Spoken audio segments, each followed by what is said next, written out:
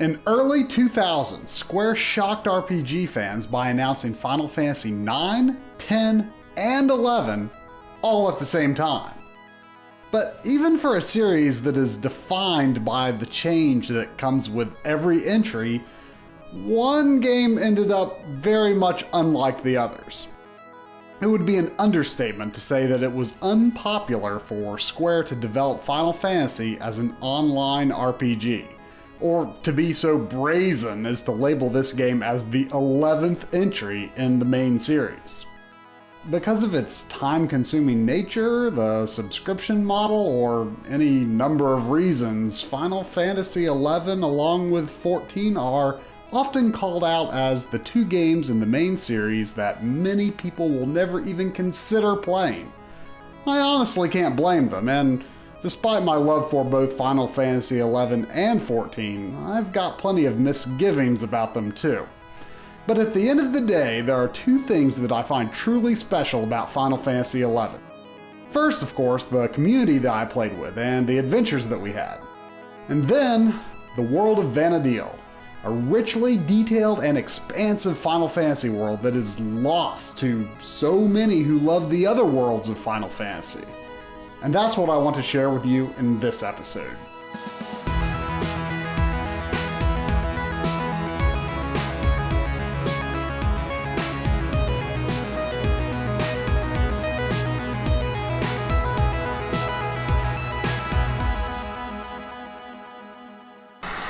Vana'diel is one of my favorite settings in all of gaming, and unless Square Enix ever releases a single-player adventure in this world, most Final Fantasy fans will never experience it firsthand. I feel like Final Fantasy XI is more or less a closed book for me, but I recently revisited it during a free login campaign just to get one more look at Vana'diel. Although Vana'diel certainly has its share of spectacular sights and landmarks, a majority of the world design feels very down to earth. But these large, wide-open areas are also shockingly unique. A forest in the west looks almost nothing like a forest in the east, or anywhere else in Vana'diel for that matter. Design and textures change subtly as you move from one area to the next, creating a vast world that flows far more organically than your average video game setting. Perhaps to the detriment of the gameplay, but to the benefit of the world design, very few aspects of any one area call attention to it being designed the way it is because it is a video game.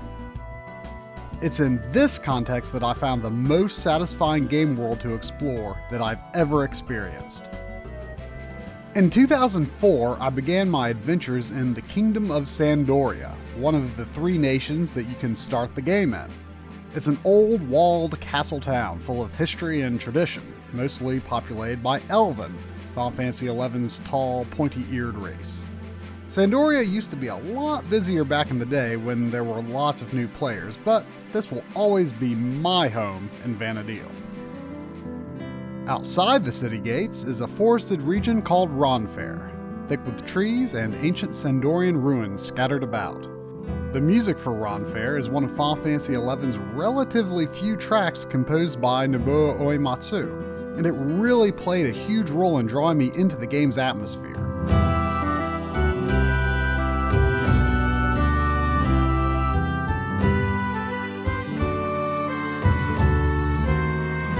I loved the sense that there was this huge world out there, most of which was not closed off by any game event or requirements that would hinder my ability to explore it. I just had to be stronger or much more careful. Further south is Lethine Plateau, and beyond it, the infamous Valkurm Dunes. People do things differently now, but back in the day, this is where most players congregated to fight lizards, crabs, and dragonflies from about level 10 or 12 to 20. And for me, where the reality of what online RPG gameplay was really like sunk in, for better or worse. Everyone has their stories about bad Valchrome parties, but I always thought this early leveling experience was very valuable in learning the game, player culture, and learning how to play your job. In southern Valchrome, along the coast, is a pleasant little port town called Selbina.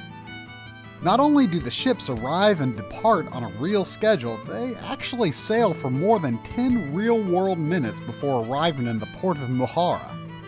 This is in stark contrast to transportation in the significantly more modern Final Fantasy XIV, which exists only in spirit, instantaneous travel and teleportation taking its place. I can't deny that the new way is better for gameplay, and that, despite improvements, Final Fantasy XI is generally disrespectful of people's time. But with the ease of travel, we also lose the wonder of the vastness of the world, and the challenge of seeing it all is greatly diminished. South, through the rocky desert and canyons of Tarangi, you'll eventually find yourself in Saruta Baruta, a savanna-like grassland that serves as the low-level area for players who begin the game in the Federation of Windurst. This woodland nation is home to the smallest race of Vana'diel, the Taru Taru. Hey, I'm one of those guys. We're pretty cool, trust me.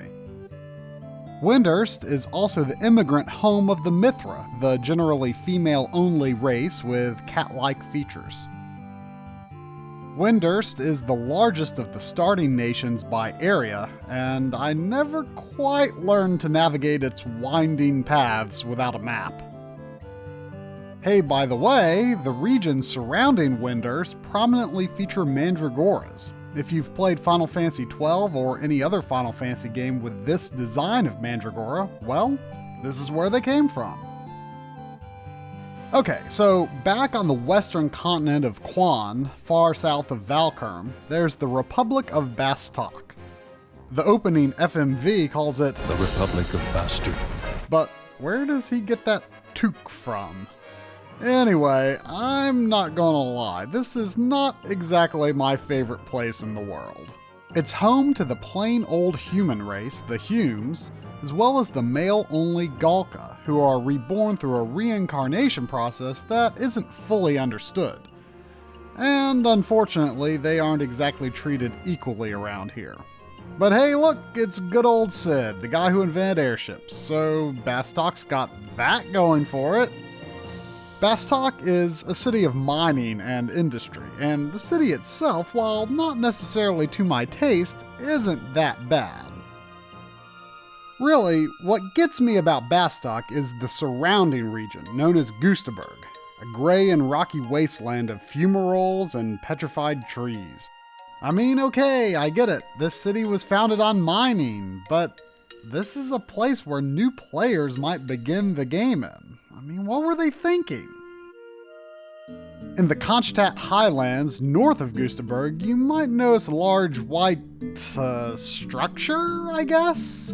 It's called the Crag of Dem. There's also the Crag of Hala in Lethine Plateau near Sandoria, and the Crag of Mia in Tarangi Canyon near Windhurst. These are actually of ancient Zilartian design, and their connection to the Mother Crystals creates a system that allows teleportation through the use of white magic, meaning you need to recruit the services of a white mage, or know white magic yourself to use this convenience. Again, for most of Final Fantasy XI's life, it's been a game of daunting travel distances and few shortcuts, creating an impressive world of scale and wonder, but I'm not denying that this has had implications on its playability as a game. Also of note are the beast tribes that plague each region. Around Sandoria are the orcs, the turtle-like Quadav in Bastok, and my favorite, the truly creepy Yagudo in the Windurstian regions. Centrally located between the three starting nations is the Grand Duchy of Juno. Once a small fishing village, its mysterious leaders have brought Juno to prominence and established an alliance between the nations of Vana'diel. Needless to say, this has been a major player hub throughout the life of Final Fantasy XI, to greater or lesser degrees, depending on where the newest content was located. At around level 20, most players make the dangerous journey to Juneau by foot so that they can earn a Chocobo license. Far north of Sandoria, in the snow-covered Bucidine Glacier and Sarkabard region, is a land crawling with Ahriman, undead, and demons. This is where you find Castle Sval, occupied by the Shadow Lord, the final boss of the game's original story arc. Finally defeating the Shadow Lord with my friends will always be one of my favorite gaming memories. I think that's it. If he's dying or if... Yes! Yes! We did it! Oh! Yes! Though in reality, it's only a sliver of what Final Fantasy XI has come to offer through 5 major expansions and 6 mini-expansions. In Final Fantasy XI's second expansion, Chains of Promethea, which is arguably the third and final arc of the game's core storyline, you can finally visit the Tavnasian Archipelago and get a view of the city that was destroyed in the game's opening cinematic. Chains of Promethea ends in the celestial capital of Alteu, where you walk atop a time-warped ocean and fight giant sea creatures. Now this is a right proper Final Fantasy final dungeon. I love it when they get all crazy like this. Believe it or not, over 12 years after its Japanese release in 2002, Final Fantasy XI is still popular enough for Square Enix to continue operating and updating. So if you want to see Vana'diel for yourself, I don't think it's going away anytime soon. But even if not, I hope I've given you an appreciation for Final Fantasy XI that you may have not had before. It's not some offshoot MMO with no story, or a side game undeserving of a number in its title. Final Fantasy XI may have its share of problems, but even still, I'll never regret the time I spent with my friends in Vana'diel.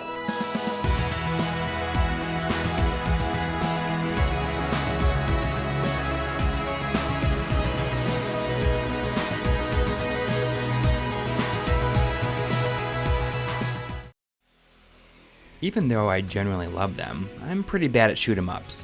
I've stuck with very few long enough to actually finish them. A select few like Ikaruga, Mars Matrix, and R-Type Delta had me determined enough to see them through to the end. There's one shoot 'em up series that's always been kind of daunting to me. Gradius.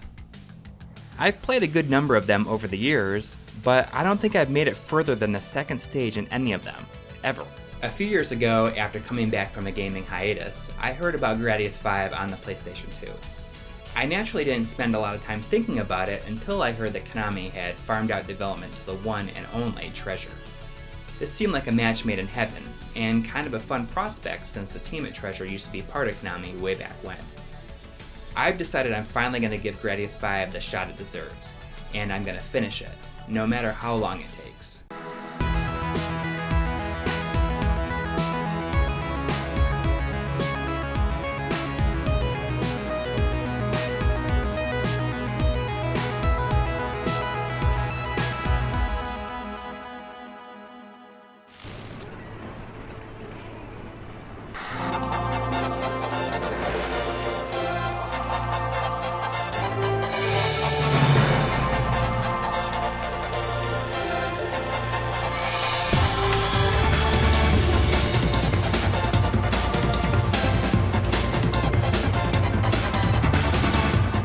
I've always loved the design of the Gradius series' signature ship, the Vic Viper. It's seen several minor redesigns over the course of the series and has appeared in over 10 games. You know, after thinking about it, I'd be hard-pressed to say there's a spaceship design I like better than the old Viper. This time around, the Vic Viper is once again protecting planet Gradius from an alien onslaught, when another Viper of the same make and model comes through a space-time anomaly. You can see where this is going from a mile or two away, but I found the plot twist much cooler than I probably should have. What can I say? I'm a sucker for time travel. My experience with past Gradius games had me a little nervous at the prospect of what could possibly lie ahead, but I felt this time my dedication to the idea would carry me through. I hope.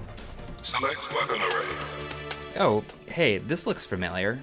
All Gradius games begin with a screen where you select one upgrade path from a selection of 4 sequences. You see, during gameplay, orange enemies and sometimes groups of enemies will drop these capsules. Collecting one highlights a slot in the upgrade path. Collecting another capsule will make it so the following selection is available. It's all very straightforward, but this can be at times very difficult to utilize effectively. As you can see, all 4 upgrade sequences look fairly similar. The first slot is always speed, the second missiles and bombs, and the third and fourth are a different kind of bullets, double shot and lasers. The 5th slot, called multiple, are your options, and this is where the big differences lie. Type 1 locks the option into place. This can be really useful at times, but it can be tough to line them up to shoot where you want them to. Type 2 allows you to rotate the directions where the options are shooting. They can shoot in a full 360-degree radius, but you'll have to lock yourself into place while you adjust, leaving yourself open to enemy fire. Type 3 spreads your options vertically. The longer you hold the button, the further they spread. This helps you control a lot of real estate on screen. And with Type 4, your options will spin around your ship in a circular pattern. This is a great offensive attack and creates a bit of a shield around you. Finally, this little question mark is your shield. This allows you to take an additional 3 hits from enemy shots, but it won't save you from a direct collision. I have no idea why they signify it with a question mark. They've already told us what it is.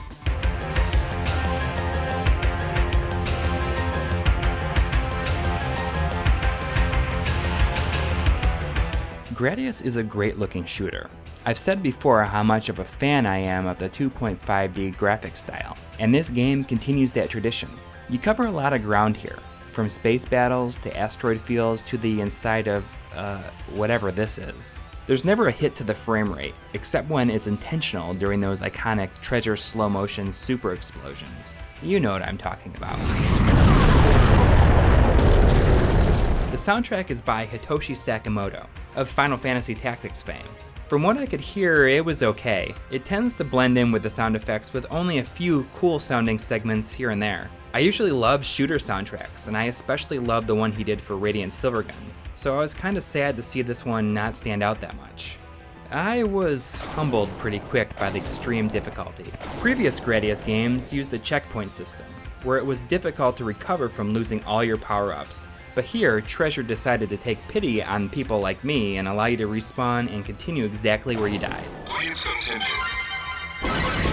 In an even nicer addition, you can now retrieve your options if you're quick enough. I generally like to stick with default difficulties and options in games, but after being repeatedly smacked around, I conceded my shooter skills and lowered the game to a more manageable difficulty level. I was going to need all the help I could get. Treasure put a great reward system in place here that I feel is kind of the best for a game of this type. For every hour you play, you earn an extra continue. So as you get better, you also get an extra set of lives that might just get you past that problem spot. Don't think you can cheat the clock either by leaving the game on overnight or something. It only records playtime when you're actually playing. So you're going to have to earn those extra continues. You need some practice. Progress was definitely slow at first. As I really started to get a feel for the Vic Viper and its tiny hitbox, I found myself pulling off moves based on pure motor instinct. I was dodging enemy fire before my mind had even registered their existence. There were a few nagging issues that constantly bothered me though. The main one being that enemy bullets can often be very, very difficult to see. This drove me nuts. I don't understand why, of all colors, they decided to go with gray.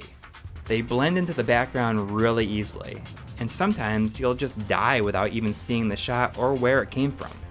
Another severe issue is at times you'll find yourself in a certain death situation.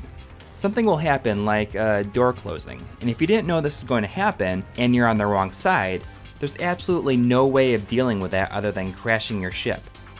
But the good thing about all this is that you're ready for it next time, and before I knew it, I was able to make it to the boss rush of level 2 before I lost a life. And then I was making it to level 4 before I even used to continue. There's very few genres that are as rewarding to get better at than shooters. After 12 hours and 22 minutes, I finally made it. I traveled back in time and got help from myself and took down the final boss. After watching the credits and calming my nerves, I was dumped back to stage 1 to do it all over again. And this time, everything was insanely harder. A cool little extra that you unlock after finishing your first loop is called Weapon Edit Mode. Here you can customize your weapon upgrade to be any combination you like. As an added bonus, those choices now include a number of different weapons from earlier Gradius games. This changes a whole lot of dynamics and is well worth checking out. I had an awesome time with Gradius 5. I have to say there are definitely moments where I didn't think I was going to be able to finish it. It was just too difficult. But I'm glad that I stuck with it. Now, what should I take on next?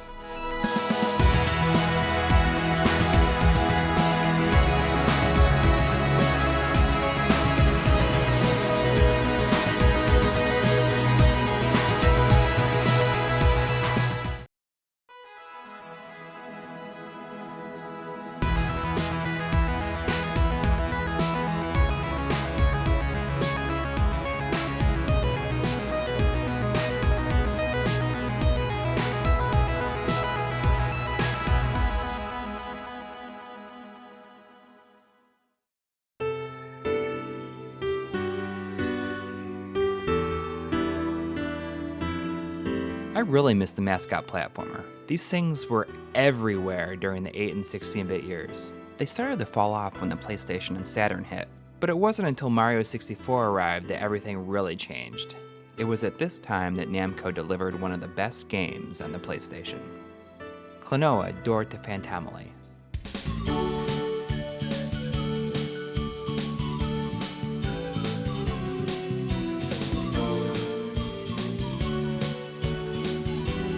Klonoa, released in 1998, was directed by Hideo Yoshizawa, who is probably most famous for directing Ninja Gaiden on the NES. You could say that this guy knew how to make a side-scroller, but Ninja Gaiden was a long time ago. Klonoa attempted to look more modern while keeping the sensibilities of the classic platformer, adopting a mix of 2D gameplay and 3D visuals. This style came to be known as 2.5D, and it seemed like the perfect blend of new and old. You're constantly moving around corners, into the foreground or background, while control of your character remains on a 2D plane. As someone who was still having a hard time adjusting to analog controls, this seemed right up my alley. Klonoa plays pretty straightforward. The real twist is that by attacking, you pick up your enemy and you can throw them, or what you'll usually be doing is carrying the enemy along until you need to jump.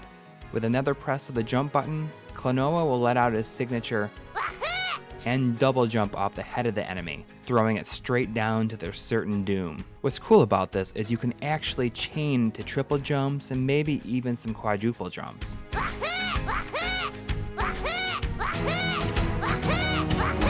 Klonoa himself is like a cat with these big floppy dog ears. Look, even has a little Pac-Man on his hat.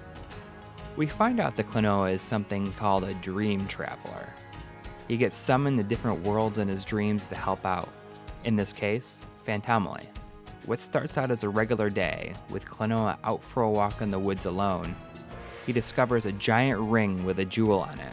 This jewel holds this little guy, Hupo, a glowy little sprite thing that, anyways, begs for his help. Shortly after, storm clouds gather and something crashes on top of the mountain nearby. Klonoa and Hupo decide to investigate and the adventure begins.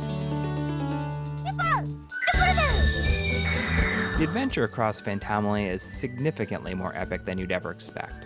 The duo meet new friends along the way as they journey from Klonoa's doorstep to the Moon Kingdom, Cress. All this in an effort to stop an evil shadow spirit named Gradius and his jester henchman Joka.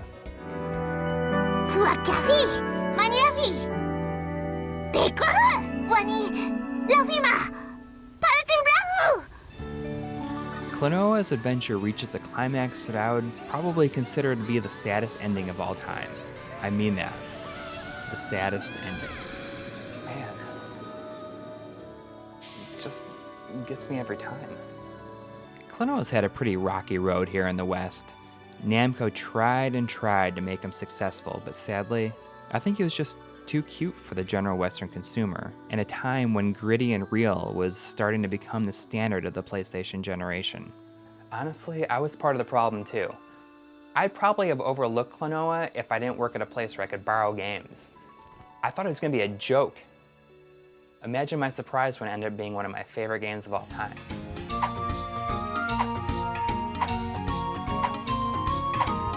We did get several follow-ups, like an excellent sequel on the PlayStation 2 in 2001, and 2 Game Boy Advance games shortly after. All are good to excellent, though none met the level of the first game in my mind. Klonoa did appear in several different genres and spin-offs in Japan, however, like an action RPG and the requisite sports game, in this case, volleyball. Feeling that the series was a good fit for the audience that the Wii brought in 2006, Namco decided to remake the first game. Everybody who loves the series was super excited about this, until they saw Namco's homepage. There was posted a poll for a new design for the character. This new design left a lot to be desired. I couldn't believe they wanted to get rid of his signature ears and replace them with a more boring, straight-up cat look. Returning for the remake, Yoshizawa said, "We had a chance to change Klonoa for a new generation of gamers for North America who might think of Klonoa as too cute." After the concept art was covered by the media, we received a mountain of responses telling us not to change Klonoa.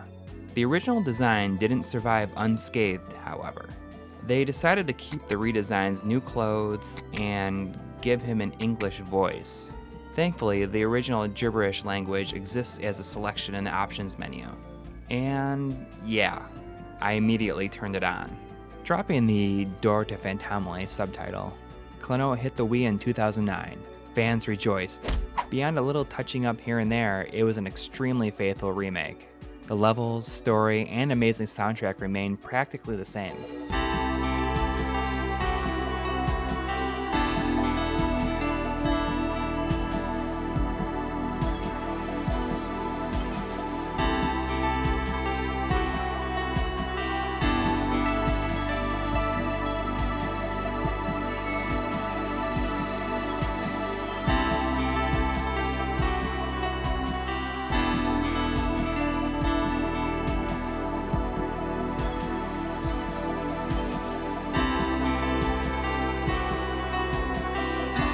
The biggest loss here is probably that the CG cutscenes that bookended the original were now rendered in engine. I think the ending suffers a little bit from this, but it stays pretty true to the original, which is nice. Despite the lower difficulty, what we got here was probably the least offensive remake possible. And considering what we could have gotten, we should be pretty happy about that. Unfortunately, once again, Klonoa failed to make a connection and ended up a huge bomb. I think that the remake's performance was probably the final nail in the coffin for Klonoa's viability in terms of getting a full new game. Namco told us if the remake of Klonoa was successful enough, we'd have gotten a remake of Klonoa 2. And obviously, that didn't happen. At least Namco trickles out some crumbs for longtime fans in the US here and there. The original has seen a re-release under the PlayStation 1 Classics section on the PlayStation Network, and he gets regular entries of a webcomic by Shifty Look. Gone, but not forgotten. I don't know if we'll ever see another true Klonoa game, and as sad as that makes me, I feel like if we don't, it's okay. The series has its fans, but I'm not sure how much room there is to grow at this point. All I know is that Klonoa Door to Phantomile holds a very special place in my mind.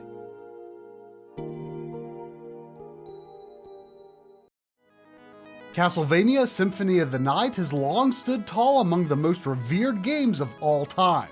Upon its release in 1997, fans were greeted by a familiar yet unfamiliar scene. A whip-wielding descendant of the Belmont clan, having scaled the clock tower, now marches on Count Dracula's throne room to vanquish the vampire lord once more.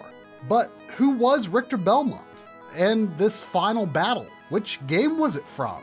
The answer to these questions lies in a 1993 Japan-only release called Akumaja Dracula X Chi no Rondo, commonly known in the Western world as Castlevania Rondo of Blood. For those who were aware of its existence, Rondo was long coveted for its reputation as one of the best, if not the best in the series. Since then, Rondo has received a handful of worldwide releases on other platforms.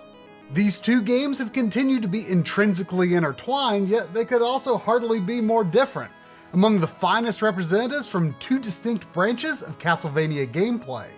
The most recent Castlevania compilation, Castlevania Requiem on the PlayStation 4, may offer many fans their first experience with either title. But what is it about these games that make them worth revisiting today?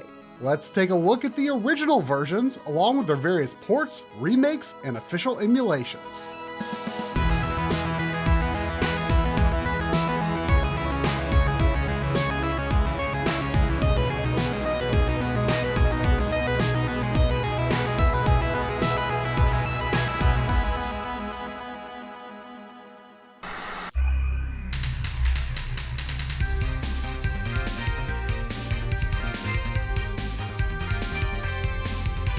Rondo of Blood was released in Japan in 1993 for the PC Engine CD System add-on, further enhanced by requiring the Super System card to run the game, resulting in one of the most technically impressive titles on the console. The Western version of the PC Engine hardware, the TurboGrafx-16, did not sell nearly as well as its popular Japanese counterpart, which probably played a role in Konami not releasing the game in North America. Rondo of Blood is in many ways a tribute to the NES era of Castlevania, featuring familiar backgrounds, callbacks to old level designs, Red Book audio remixes, and even a boss rush comprised of bosses from the original game. But instead of feeling derivative, the game's carefully paced design, many branching paths that can lead to totally different levels, and extravagant attention to detail creates the feeling of a wholly original game taking place in a cohesive universe, rather than being nostalgic for nostalgia's sake. Konami's team had really figured out what makes Castlevania work, and it's obvious they put a lot of heart into the project. Rondo of Blood takes place in 1792 and stars Richter Belmont alongside Maria Renard, a little girl from another vampire hunter family who can attack with the help of various animals. Players looking for the classical hardcore Castlevania challenge can play as Richter, who controls similarly to his forefathers on the NES. If things get a bit too tough, Maria can be unlocked by bringing a key to her cell in the second full level. Maria offers a more agile and diverse moveset that inarguably makes the game considerably easier, but not so much as to make the challenge entirely non-trivial. Maria's battle style may seem a bit unusual for classic Castlevania, but her double jump, slide, and quick attacks make for a real good time. While official PC Engine video output options are limited to RF or composite depending on the model, a number of RGB mods and modless RGB options exist for obtaining pristine analog output for use with RGB compatible CRTs or HDMI upscalers such as the OSSC or FrameMeister. Currently, the only mod-free solution for higher video quality output on original hardware that also allows for the playing of CD games is the Super SD System 3 by Terra Onion, an all-in-one flash media launcher and video output solution. Unfortunately, this does prevent you from connecting a real CD add-on for using an original game disc, although due to Rondo of Blood's high import cost, many may not object to this approach. Richter Belmont was in fact brought to Western markets with Castlevania Dracula X for the Super Nintendo in 1995. Also known as Castlevania Vampire's Kiss and PAL regions, this late 16-bit generation release was not met with a great deal of enthusiasm, however. Relatively low sales and low production resulted in what is today one of the more rare and expensive Super Nintendo cartridges. Despite being sought after by collectors, Dracula X is widely considered to be a far inferior game compared to Rondo of Blood. It's a sort of reimagining of Richter's PC Engine adventure, occupying the same place in the series' timeline, but playing out as an entirely distinct game of its own, featuring original level design but many recycled sprites and completely new backgrounds with debatably less character.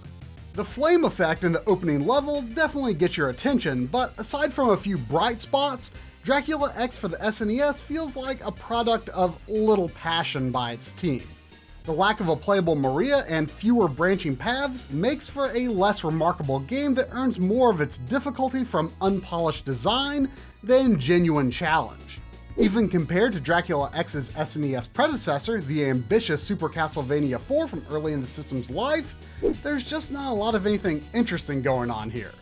Castlevania fans should absolutely give it a try, but other than providing Nintendo fans with a rough facsimile of the Richter Belmont experience, it does little else to justify its existence.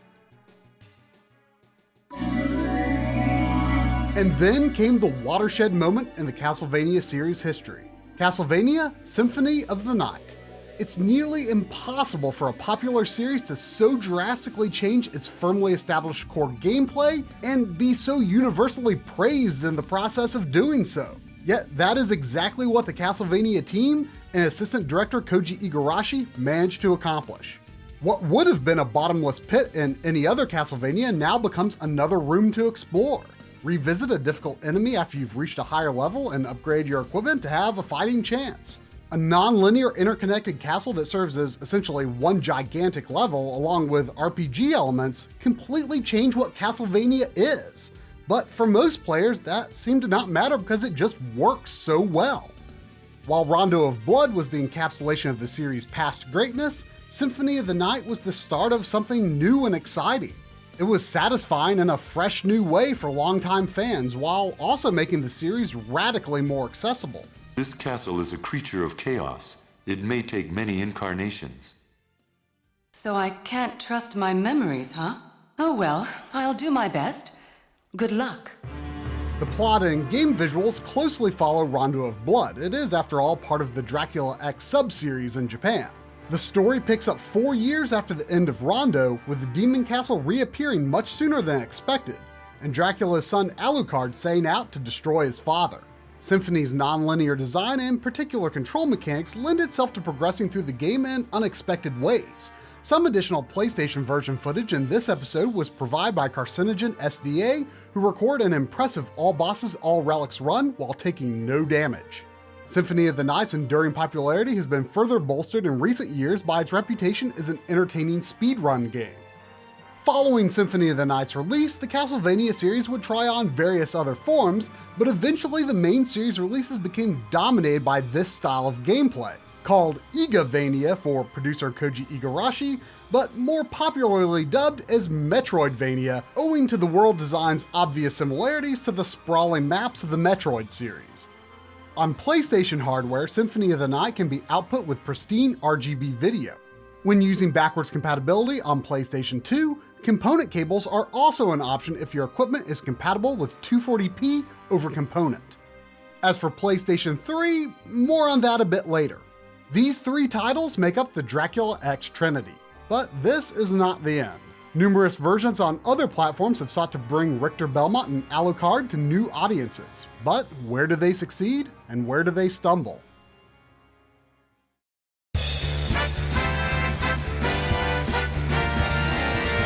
While Symphony of the Night was designed specifically for the Sony PlayStation, Konami's Nagoya team ported the game over to the Sega Saturn for a 1998 release only in Japan. On paper, this sounds like an enviable version with a number of exclusive perks, but there are also some very major problems. Perhaps the most notable addition to this port is the ability to play as an adult Maria who has a completely unique moveset and soundtrack. However, unlike Maria's mode in Rondo of Blood, this isn't quite an easy mode. While Richter mode must be unlocked in the PlayStation version, both Maria and Richter are playable from the start on Saturn, which makes for a great way to jump in for those who have already played the PlayStation version. In addition, a few areas were added to the castle with new bosses and music. One such area can be accessed pretty early on, and honestly, the high experience rate kind of breaks the game. Despite these bonuses, the Saturn port is widely regarded as being a disappointment, not being properly optimized to take full advantage of the Saturn's powerful 2D hardware. Extreme slowdown and absence of transparency effects just scratch the surface. The PlayStation version runs at 256 pixels wide, a mode that the Saturn simply doesn't have. To fit the Saturn's minimum horizontal resolution of 320 pixels, the game's pixel art was pre-scaled, resulting in a jagged image that mingles every object and background in the game. The Saturn version is also marred by a 480i resolution in the pause menu, resulting in a switch from the 240p gameplay resolution that causes a significant delay in image resync when connected to digital upscalers. This becomes especially problematic because in this version you can only access the castle map through the pause menu, rendering the game virtually unplayable unless you're using a CRT. The Japanese Saturn port of Symphony has become quite an expensive collector's item, so steer clear unless you simply must own every version of the game. Or if you're prepping for a good old-fashioned PS1 versus Saturn argument. It wouldn't be until 2007, a decade after Symphony of the Night's initial release, that a trio of new versions would appear to celebrate the game's 10th anniversary. First came an Xbox Live Arcade release for download on Xbox 360, handled by Digital Eclipse, which is considered notable for increasing the Xbox Live Arcade file size limit. It is pretty unique and not bad at all for what it is, a highly desired PlayStation game emulated on Xbox console, released in the early years of the HD generation. That said, it is absolutely not perfect. The game defaults to an enhanced mode that resembles a typical emulator smoothing filter, which we prefer to turn off. This leaves the pixels sharp but not quite uniform. With the screen sizing option, it's very difficult, perhaps impossible, to dial in an integer scale for even pixel sizing and perfectly smooth scrolling.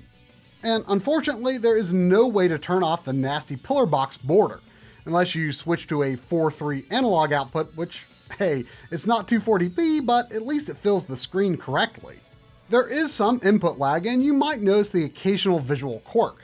This version is in fact backwards compatible on Xbox One, although with no particular enhancements. The Xbox 360 release is far from the best way to play Symphony of the Night, but for many people it could be the most accessible version, and for them it should serve as a perfectly acceptable means of experiencing one of the PlayStation's most legendary titles.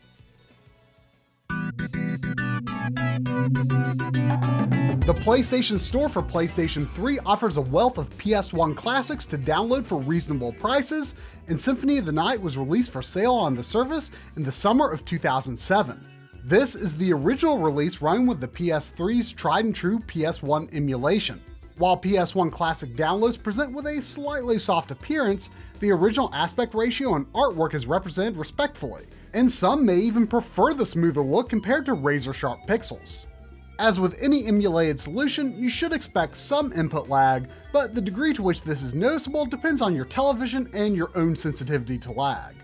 Even though Sony stopped including PS2 backwards compatibility on PS3 systems in 2008, don't forget that all PlayStation 3 consoles run PS1 discs through emulation, even the so-called Super Slim models. This is interesting because certain PS1 discs, for reasons unknown to us, run on PS3 with ultra-sharp graphics in comparison to their downloaded counterparts. Symphony of the Night is one such disc. At a glance, this may seem really cool, but the trade-off is that this results in uneven pixel sizing, which may cause shimmering issues as the screen scrolls. The smoothing function in the system menu is your only option for fixing this, although it's rather blurry. One last curiosity when playing Symphony of the Night on PS3. Notice that while running the disc version, a dither pattern surrounds what is otherwise a very cool bloom effect as the moon in this area passes behind objects in the foreground. This glitch manifests with backwards compatibility on PS2 consoles as well, but the effect does render correctly when playing the PS1 Classic download, making it overall the more accurate way to play on a PlayStation 3 console. Of course, many PS1 Classic downloads can also be played on PlayStation Portable, PlayStation Vita, and PlayStation TV when approved for compatibility. Luckily, Symphony of the Night plays on all three. When using the original PS1 vertical resolution on a PSP screen, the game window appears quite small. Luckily, the PSP offers surprisingly robust scaling capabilities, which can be accessed by hitting the PlayStation button after launching a PS1 title. In addition to a few presets, an impressive custom sizing tool allows you to adjust the overscan area, centering, and fine-tune the aspect ratio to your liking. The amazing part is that the scaling engine is such that the game maintains a crisp appearance no matter how you scale it, with no obvious unevenness or scaling artifacts. Symphony of the Night gets a top-notch showing on the PSP screen here. Later PSP hardware revisions support video output with a rather cool hidden trick for PS1 classics. If you set the system to interlaced output, then boot a PS1 Classic, you'll get an authentic 240p resolution just as if you were playing on a real PS1, and it won't be small in the screen like normal PSP gameplay output. This is an ideal signal for upscalers or CRTs and is not possible on PS3. It's not quite as sharp as PS1 hardware, and there's a bit of added dither on the PSP video output, but when using a CRT, these issues aren't very visible. playing in 240p with analog cables on a CRT via PSP is one of the most authentic feeling methods for playing Symphony of the Night if you no longer have a PS1 or PS2. PlayStation Vita offers nearly the same scaling options as PSP. With bilinear filtering turned off, pixels do indeed look quite crisp on the Vita screen. However, this is not necessarily a great fit for Symphony due to its 256 wide horizontal resolution not matching up with the horizontal sizing, resulting in, you guessed it, uneven scaling. Bilinear filtering solves this issue, although it feels a bit blurrier to me than I'd prefer. Custom sizing is available here as well, but the forced touchscreen controls for setting it feel imprecise. The Vita tends to be more flattering to 320 pixel wide games, a majority of the PS1 library, but the results for Symphony are acceptable enough. The Vita's micro-console counterpart, the PlayStation TV, is a bit limited when it comes to PS1 playback. PS1 games cannot run with the system set to 1080i, only 720p or 480p. Unfortunately, there are no video options to speak of here, and I find the softer image to be less pleasing than PS1 classics on PS3. The aspect ratio is also a touch skinnier than it's supposed to be. We understand that custom firmware may offer additional options for PS1 games on PSTV, but that's a bit beyond our scope for this episode. The final release of 2007 for Symphony of the Night hit in October in the form of the Dracula X Chronicles for PSP. The main draw here, of course, is a full 3D remake of Rondo of Blood, the game's first official release outside Japan. By finding hidden items in this main mode, the original Rondo and Symphony can be unlocked. Remember that PSP video output normally does not take up very much of the screen. This can be circumvented with upscalers or some TV settings if available, but in this case we've scaled the image in editing to simulate what it could look like in an ideal scenario. This version of Symphony is no simple rip of the PS1 disc, and certainly offers some items of interest for fans. The text is retranslated and voiceover is performed by new actors. Die, monster! You don't belong in this world! Dracula, die now and leave this world. You'll never belong here. It was not by my hand that I'm once again given flesh. I was called here by humans who wish to pay me tribute. Oh, but this world invited me. Your own kind called me forth with praise and tribute. Tribute? You steal men's souls and make them your slaves. Tribute? You're a thief. You steal men's souls, their freedom. It's a pretty hard sell given the beloved infamy of the original dialogue. Maria mode is back from the Saturn release, although she has to be unlocked after clearing the game and plays more like in Rondo of Blood compared to her Saturn incarnation. However, some things are just a bit off, such as sound effects, and vertical scrolling looks poor on the PSP screen no matter which display mode is chosen. Both sizes are pretty blurry. It simply does not look as good as the PS1 Classic version on the PSP screen. And the 240p video output trick is not possible in Dracula X Chronicles, which is too bad because the new features are certainly intriguing. This would be the final release of Symphony of the Night for over a decade. It was now time for Rondo of Blood to shine.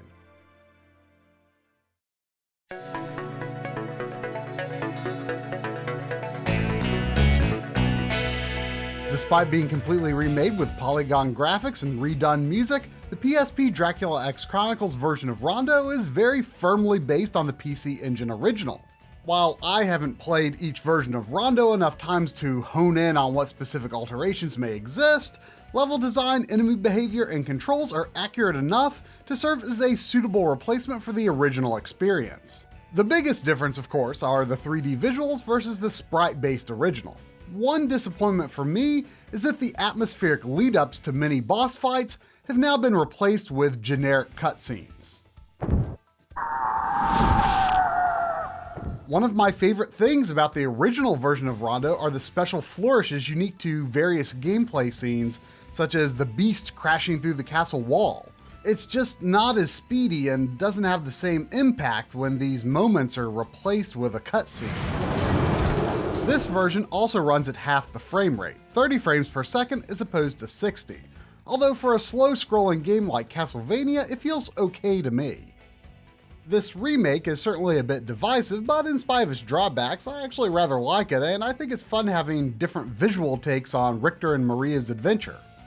When it comes to playing this version as a download on PlayStation Vita, well, the Vita does a pretty incredible job of rendering PSP graphics due to a simple 2x scale for the PSP resolution to fill the Vita screen.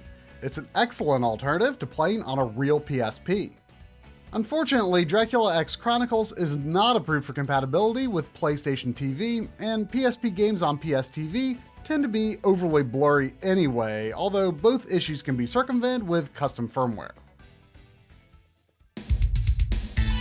The original version of Rondo contained in the Dracula X Chronicles suffers from the same issues as its Symphony version: forced borders and imprecise scaling no matter which screen size mode you use. Interestingly, a title screen was created in the style of the old Castlevania logo, English subtitles display for the German language opening, Die Dunkelheit trübte ihre Sinne und das Böse fraß sich tief in ihre Seelen. And an English dub now plays over the original PC Engine cutscenes instead of Japanese. Oh, you don't know anything. I can handle this just fine. This isn't necessarily a terrible way to play Rondo, but it is probably the least desirable version overall. Case in point, in 2010, Konami brought the PC Engine version of Rondo to the Wii Virtual Console as an import title for North America and Europe. Actually, it was the last PC Engine or TurboGrafx Wii release in those regions. When the Wii system is set for 480i, most Wii Virtual Console titles will output in their original 240p resolution, which is ideal for playing on a CRT or for the best image when using an upscaling device. Earlier PC Engine titles on the Virtual Console do not work this way, and as a result are quite blurry, but luckily Rondo managed to avoid this fate. However, this overall improved presentation is not a straight upgrade. Uneven horizontal sizing results in the dreaded scrolling shimmer, which is not an issue on other Virtual Console platforms. This scaling problem seems to also be shared by other later TurboGrafx and PC Engine releases on the Wii. The Wii release does have a few edits in common with the PSP version. The German intro is revoiced for some reason, but is still German. Kann sich in eine Fledermaus, einen Wolf und Nebel verwandeln. Als unsterbliches Geschöpf der Nacht kann es die Gestalt des Wolfs, der Fledermaus. And there are also one or two small visual tweaks, but the Wii release is otherwise largely unaltered, including the original Japanese cutscenes with no subtitles.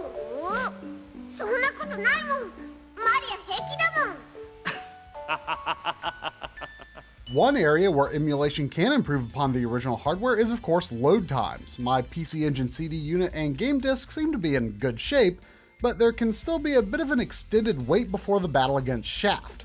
But thankfully, disruptive loads like this in the middle of a gameplay scene are generally uncommon. Despite some lag caused by the emulation, if 240p output is a big deal to you, this is one of the more authentic feeling ways to play Rondo without access to a PC Engine or TurboGrafx. Although unfortunately, due to the closure of the Wii Shop channel, legally obtaining this release is no longer possible. While the Super Nintendo Dracula X skipped the Wii, Konami did bring it to the Wii U. We're generally pretty happy with how SNES games are handled by the Wii U Virtual Console, with decent scaling and a correct aspect ratio. The color, brightness levels, and soft but sharp enough image are somewhat similar to the characteristics of a standard non-one-chip SNES console. I was disappointed to notice a frame blending effect on the SNES Wii U Virtual Console while editing my recordings, although this is probably an anti-epilepsy measure of sorts, and to be fair, I never noticed while playing the game. In addition, Dracula X was later released as a Virtual Console title for new 3DS systems, as Super Nintendo emulation is only available on the new line of systems. We consider 3DS Virtual Console to also be quite solid overall, with the system's 240 pixel vertical resolution being a perfect fit for SNES games, and the screen even has a sort of scanline appearance when 2D is off. By default, a horizontal interpolation effect is used to stretch the game to a 4:3 aspect ratio, and it's a pretty good implementation considering the screen's low resolution. If you simply must have crisper pixels, Pixel Perfect mode removes the aspect ratio correction, but technically it's a bit too skinny. Dracula X from the Super Nintendo may have not been the game people really wanted, but at least it's there to try out. But now, after a long hiatus, Rondo of Blood and Symphony of the Night have a new release, available for the first time in 4K. Castlevania Requiem was released on October 26, 2018 for PlayStation 4, 8 years after Rondo on the Wii Virtual Console, and 11 years after Symphony of the Night's most recent appearance. While we don't want to make firm claims about the exact technology driving these versions, the Requiem compilation is widely believed to be based on the Dracula X Chronicles, sadly minus the 3D remake.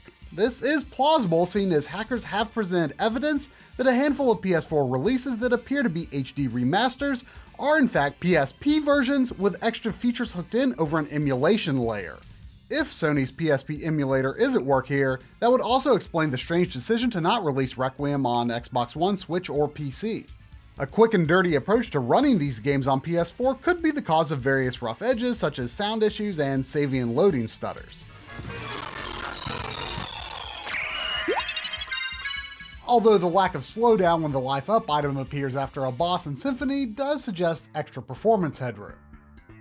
But performance is not necessarily improved across the board. Check out this persistent screen tear in the first area of the burning town in Rondo. This would totally ruin the game if it were visible on every screen.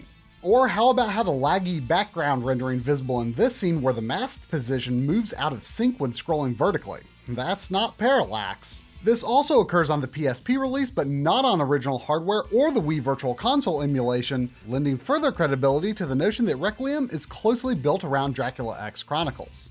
In other respects, this is not necessarily a bad thing if you like the PSP's English dubs, or are interested in some of the PSP additions to Symphony. Some will surely call this the definitive edition. Requiem does offer several additional graphical settings that Dracula X Chronicles does not, yet essentially none of the new features are implemented correctly, not even close. The optional scanline overlay is nothing more than a basic layer over the entire screen, even over the borders, and unbelievably, it doesn't even line up correctly with the game's pixel grid, regardless of which of the two screen size modes are chosen. There's also a simulated interlacing effect, which never mind that shouldn't even exist for 240p games, the way the flicker is implemented isn't even like real interlacing. And there's the obligatory smoothing feature, which, well, that's not to my taste anyway, so I'll let you judge the quality of it for yourself. The good news is that you can at least turn off the borders, unlike the PSP release. Even with the overall sense that accuracy wasn't a top priority here, we've nonetheless found that these versions of Rondo and Symphony play just fine, and they actually look very good as long as you don't use the botched graphics settings. Seeing as both games are designed at 256 pixels wide, they were intended to be stretched by CRT televisions just a little bit to fill a 4:3 aspect. In other words, pixels should be a bit wider than they are tall, and that's exactly what we've got here. Looking at a standard PS4 running in 1080p, Rondo just looks fantastic whether you use normal or full sizing.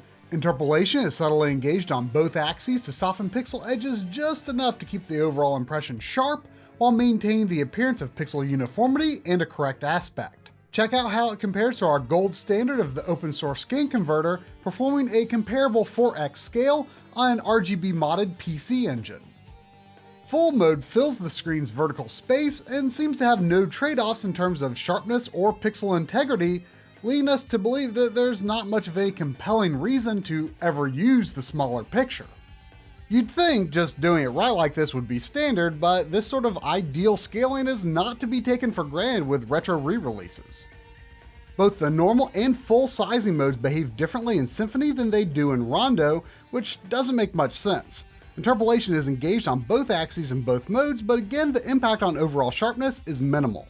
The normal sizing for Symphony is a bit odd, rendering square-shaped pixels, which as you know is not correct for a 256 pixel wide game. Full gives us slightly rectangular pixels and what we would consider to be a more proper aspect ratio, so this is the setting to use. Luckily, when played on a PS4 Pro, Castlevania Requiem does take advantage of 4K output, and it is indeed very crisp. In this configuration, all modes use some interpolation both horizontally and vertically, so just use the larger screen sizing. While 4K shouldn't be a noteworthy perk for this collection, retro compilations and pixel-based games in general have not been particularly consistent in supporting 4K output on PS4 Pro, so it's nice to see it here, and it does look good. Our input lag tests, while hardly scientific, lead us to believe that added latency over original hardware is around 2 to 3 frames. For Symphony, this just barely edges out the 360 release. It's important to acknowledge that all emulations will have some lag, but if you don't notice, don't worry about it. One last notable thing to mention is that 3D backgrounds, objects, and rotation effects in Symphony of the Night render in high res, and it does look pretty neat. The motion of polygonal objects may appear jerky because of the way points are plotted in the original coding, so the ultra high resolution doesn't mask this very well. It's hard to say whether it's better this way, but it's a pretty cool thing to see all the same. Rondo of Blood and Symphony of the Night are among the most beloved games of the 16 and 32-bit generations, so naturally any new release will be scrutinized from top to bottom, and we know full well there must be much more to examine here with every version than we've got time to showcase here. But even through all the slowdown on Saturn, smudgy scaling on PSP, and bargain bin emulation on PS4, the soul of these games has continued to shine through. The best re-release for Rondo, we'd say, is the Wii version, while Symphony plays great and looks great as a PS1 classic on PS3, PSP, and Vita. And you know, the PS4 Requiem is really sharp. For us, it's pretty tough to beat the original versions on original hardware, but it's important to keep games like these accessible and available. Each version has its own pros and cons, but for Castlevania fans, the only wrong way to play Rondo of Blood and Symphony of the Night is to not play them at all.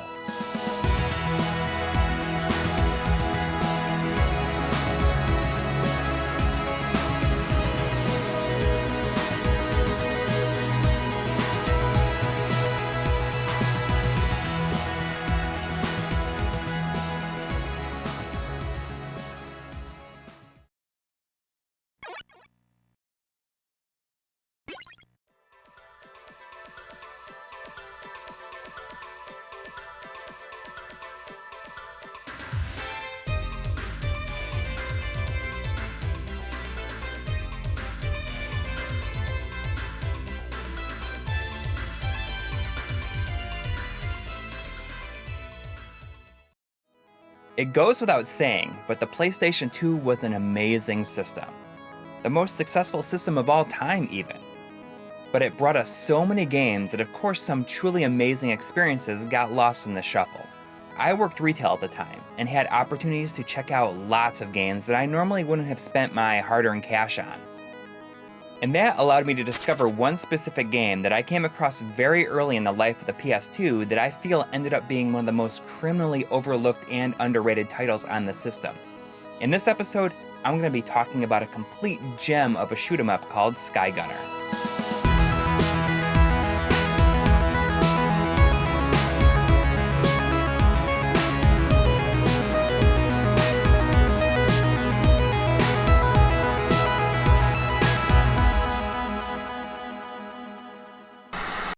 SkyGunner was developed by a tiny studio called Pixel Arts, and was released in Japan by Sony at the tail end of summer 2001. Sony didn't see the market potential for it in the US and decided to pass on localizing it. Thankfully, a company by the name of Atlas came along and saw the true potential, releasing it in the US less than a year later. SkyGunner tells the tale of a trio of characters in a sprawling city called Reeve. During an expo, not unlike the World's Fair, an invention called the Eternal Engine has been revealed on board the airship Merveille. This catches the eye of master criminal named Vanter, who intends on stealing it. Before I continue, I feel like I should explain the world of SkyGunner just a little bit. To put it simply, it's an amazing mashup of steampunk, French Nouveau, and Victorian-era styles. All this is then presented with a classic anime look that's not unlike something we might see in a Miyazaki film. I was constantly amazed with how fully realized the world is. When the police force is outmatched, they call upon a group of mercenaries called gunners. Well, they never explain exactly what a gunner is, but all we need to know is that there are hotshot pilots that have their own modified, high-powered airplanes that are equipped to deal with more volatile situations. As Vanter's henchmen attack the Merveille, enter our heroes. Ciel and Copan, known as the Gunners of Reeve, arrive shortly after Vanter puts his plan into action. These two are joined by a new recruit, Pham, who just happens to be aboard the Merveu as Vanter takes over. She joins in the action by shooting her way out of the hangar bay, and this is where things get crazy.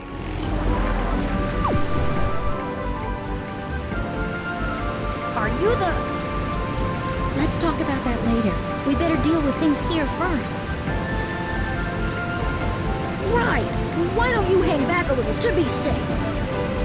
There's so many of them. Let me give you a hand. Yeah, we can handle them. But if we cooperate, we can do it faster. The story is told via sepia-toned cutscenes over the course of 5 stages per character. But they all have their own story arc that sends them in different directions within each stage. The battlefield is a completely free-roaming dogfight with several groups of enemies.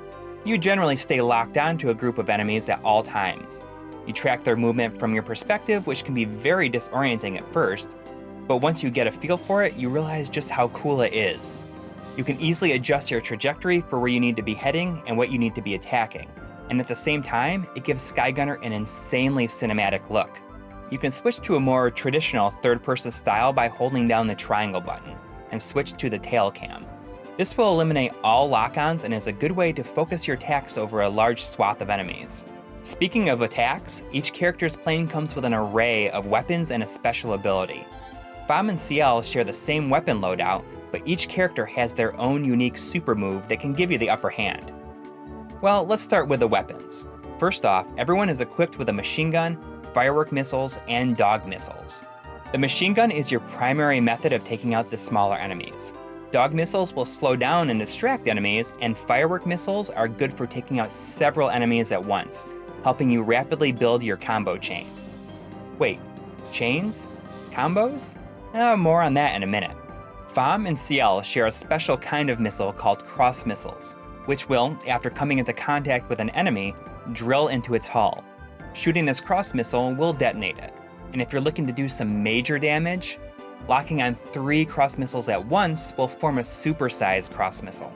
Copan, on the other hand, uses pumpkin bombs. I felt these were decidedly less effective, but perhaps I just never knew how to utilize them correctly. The big differences with each character lie in their special moves. By hitting the R1 button, Pham will immediately turn toward the nearest enemy, giving you an advantage. CL will hit the brakes and allow you to fire an excessively powerful machine gun. And finally, Copan will do a powerful drill attack that is capable of taking down the larger ships with 1 hit, if timed correctly. But you can't use these moves with reckless abandon. Not only do you need to keep an eye on your missile and bomb supply, but you also have to be sure not to overheat your engine. Launching a bunch of missiles or using several special moves in a row will cause the temperature gauge to rise. Once maxed, you have to wait till it cools down before you can use any of these attacks again. Let's go, guys!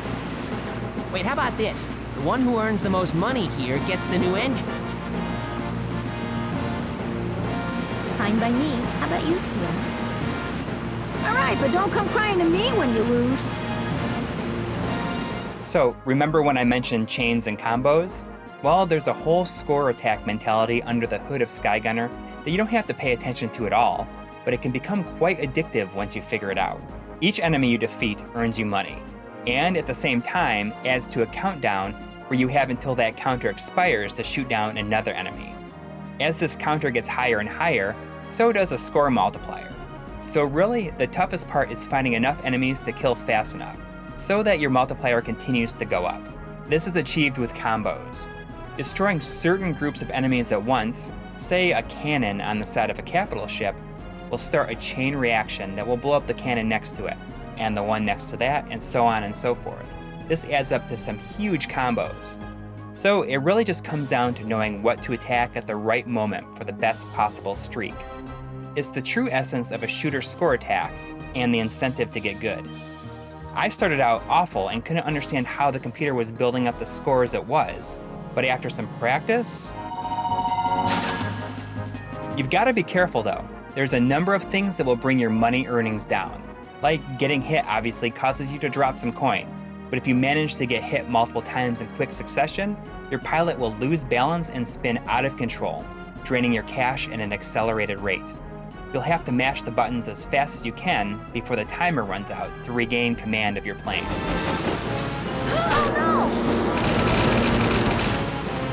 Needless to say, there's really a lot going on in each stage, and I'm still amazed that the game came out just a year and a half after the launch of the PS2. But while the game looks gorgeous, it's not without its hiccups. At times, the game is plagued with a bit of slowdown. Well, I say bit, but it actually happens pretty often. The game can and will slow down to a crawl, and this hit to the frame rate is accompanied by a weird sort of resolution drop. As it turns out, this was a built-in function called variable processing, which allows a drop in resolution to keep a playable speed. If the slowdown bothers you too much, you can enable a hidden option called uniform processing, which will drop the resolution down to 240p for the entire game, giving you a locked frame rate. This is a super cool option to have, but damn, it really makes the game ugly. The soundtrack is just ridiculously good. From top to bottom, every track exudes a sense of high adventure and totally fits the game. The voice acting is also very good, and Atlus was kind enough to include a dual audio option so you can check out the Japanese dialogue if you want. Topping off the absolute complete package that this game is, there are some really nice unlockables, such as a survival mode and time attack mode, where you can really exercise the skills that you learned in the main game. There's also a couple of additional characters adding to the replayability. The most unfortunate aspect of SkyGunner's failure to connect with a wider audience is that pixel arts faded quietly into the night after leaving such an ambitious, unique, and well-made game. But it wasn't the last we'd see of these characters and this world.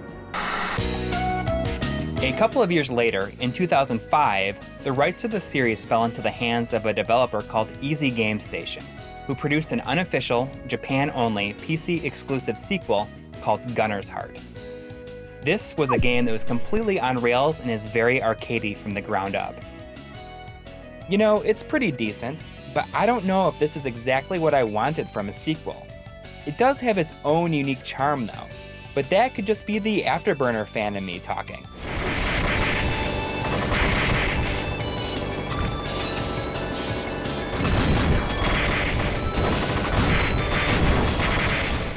I hadn't played SkyGunner in quite a number of years, but revisiting it has shown me that it's just gotten better with age. If you can get over the occasional slowdown present throughout, you should definitely hunt down this game and play it. And thank you to Atlus for bringing it to the US when Sony didn't see fit. SkyGunner can be had for fairly cheap these days on eBay. It's one of the lost gems that begs to be played. So please, give this game the love it so badly deserves.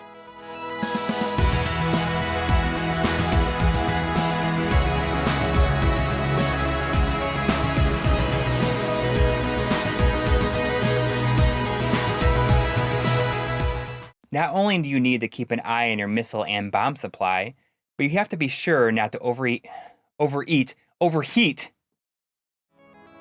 After graduating from high school in 1997, I had a lot to be excited for, but there was really only one thing on my mind: Final Fantasy VII. It was mid-July when I decided to finally leave the 16-bit era behind and buy myself a PlayStation.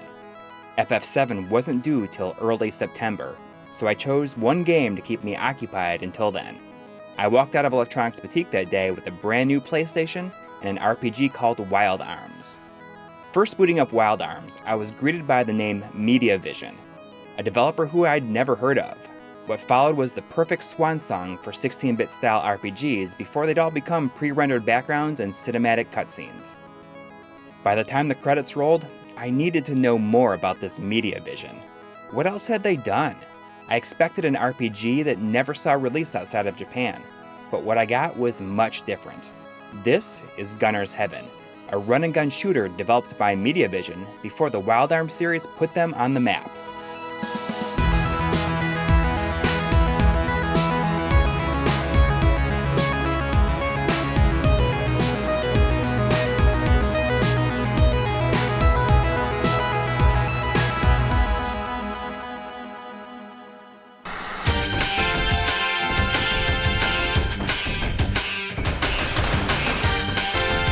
Gunner's Heaven was released near the launch of the PlayStation in Japan in 1995. It would make its way to PAL territories about a year later under the name Rapid Reload, and would be available alongside the console from day one. Unfortunately, the American branch of Sony Computer Entertainment famously had a grudge against 2D games during this period, and would not allow this game to be released on North American shores. Look, before we dig in a little deeper, let's address the elephant in the room. It's very clear where the inspiration for Gunner's Heaven came from. If you're a fan of Treasure's iconic run and gunner, Gunstar Heroes, then you'll notice more than a passing resemblance here.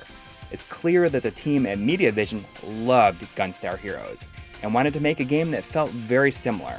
There's nothing wrong with that, and as you'll find out, they certainly didn't do a bad job paying homage. Gunner's Heaven stars two characters, Axel Sonics and Ruka Hetfield, who find themselves chasing after a powerful stone relic called the Valkyrie. Since this power could easily be used for evil, it would make sense that a group of bad guys is after it as well. In this case, these bad guys are called the Pumpkinheads. Just a quick look at the character designs of Gunner's Heaven, and you can absolutely tell that this is from the same team that would go on to bring us the amazing Wild Arms. I mean, look, Rudy is practically a carbon copy of Axel, right down to the red bandana on his head.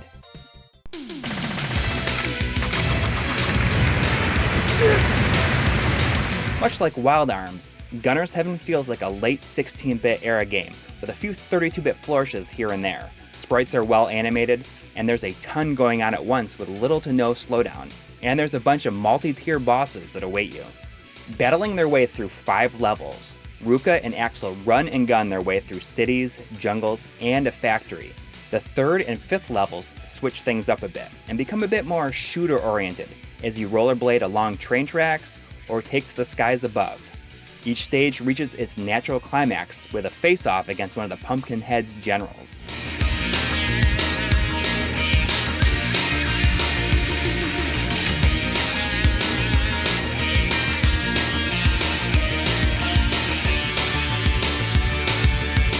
Ready to have your mind blown? And not in a good way? Gunner's Heaven is for one player only. I'm not quite sure why this is the case, but I definitely spent a few minutes trying to figure out if I was just missing something. I mean, that's how these games were meant to be played. I don't know, maybe the sprites were just a little bit too big and the developers felt that things would get too cluttered with 2 players. Who knows what the true reason is, but it's certainly a feature that is sorely lacking, and it might be a deal breaker for some people.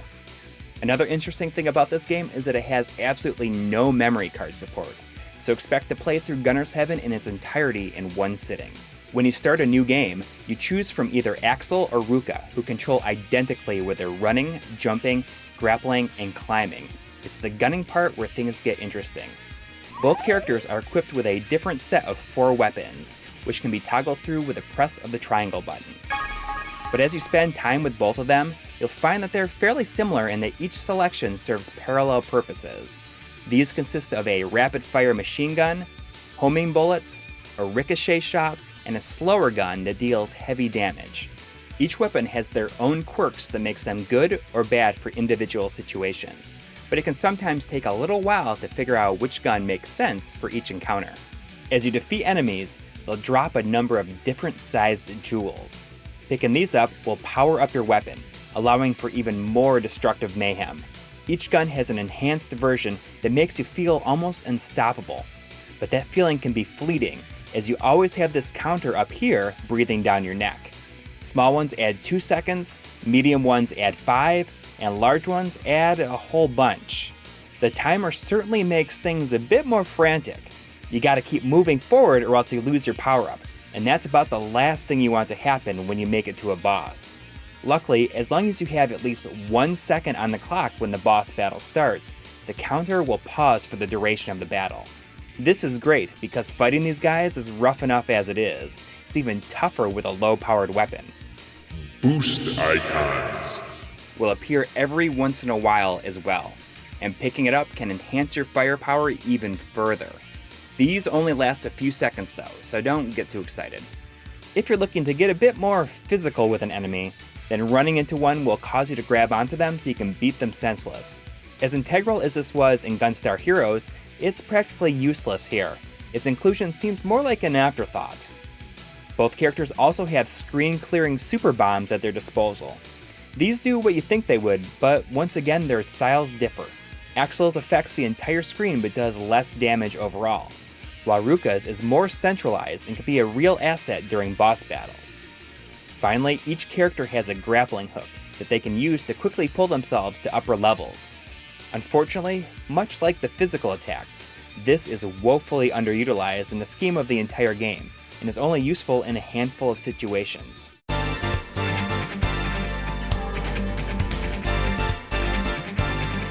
Soundtrack-wise, Gunner's Heaven really excels. This is a perfect time capsule of CD-based video game soundtracks in the mid-90s. The first stage features a different tune depending on which character you're playing as, but the OST is the same for the rest of the game.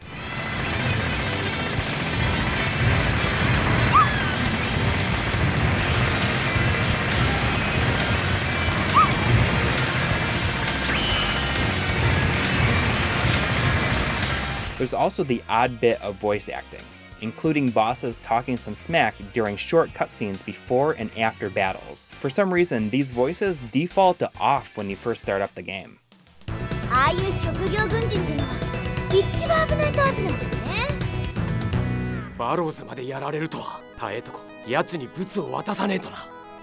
At the time, Gunner's Heaven was pigeonholed as a knockoff of Gunstar Heroes, even though it did a great job of being similar. It's fun to play and pretty challenging, especially in later levels. Once the Wild Arms series started, MediaVision never looked back. Perhaps with over 20 years of distance on it now, people can look at Gunner's Heaven with new eyes and appreciate it as just a really good, solid run and gun.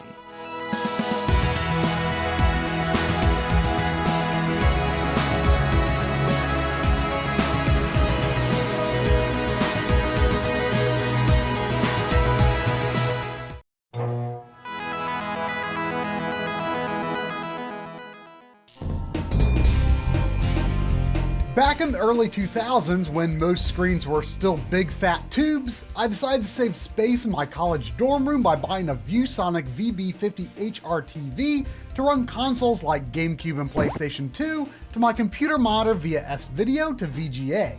At the time, I thought I was pretty clever, but this device probably would have blown my mind. This is the Waka Upscan Converter by Waka Manufacturing, a company that appears to still be around today. But what makes it a unique and collectible bit of gaming history is that it is an officially licensed PlayStation product with its own PlayStation hardware code, SLPH00016. The exterior design is not unlike a miniature PlayStation itself. According to Hazard City, an excellent hub for information about vintage video processors, the Waka was released in 1996 at a price of 20,000 yen. These days, you're unlikely to find one to buy yourself, and you'd have to pay a pretty penny if you did.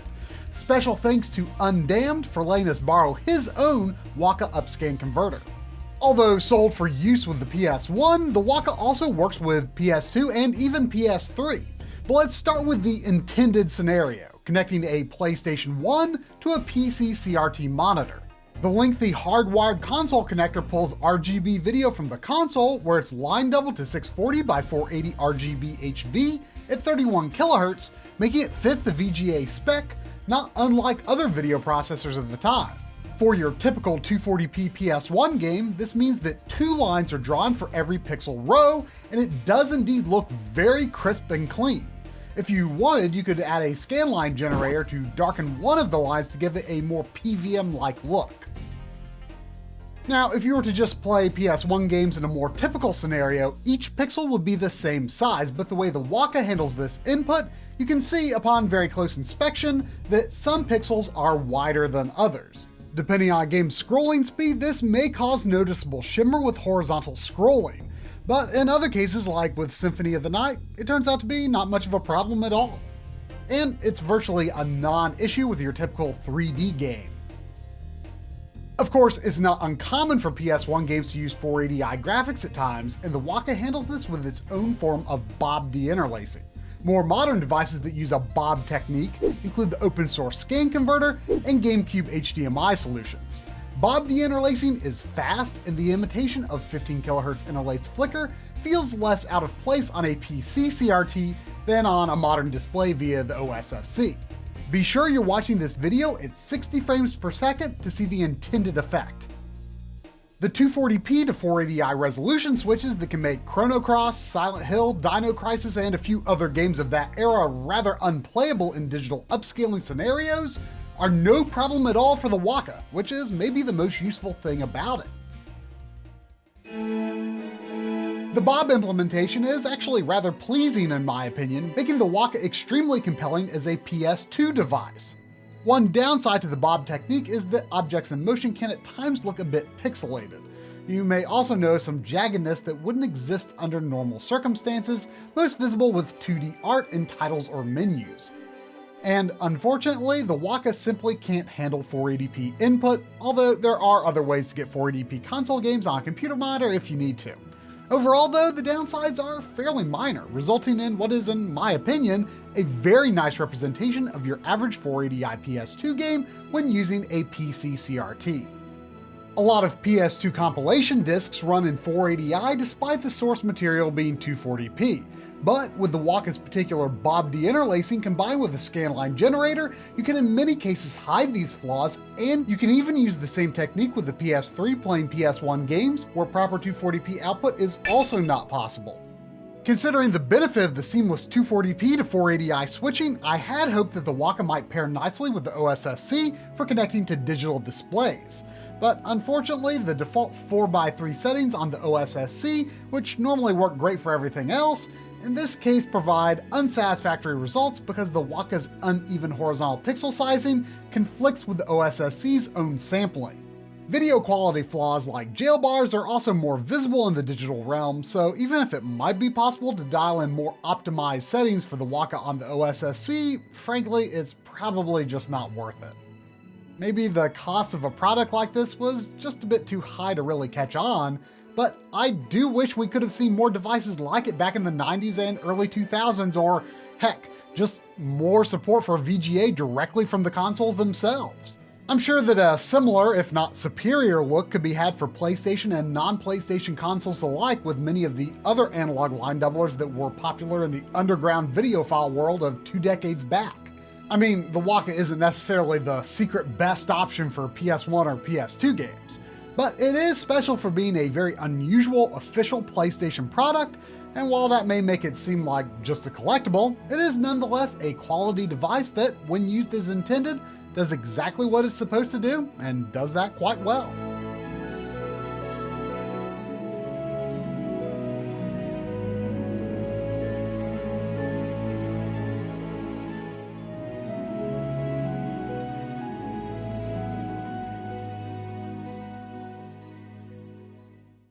You'd be hard-pressed to find a person who plays video games who doesn't know the name Gran Turismo.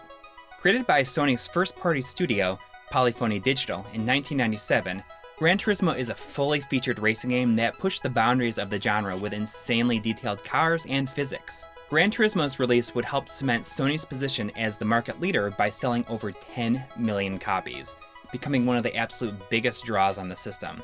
So, after a success like that, of course they'd rush a sequel into development, which would arrive less than 2 years later. But strangely, nestled right in between the release of Gran Turismo 1 and 2 is a game that not a lot of people know about. A game that is about as far from the real-world details presented in GT, instead placing us in control of a powerful mechanized war machine called Omega Boost.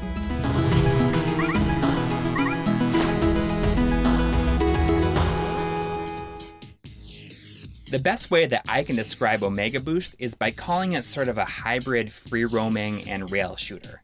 Now, this is right up my alley because rail shooters are possibly my favorite genre. But calling it free-roaming is actually kind of debatable because there's actually no map to speak of. It's just a wide open area of repeating ground textures with no edges. It just goes on forever.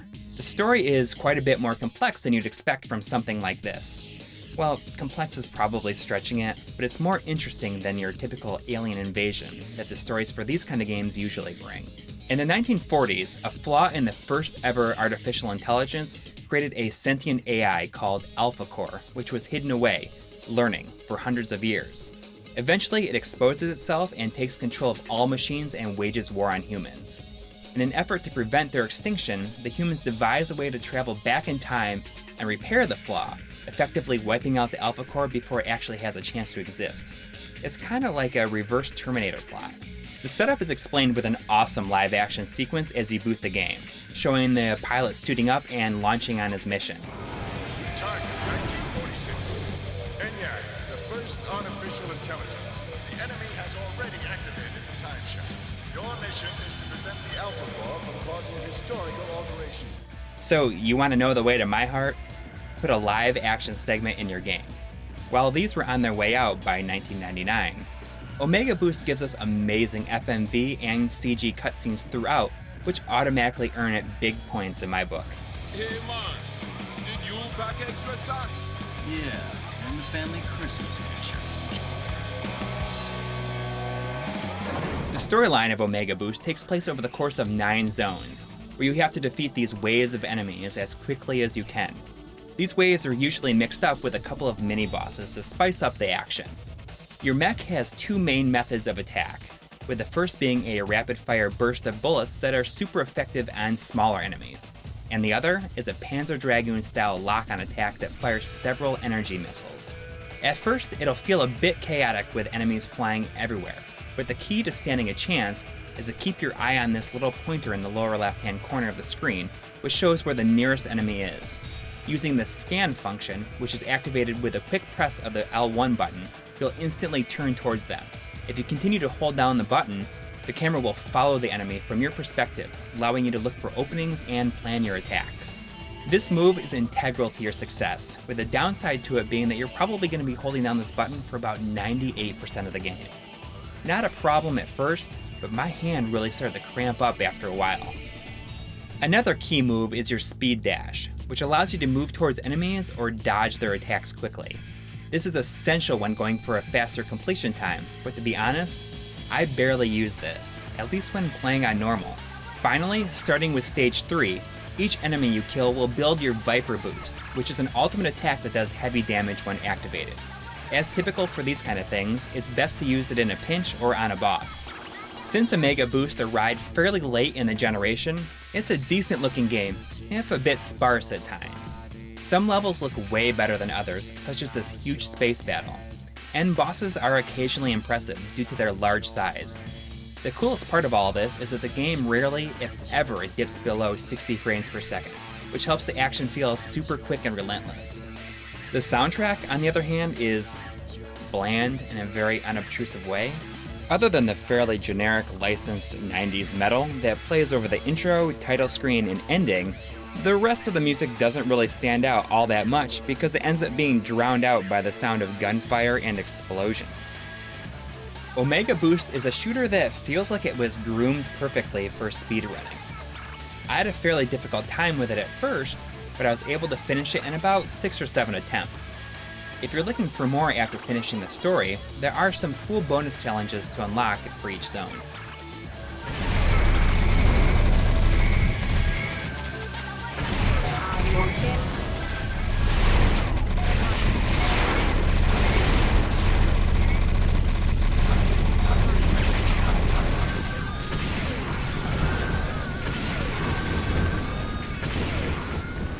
After Omega Boost, Polyphony Digital has stuck to their bread and butter ever since. Now, I can't say I blame them with how popular Gran Turismo is, not to mention how long each game takes to create. But I do wonder if they'll ever branch out and try other genres ever again, because I'd love to see what they do with an Omega Boost style game nowadays, especially on more powerful hardware.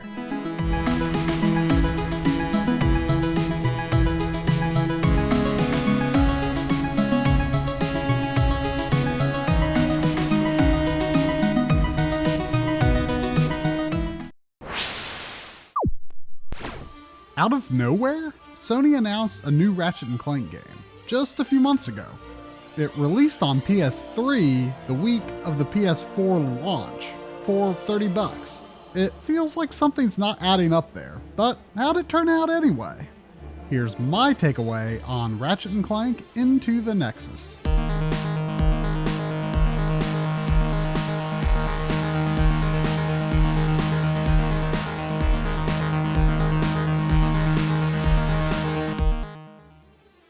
Insomniac opened a studio here in North Carolina a few years ago, and I thought it was pretty cool to get a developer like that in my home state. But since then, I haven't been very impressed with the way the North Carolina studios started running Ratchet and Clank into the ground. But I have to admit, it was hard to not be excited about the promise of real Ratchet and Clank gameplay after seeing Into the Nexus's announcement trailer. And it's not that I doubted that trailer, but yes, this is definitely Ratchet and Clank. This is back to the stuff that made the PS2 games and the earlier PS3 games such a winning formula. Not everything is just like it used to be. Insomniac stopped targeting 60 frames a second a few years ago, and Into the Nexus unfortunately targets 30 frames. It might ruin the game for some frame rate junkies, but I still had a lot of fun, even if it didn't feel exactly like the old days. Jetpack upgrade. That's right. This oddly specific price is just what you need. You know, not enough games have jetpacks. This game has a jetpack. Like a free flying jetpack. I think that's pretty cool. Certainly nothing illegal, just a tiny, insignificant, trans-dimensional portal device. I'm normally not much of a fan of parts of a game that play completely differently from the core gameplay, but these Clank segments are actually really fun. You change the direction of the gravity with the right stick, and have to lure these nether creatures back to the entrance. You are now entering a no-fly zone. Unfortunately, some of these fun parts are underused. There's only a few places in the game with fueling stations, so you can't use the jetpack just anywhere. And there's only like 4 or 5 Clank segments in the whole game. I wish there was more you could do with both of these features, but they still have an overall positive impact on the game. And I'd be happy to part with it for, say, 30 Gargathon horns. So there's this one planet, and it's kind of wide open. Most of the stuff you can do there is optional, but investigating all the nooks and crannies kinda awoke the N64 fanatic in me. And I sorta had a blast just flying around and collecting all this crap. A heavy-duty shotgun that uses quantum rounds to vanquish foes in style. Have I just played too many Ratchet and Clank games? Insomniac is known for having fun and versatile arsenals in their games. And Into the Nexus is no different, but I felt like the weapons weren't functionally all that different from things I'd seen before. But I mean, yeah, it's still fun. And there's a pretty good upgrade system too.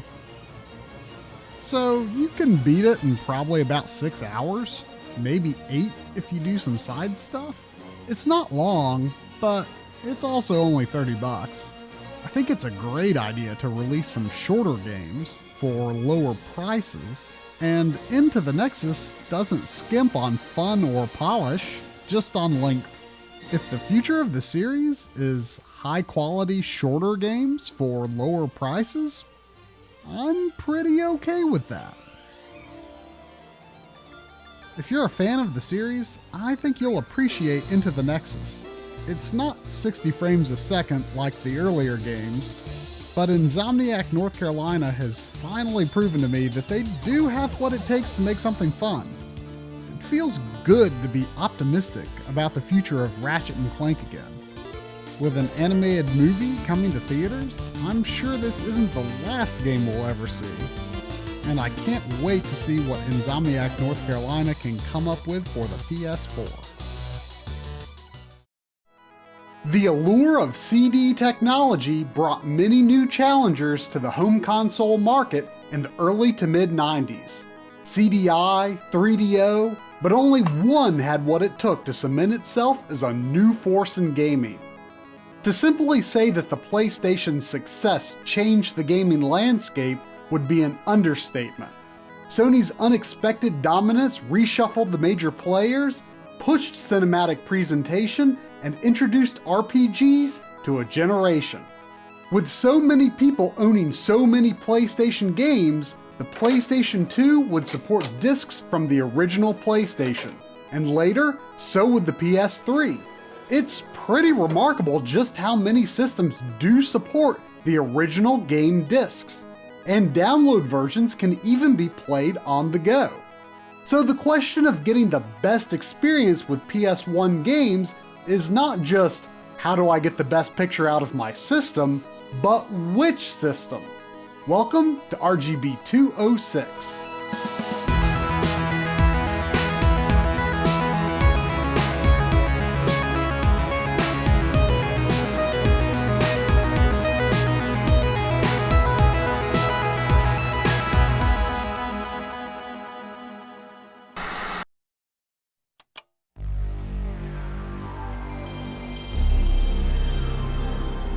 Sony released the PlayStation in Japan in December 1994, and worldwide in 1995.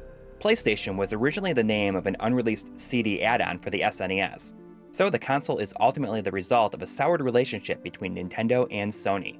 When put up against its most comparable competitor, the 32-bit Sega Saturn is said to handle 2D graphics almost effortlessly, while the PlayStation is generally considered to be better with polygons.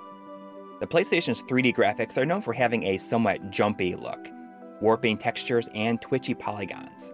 This is due to the PlayStation building its worlds with integer-based arithmetic, which means that not all possible positions of a point can be approximated.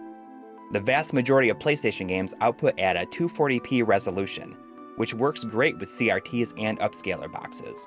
A very small handful of games do run at 480i, which is kind of surreal to see in action on a mid-90s console. A few others, while running at 240p for gameplay, may output the occasional 480i signal, often only on the title screen, as is the case with Wild Arms, or for in-game menus. Unfortunately, these few games can wreak havoc with video scalers, causing a sync drop during the transition between resolutions, rendering games with 480i menus like Silent Hill and Chrono Cross nearly unplayable. Some HD TVs may also struggle with this transition, while CRTs handle it seamlessly. Again, the vast majority of PS1 games output a constant 240p signal, so don't get too discouraged. But for games like Chrono Cross, we'll take a look at a workaround a bit later. The PlayStation features an AV output, with a design that Sony continued to use up until the PS4 when it dropped analog output. On the original PlayStation, the AV output can provide composite, S-video, and RGB. That's right, native support for RGB on all models, worldwide.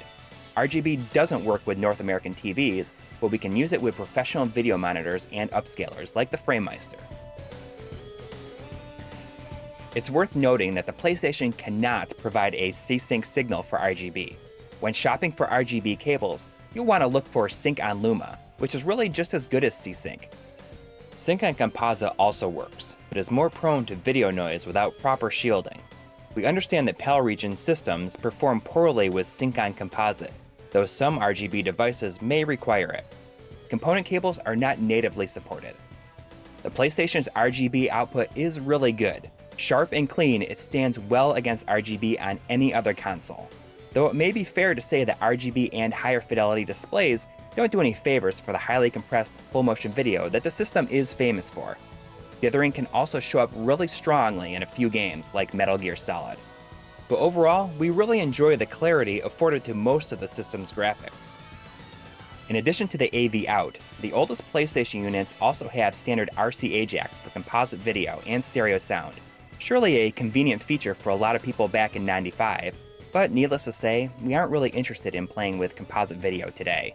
But it's often said that the RCA jack provides superior composite video. We found that the quality between the RCA jack and multi-out was indistinguishable. In fact, compared to another console, it's a bit softer, which is arguably better, but it's not great.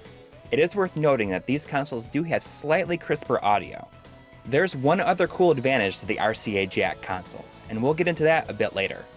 In 2000, Sony released the PS1, that's PSONE, a much smaller version of the original console. Some say that it features the sharpest video output of any PlayStation. Going head-to-head with an older PlayStation console, we do see that the PS1 has a minor advantage. But when we compare the PS1 against another PlayStation, the quality appears to be identical. In truth, Sony simply started using better video encoders at some point, and it's not specific to the smaller consoles. Because the PlayStation has an insane number of board revisions, no one to our knowledge has done the research to really determine which consoles might have this. But it's certainly no SNES situation, where the older consoles really are noticeably blurry. We think you'd be happy with RGB from any PlayStation console.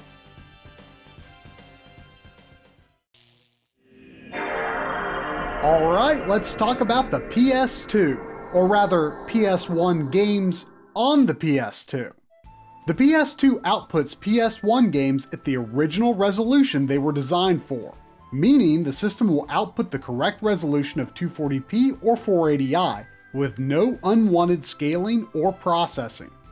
The AV out on the PS2 appears to be identical to the one on the original system and supports all of the same cables, but on the inside it's wired up for one important addition. The PS2 is the first game console to support YPBPR component video.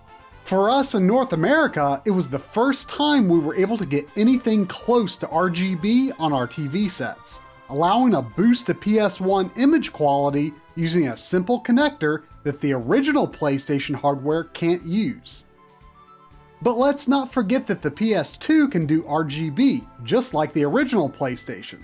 Again, we recommend sync on Luma cables because the PS2 also cannot output a pure sync signal. So does the PS2 make PS1 games look any better? Well, the colors show up slightly differently, but it's not really in a way where I think you could say one looks better than the other, or that you would even notice if they weren't side by side. PS2 appears to be just as sharp as the sharpest PS1 units. Component video generally compares very well alongside true RGB, and appears to be equally sharp. However, it does lose a small amount of contrast, and the quality of the PS2's internal YPBPR encoding is not considered to be the best, meaning there's a bit of visual noise, most easily spotted in large areas of solid color. It's believed that the earliest PS2 consoles have the best component output. If the noise bothers you, go for RGB. If not, either is a fine choice. If you're using RGB or component video, you have to specifically choose the color space in the PS2 menu. That's RGB or YPBPR if you're using component cables. Choosing the wrong one will either screw up the colors in a very distinct fashion, or you may not be able to see anything at all. If you need to navigate the menu blind, make sure no disk is in the system, wait a few moments after turning the console on, then hit down, X, wait 2 seconds, down, down, down, X, right, X. But it's not all about image quality. Generally speaking, the PS2 is a good option for playing PS1 games. The CPU from the original PlayStation is on board inside the PS2, but the video circuitry is simulated by the PS2's graphics hardware. This can result in minor rendering differences, and a few games do exhibit glitches that tend to be fairly benign. Unfortunately, we haven't found any lists of documented issues that appear to be as reliable or comprehensive as we'd like, but most games do seem to run in a manner more or less indistinguishable from original hardware. The PS2 also has 2 options for altering how PS1 games run. Hit triangle twice on the PS2 system menu to access them. I feel like the texture filtering effect gets too far away from the original intent, but maybe it's something you'd like. There's also the option to run PS1 discs at a higher speed for faster loading, but this can cause issues with certain games. Oh, and let's not forget the little old PS2 Slim, which turns in pretty much the exact same results. Overall, we feel that playing PS1 games on the PS2 is a solid option.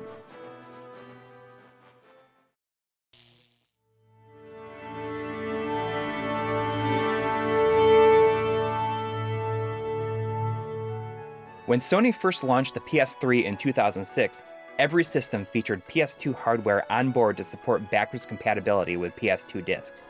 To cut costs, this was later changed to emulation-based backwards compatibility, and by the end of 2008, this feature was cut from new consoles altogether. It's a common misconception that this measure also removed backwards compatibility with PS1 discs, and that is completely untrue. From the beginning, every model of PS3 has had the ability to play PS1 discs, as well as PS1 classics downloaded from the PlayStation Store. Discs and downloads both run via emulation on all PS3 models. Now this comes with the obvious benefit of digital HDMI output at a 1080p resolution with no need for an upscaler box, like the FrameMeister. For a long time, I thought it just couldn't get any better than this. But in truth, you can actually get sharper results with analog RGB from the PS1 or PS2 with a good upscaler. There's also a smoothing option, which just applies extra blur to the entire screen, rather than only smoothing textures like the PS2 does. Now here's a weird, cool thing. Certain disc games will render sharper than downloads, even compared to download versions of the same game. In fact, it's sharper than original hardware through the FrameMeister. However, scaling is uneven, meaning that pixel shape is inconsistent across the screen, which can cause shimmering issues with screen scrolling. Scaling is more uniform at 720p, but not perfect. Still, it's pretty interesting, and this phenomenon does apply to a large number of game discs that we've tested, but not all. We've been unable to find any additional information, and are uncertain what triggers a sharper or softer render. If you're a bit of a CRT junkie, like I've kind of become, the PS3 unfortunately cannot output 240p at all, not even with analog connections. If you set the PS3 to output 480i to a CRT, you're going to be getting interlaced flicker in 240p games that shouldn't be there at all. So even if it's imperfect, your best bet when it comes to playing PS1 games on the PS3 is to just let it do its own thing and internally scale to 1080p for your HD TV. Now, remember when I mentioned that there was another good way to avoid sync issues with games like Chrono Cross that frequently switch between 240p and 480i during gameplay? Well, if you can't use the original hardware on a CRT, then the PS3 is definitely the way to go for playing games like these on an HD TV. It may lack the crispness of something like the FrameMeister, but it's certainly not a bad alternative. If you're sensitive to input lag, be warned that there is some lag inherent to PS3's PS1 emulation. Maybe it sounds like we're being kinda hard on the PS3's backwards compatibility, and we don't mean for it to come across that way at all. For the vast majority of PlayStation fans, the PS3 is in fact probably the smartest option. They're readily available. You don't have to worry about whether your PS1 or PS2 still works. You don't have to have space for a CRT or shell out money for a FrameMeister. And, you know, it certainly beats plugging in a PS1 or PS2 directly into your HD TV. Of course, some games do have issues, as you might expect, but it's a solid PS1 playing machine for the vast majority of games. PS3 may not be the best, but it's absolutely the most convenient.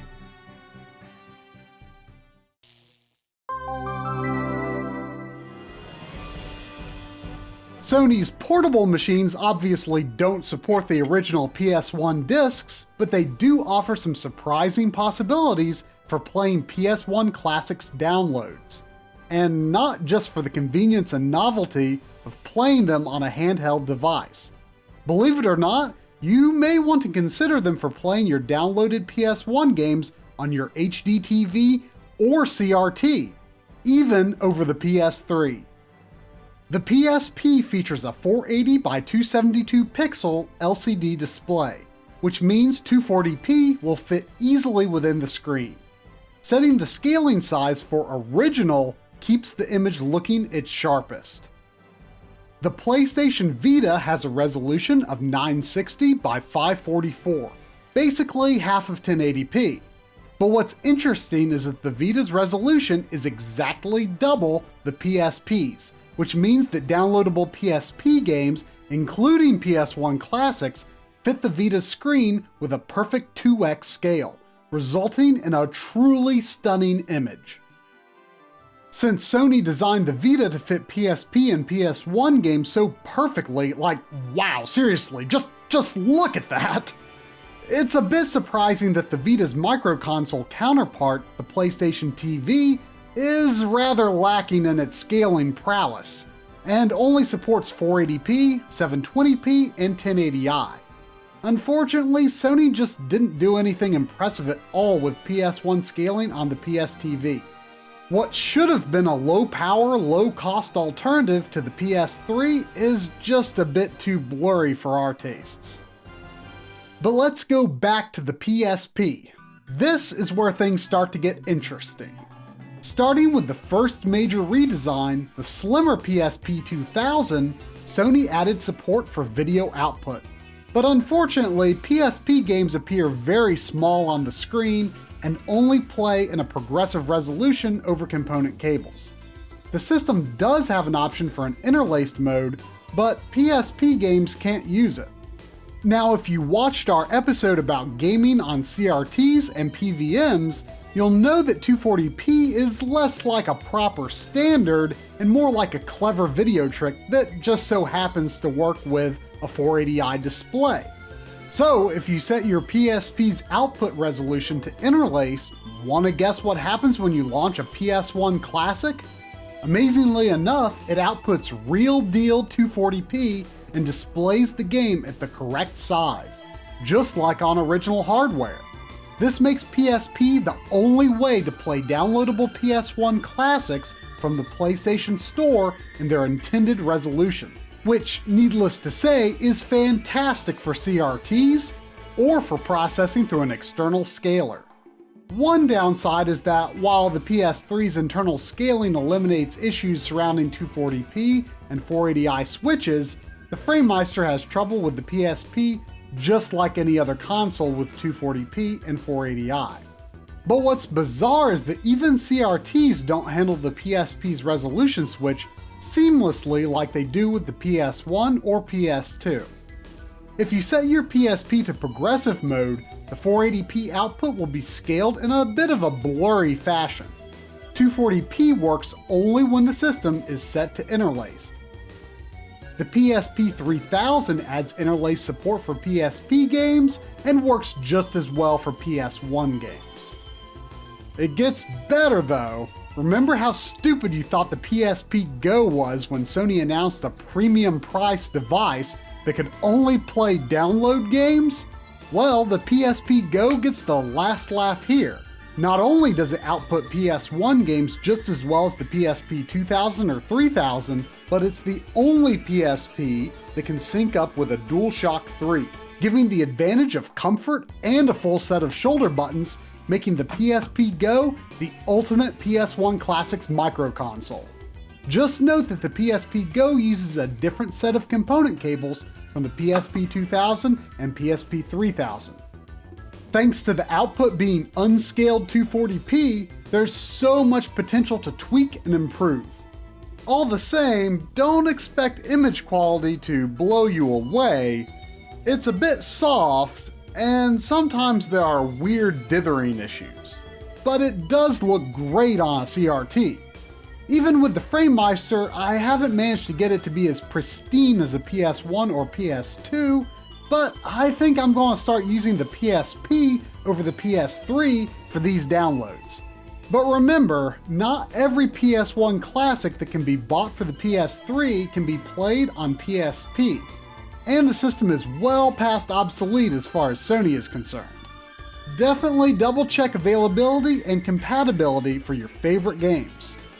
Much as I prefer physical copies, I honestly can't say no to having the option to download the misadventures of Tron Bonne and play it in glorious 240p without paying well over $200 on eBay.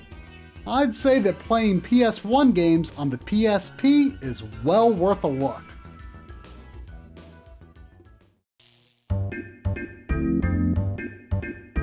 Alright, let's take a look at just a few more considerations. Remember how I said there's a cool advantage to the RCA jack units? Namco's GunCon for the PlayStation is maybe the coolest light gun ever made, but it works just a bit differently than your traditional zapper or light phaser. Just like those, it only works on a CRT, but it also requires a sync signal, which it pulls from your console's composite video. Unfortunately, this kind of locks you into playing light gun games in composite only, but there are workarounds. The simplest is if you have a RCA jack unit. Simply plug S-Video or RGB into the multi-out, and pull composite video from the RCA jack, and enjoy some high-quality light gun action. Alternately, you could try to track down one of these AV pass-through dongles that I have, or if you're playing on a PS2, you can use sync from the green component plug. There are also generic cables that include both composite and S-video. Retro Console Accessories on eBay also offers a knee RGB cable that includes light gun support. Remember that these light guns only work on CRT televisions or professional video monitors. Speaking of cables, there's a bit of weirdness regarding how PS1 and PS2 RGB cables are designed. In fact, they're not supposed to be built the exact same way by Sony's specifications, despite cable makers generally selling them as universal PS1 and PS2 cables. But in reality, you're unlikely to run into any perceptible issues. A well-designed cable for PS1 should work just as well for PS2, and vice versa. And lastly, let's talk a little bit about PlayStation emulation on PC. While emulators are not illegal in and of themselves, there are cloudy issues surrounding the use of the PlayStation system BIOS. But it is pretty neat that you can use legit game discs with a PC emulator. Though performance may be imperfect, you've got to admit that it's fascinating to see high-resolution 3D graphics from games this old.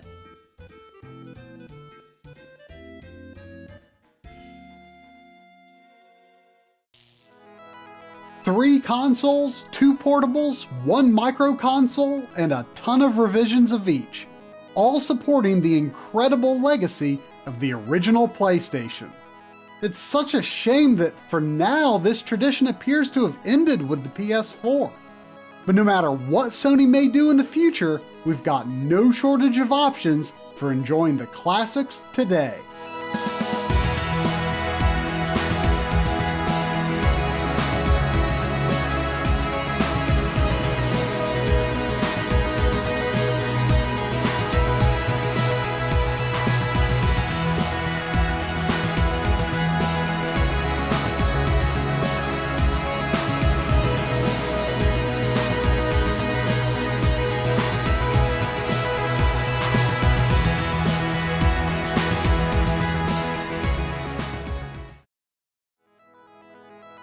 Pulling a game from the shelf, placing it in the console, hitting power, and settling down for an evening of gaming.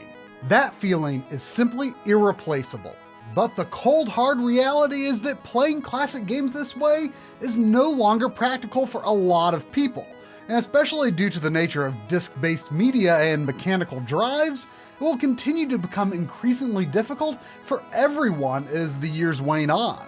In this episode, we're taking a look at one solution to these problems for the original PlayStation, the PSIO.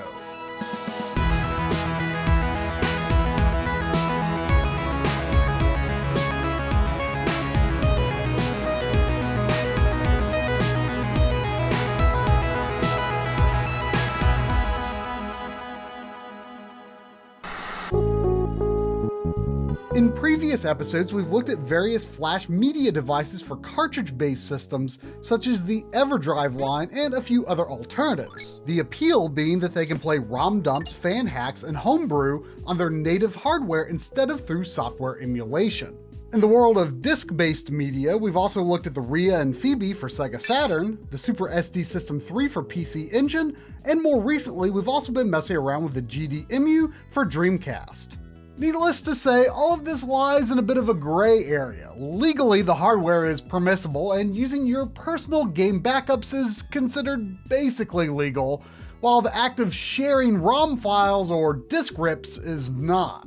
But on the flip side, it's generally held in the community that this is also the only feasible method for keeping classic games accessible to the average person when the companies themselves fail to do so, to ensure that they're remembered and remain in the public consciousness, and to preserve their history for documentation and research. Plenty of good comes from these methods, and everyone draws their own line to decide where it becomes harmful, if at all. Personally, I've been much more concerned with getting flash solutions up and running for my disc-based consoles because, well, we probably can't count on those games and systems to keep trucking along for as long as our Super Nintendos. And without a doubt, one of the most popular systems that uses optical disc media is the original Sony PlayStation. This is the PSIO by the Australia-based Cyberdyne Systems, or PSIO as its creators call it. The The PSIO does not replace the system's physical disk drive. Instead, it simply connects to a system's rear parallel I/O port. Since this port ended up never being used for any official commercial products from Sony, to our knowledge anyway, it was removed from later PlayStation consoles. So to use PSIO, you must own a system with a parallel port.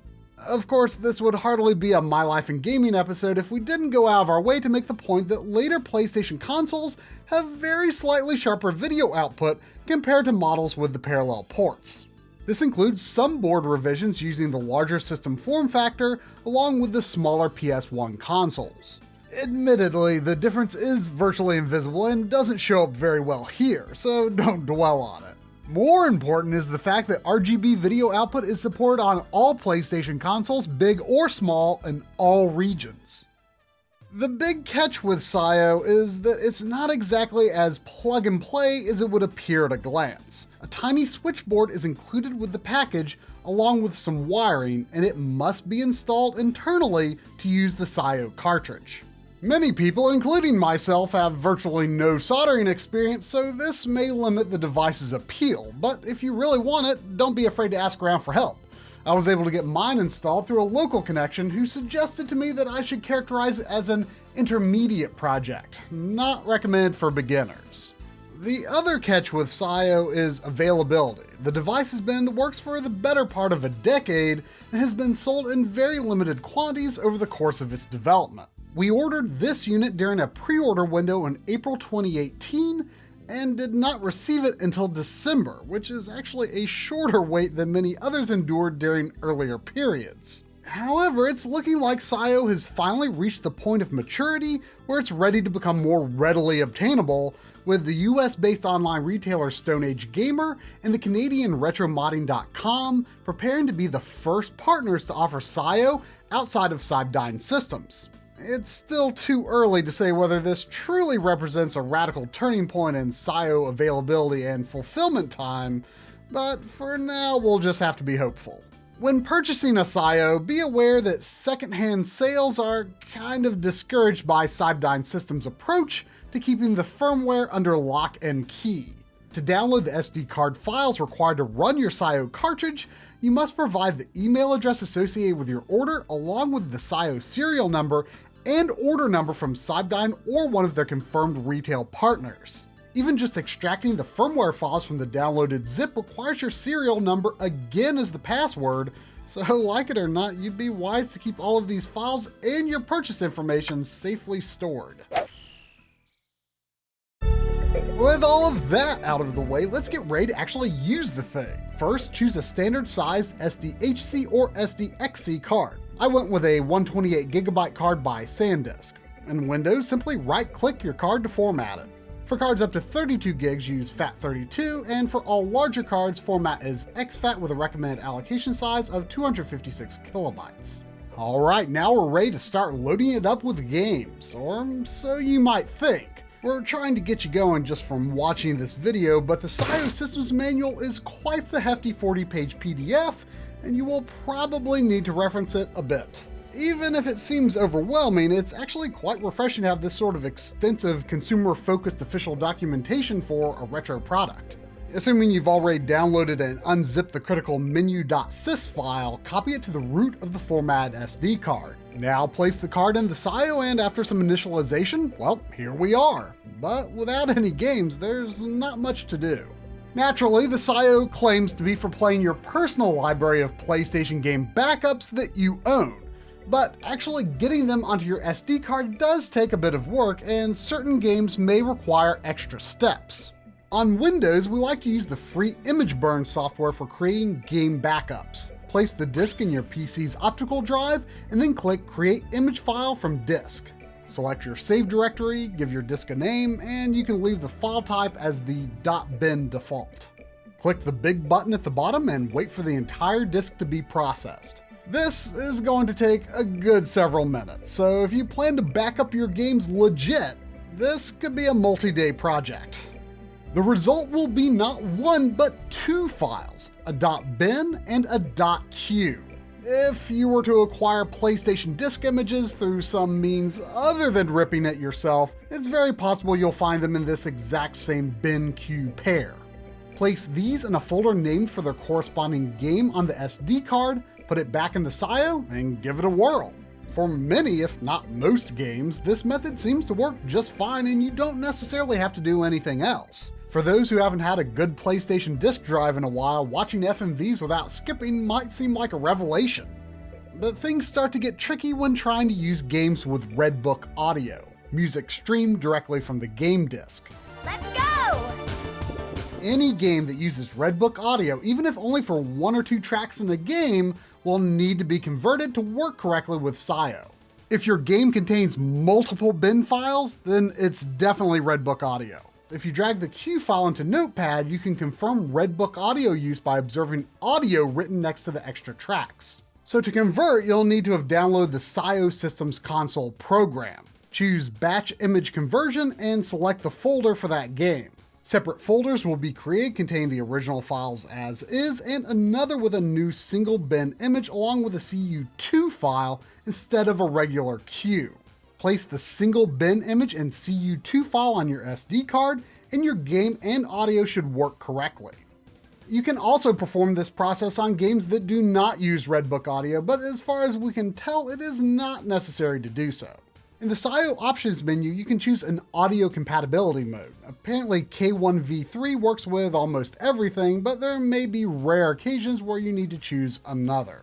Over its many years of development, game compatibility on the PSIO has made major strides, and what we've seen so far suggests that games with problems are indeed fairly few at this point. Although we did get lockups when trying to retry a level in the free mode in Driver, and Jackie Chan's Stuntmaster never loaded past the legal text.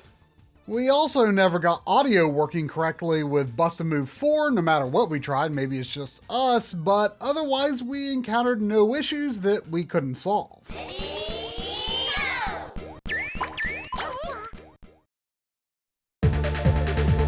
Back in the late 90s, nothing said you were in for one heck of an adventure more than a double-wide multi-disc PlayStation Jewel case. To compile these games for the PSIO, the easiest thing to do is place all your bins and queues for that game into a single folder. Then execute the batch image conversion with the PSIO Systems Console program. This will create the CU2 files for each disk as well as a single multi-disc list file. Include all of these files in a single directory for that game on your SD card. After selecting the game in the PSIO menu, hit the circle button once for details and a second time to view the game's disks and make your selection. When prompted for a disk swap during gameplay, simply pop the SD card from your PSIO, careful to not dislodge the PSIO, and reinsert to cycle to the next disk. Each game on your SD card must be represented by a folder in the root directory which contains all of its associated files. You cannot place folders within folders, thus you cannot further organize by alphabet groups, regions, genres, etc. Playing Japanese imports on an American system is no problem at all with the PSIO. The PSIO also includes the ability to switch the system between NTSC and PAL modes, as well as load PAL software on NTSC system and vice versa. But this is not possible with the earliest PlayStation systems, which fail to switch video modes. This RCA jack unit is quite early, so sadly we were not able to test any PAL games. Of course, a major appeal to flashcards is the ability to run homebrew software and patches like fan translations on real hardware. Now, maybe we're just digging in the wrong places, but this kind of content seems to be relatively sparse in the PlayStation scene. Nonetheless, there are a few heavy-hitting English language fan translations such as Police Knots and Tales of Phantasia. Hey, fun fact, the PlayStation has a game from the Fire Emblem series creator that's pretty much exactly Fire Emblem in everything but name, and there's a fan translation. Of course, one perk to playing off an SD card instead of a spinning disc is the potential of reduced load times, and indeed the PSIO is unquestionably faster. Note that we are comparing two different PlayStation systems here because the disk drive in our PSIO unit is not so good, while our late 90s system seems to work perfectly. So what do you think? Is this difference worth it? I tend to think of myself as a pretty patient person, and I've never been particularly bothered by load times in general, so I'm not especially blown away by saving 2 seconds or so on a longer load or 1 second on a pre-rendered background transition. But over time, I suppose it could add up and it might be a big deal to you. But if you were hoping the PSIO could bring the notoriously sluggish PS1 versions of Chrono Trigger and Final Fantasy VI more in line with the Super Nintendo originals, I'm afraid you're going to be disappointed. But how about this? Let's try running our good CD unit on the left here versus the PSIO simultaneously and see which gets us to actually playing a game faster. Sorry for just using composite video cables here, it was just quicker to set things up for this particular scenario. We're using the PSIO's fast boot function that bypasses the Sony Computer Entertainment logo, and we've turned off any sort of logo splash upon game selection. We're going to Spyro Year of the Dragon, that's pretty far down our list, so I'm just going to use the search function here, and there it is. But seriously, those PlayStation composite cables, they ship with like PS1, PS2, and PS3, and those cables just keep filling up my IKEA baskets. Okay, so for running the game off the disc, it took 48 seconds until press start appeared on the title screen. We're starting a new game and we're going to keep hitting select to skip a series of cutscenes. I actually haven't yet played through Spyro 2 or 3 yet, but I really liked the first one. I finally got around to playing it in 2017. Okay, so the PSIO actually took 20 seconds longer until press start appeared, but I think it's got a chance to catch up with all of these loading screens that the CD unit has been chewing through.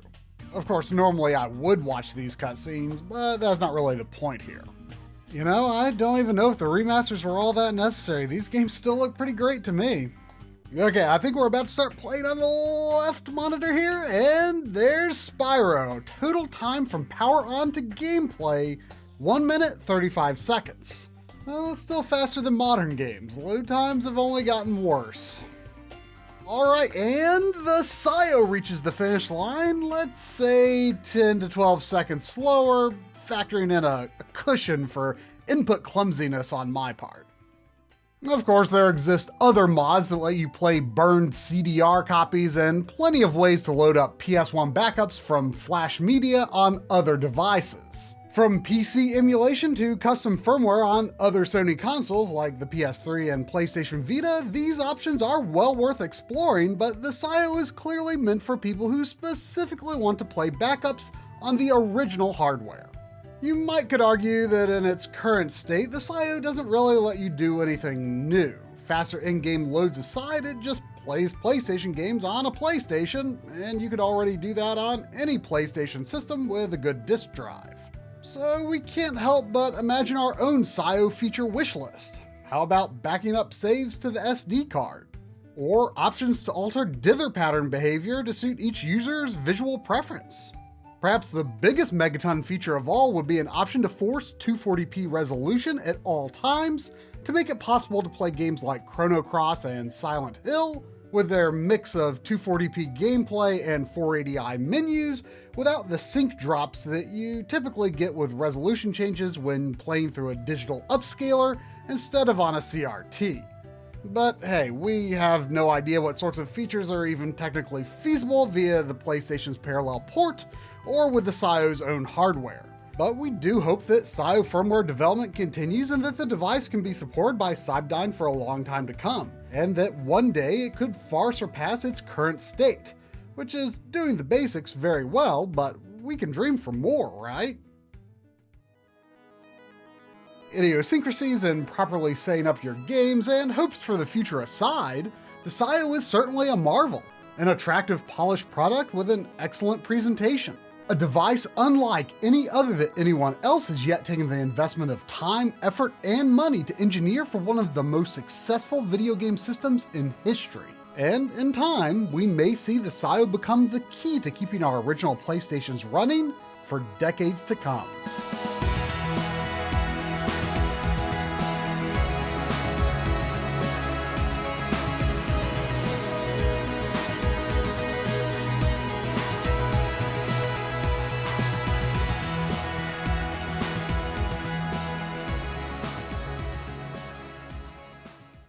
Resident Evil Revelations 2 released at an interesting point in the history of the series. After Resident Evil 5, much of the series' lingering plots had been resolved, and Capcom was under pressure from two camps, one saying that they had lost their grip on their horror roots, and the other complained that the controls didn't suit modern action games. I don't think anyone really knew where Resident Evil should go from that point, Capcom least of all. The first Revelations game did get a good bit of praise, but personally, it's my least favorite entry in the series. Now, I do have to admit that Resident Evil 6 is a game that I had a lot of fun with, but its gameplay and plot both demonstrated a lack of vision for what Resident Evil should even be anymore. Well, I just finished playing through Resident Evil Revelations 2, and this is my defining moment.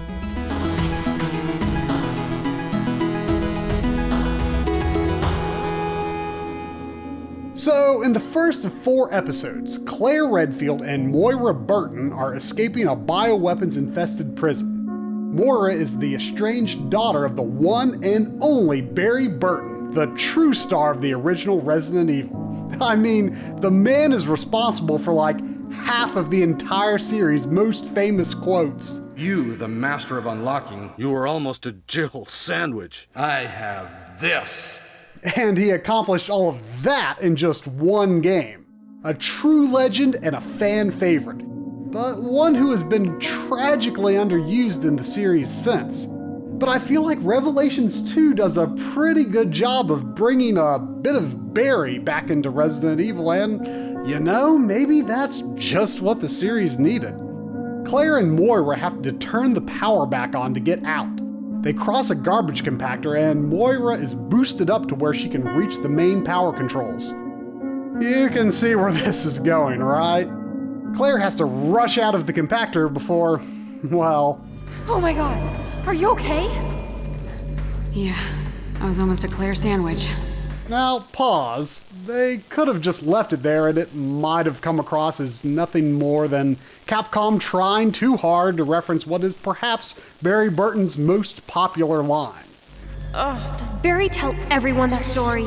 Okay, now that's pretty good. It transcends referential humor and becomes a fun bit of character building.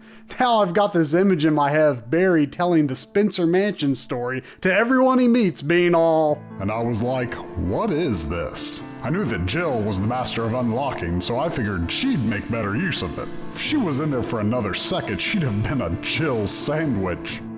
And that's when I realized this game kinda gets it. Resident Evil is at its best when it's acting like it's telling some great story, while also being inherently absurd and a bit silly.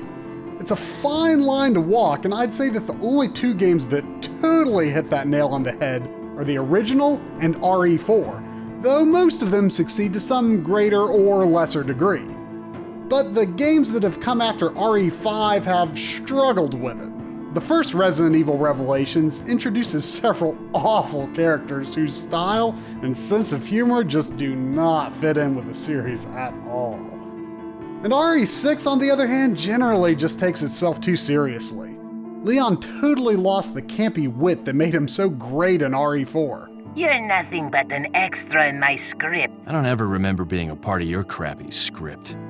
Now they've taken a look back at the series' roots, and perhaps its best character, to find itself again. For the most part, the tone of the game is a strong step back in the right direction for the series, and it feels like Capcom finally got the right ideas about where to take the story, characters, and gameplay. Well, this should give us a whole lot more options. Now, maybe I'm thinking way more deeply about this than Resident Evil really calls for.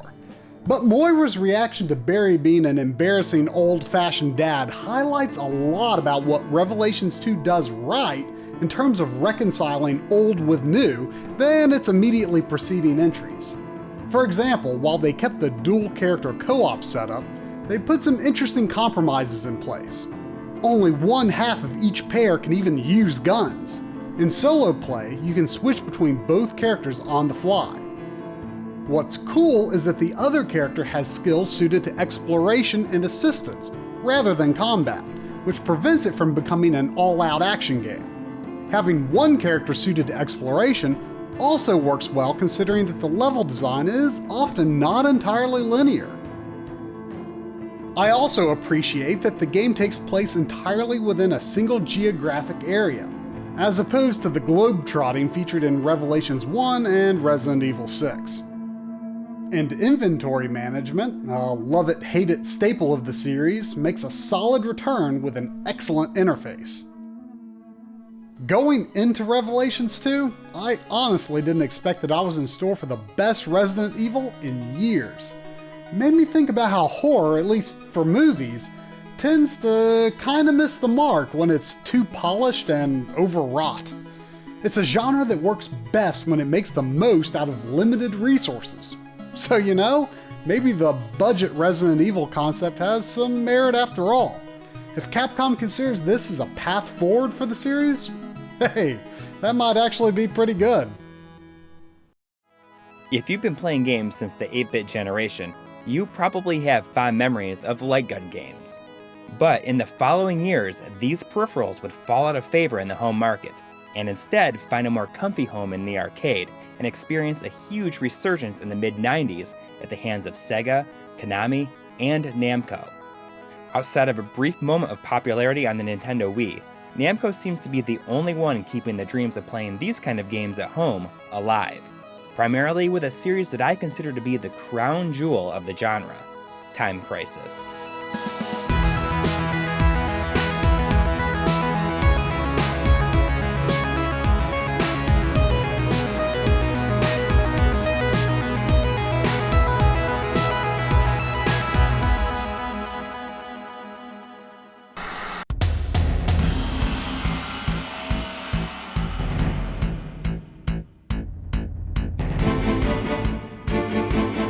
The Time Crisis series was developed by Namco and began life in the arcade scene in 1995. At first glance, it might seem like a standard 3D light gun rail shooter, you know, like House of the Dead or Virtua Cop. But what makes Time Crisis so unique is the addition of a foot pedal that can be used to duck in and out of cover. This single element of gameplay drastically changes the overall flow of each battle significantly. Of course, you can't just hang out in cover the whole time and wait for the perfect opportunity to attack, because you've got this time limit constantly bearing down on you and stressing you out. You've got to take out all the enemies in each section before it runs out, or else it's game over, please continue. Time Crisis has spawned several sequels and spin-offs since its inception, with just about every major entry being brought home and finding its place on a PlayStation console. It remains one of the few third-party series that's remained exclusive to one line of consoles for its entire lifetime. Except for a couple of mobile phone games, but I'm not going to count those. You know, popping up to shoot some bad guys or hiding behind objects to reload and strategize your next move really increase the interactivity and makes you feel like you're actually part of the battle. Combined with the countdown, you have one of, if not the most intense series in the genre. But what's a good light gun game without a good light gun?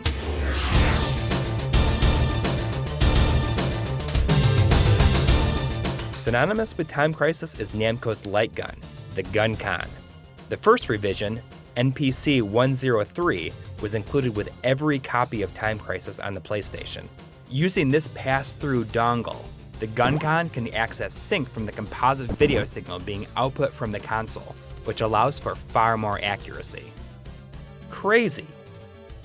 The Gun Con also includes red A and B buttons near the barrel of the gun. Unfortunately, the placement of the buttons doesn't quite work as well as I'd hoped, because you have to hold onto the gun weird to hit the buttons and shoot at the same time. While the home console ports of Time Crisis do have controller support, why the heck would you even want to play that way? Using a light gun, especially the Namco Gun Con, is the only way to truly experience these games. As someone who had been out of the home console light gun scene since I let my trusty Sega Light Phaser go, I was hugely impressed by the Gun Con. The functionality is top-notch, and it really felt like a real arcade light gun in your own home. So now that we have our weapon of choice, let's get into the games.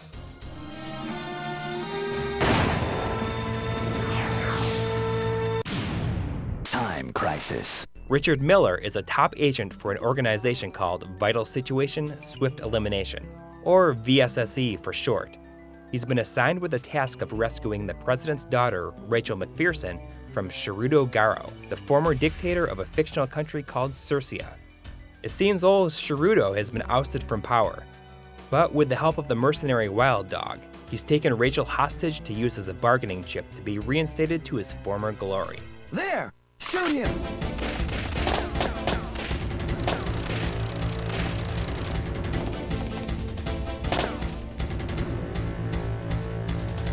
Action! Reload! Get him!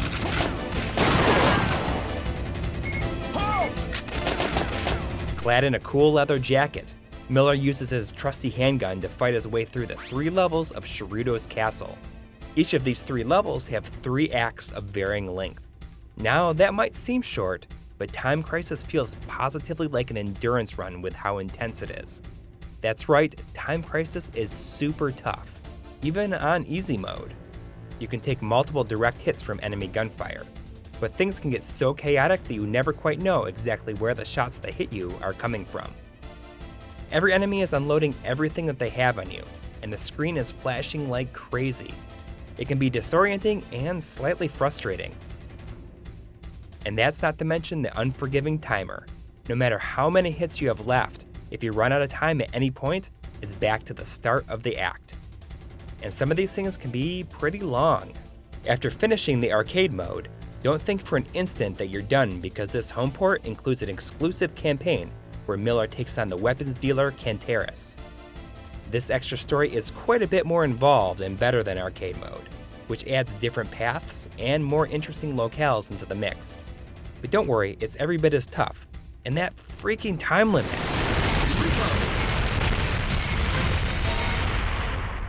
Time Crisis looks pretty decent despite having that signature mushy polygon look that's a staple of most early PlayStation games. Like most of Namco's offerings on the PS1, it's pretty close to the arcade game that it was ported from.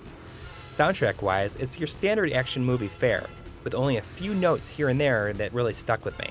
Time Crisis? Well, it's a good start.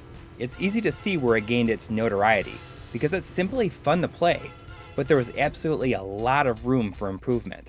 Unfortunately, with how fast the arcade tech was advancing at the time, there was no way for Namco to be able to deliver Time Crisis 2 on the PS1.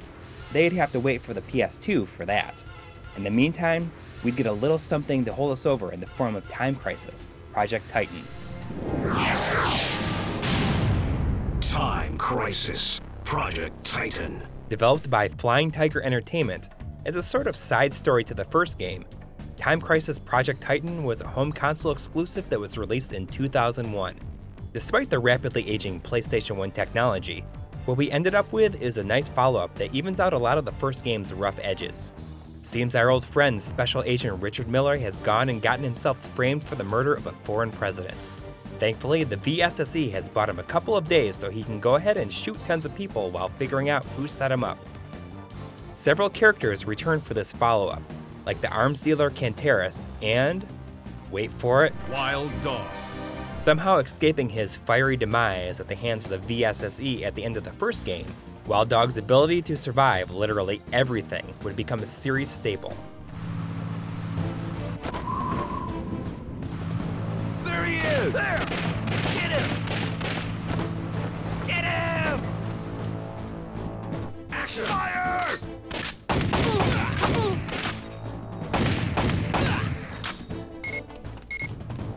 Get him! Even though Project Titan came out 4 years later, and close to the end of the PlayStation 1's life, I'd be hard-pressed to identify any real improvement in graphics. However, it does boast some gameplay enhancements that make it a more enjoyable experience than its predecessor. Stuff like the multi-hiding system, which allows you to move around while in cover, and a combo system that records your consecutive kills. Project Titan is where I really started to get sick of using the buttons on the gun con to go in and out of cover, so I started looking around for alternatives. Surely there had to be some sort of peripheral out there that functioned like the foot pedal in the arcade game.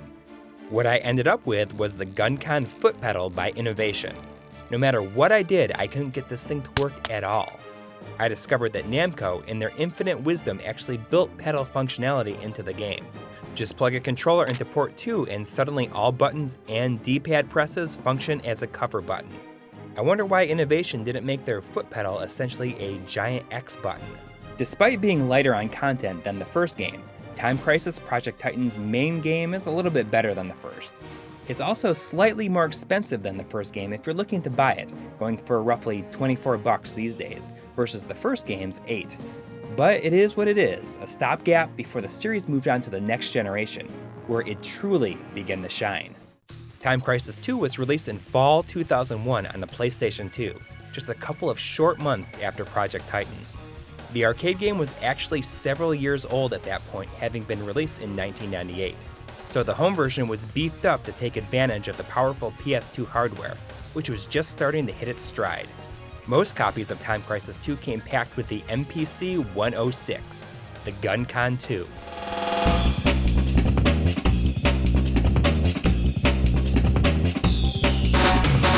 Although the game was backwards compatible with the original GunCon, the update offered a new, more compact form factor, additional buttons, and a full-on D-pad. It houses similar technology as the GunCon 1 with its composite sync input. By the way, if your PS2 is hooked up to the TV using component inputs, here's a quick tip.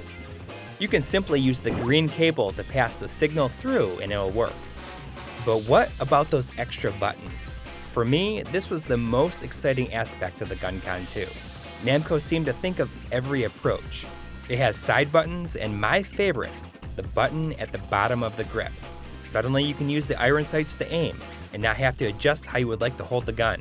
And here I thought the GunCon 1 was awesome, but the 2 just blows it out of the water. It looks awesome, and despite its bright orange color, it kinda makes it feel like a badass using it. Which, granted, is helped a lot by just how awesome Time Crisis 2 actually is. Time Crisis 2.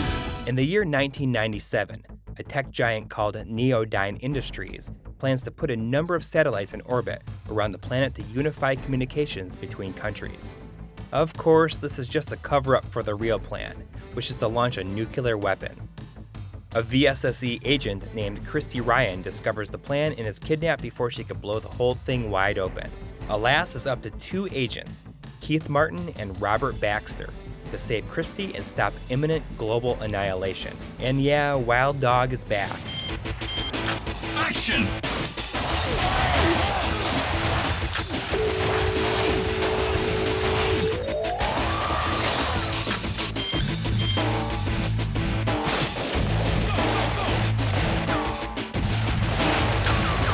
Since there's now 2 agents to control, that means one huge improvement: 2-player mode.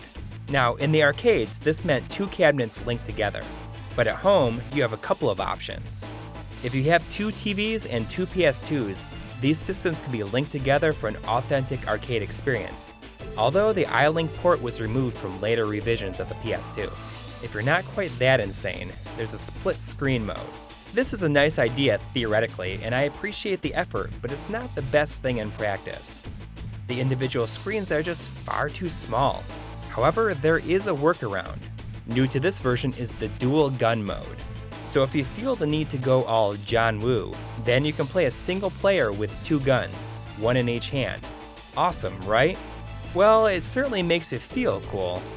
Gameplay-wise, though, I was quick to realize how impractical it really is. Let me tell you, it is hard to aim with 2 guns at once. What this mode is good for, though, is you can play 2 players on one screen.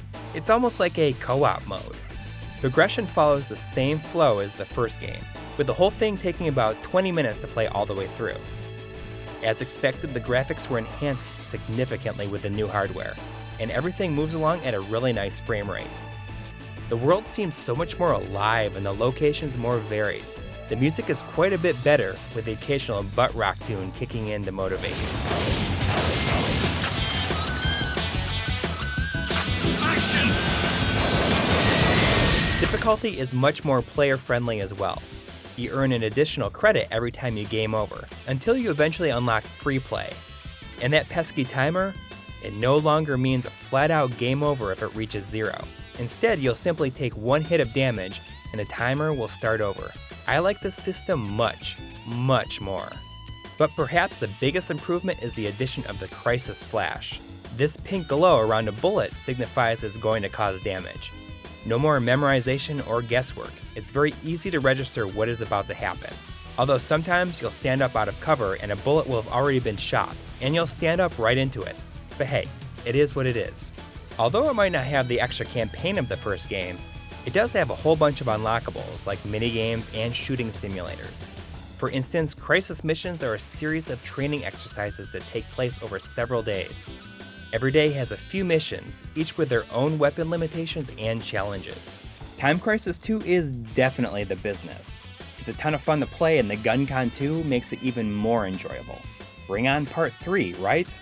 Actually, since Part 2 was released to the home market so late, Time Crisis 3 was already close to release in the arcades, and would arrive on the PlayStation 2 just 2 short years later in 2003. Time Crisis 3. This time, the story revolves around an island nation called Lucano, which has come under attack from a neighboring country called the Zagorian Federation. A resistance force led by a guy named Daniel Winston rises up to fight back, but during their final push towards liberation, they're captured and imprisoned. Winston's sister, Alicia, later discovers the true intentions of the Zagorian leader, nukes. Time to get the VSSE involved, right? They send 2 of their best, Alan Dunaway and Wesley Lambert, who arrive in Lucano in the most ridiculous way. Oh my god!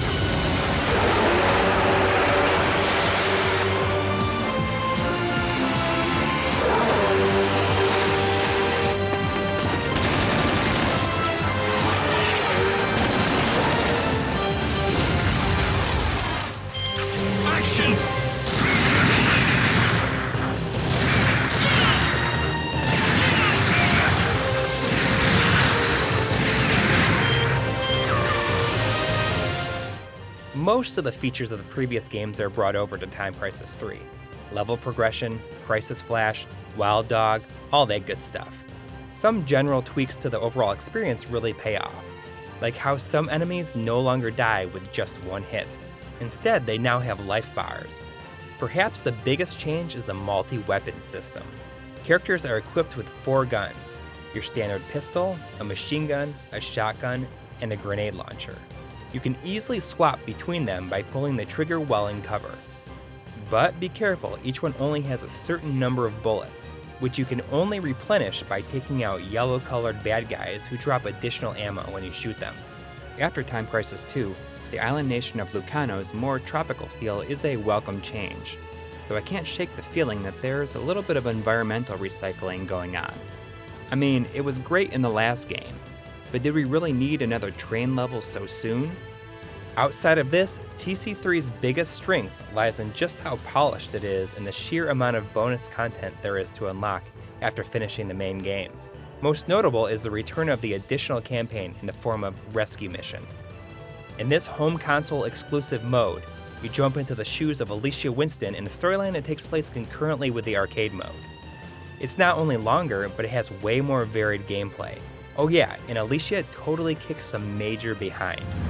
What's that smoke? That must be them. I better hurry. We are engaged in combat with the VSSE. Requesting immediate reinforcement. Hey! Her story includes multiple sniping segments, where you can move an aiming reticule with a D-pad on the GunCon 2. However, this does mean that support for the original GunCon had to be dropped in Time Crisis 3 in favor of evolving the gameplay. Also removed was the double gun mode, so you're confined to split-screen mode if you want to play some multiplayer. All things said and done, Time Crisis 3 might just be my favorite game in the series. It's polished, has a ton of content, and the weapon changing adds the perfect layer of variation that makes it feel like the most complete Time Crisis experience. At least until Part 4, right? Well, let's not get ahead of ourselves. Actually, let's back up a little bit. Time Crisis. Crisis Zone. Back in 1999, some key members of the Time Crisis team developed a new arcade shooter called Crisis Zone. Namco decided to remake this game on the PS2 and position it as a spin-off game called Time Crisis: Crisis Zone. For the first time ever, a Time Crisis game takes place in a real-world location, London. You play as a member of a special forces unit that has been assigned to take down some terrorists that have seized control of a high-tech corporation.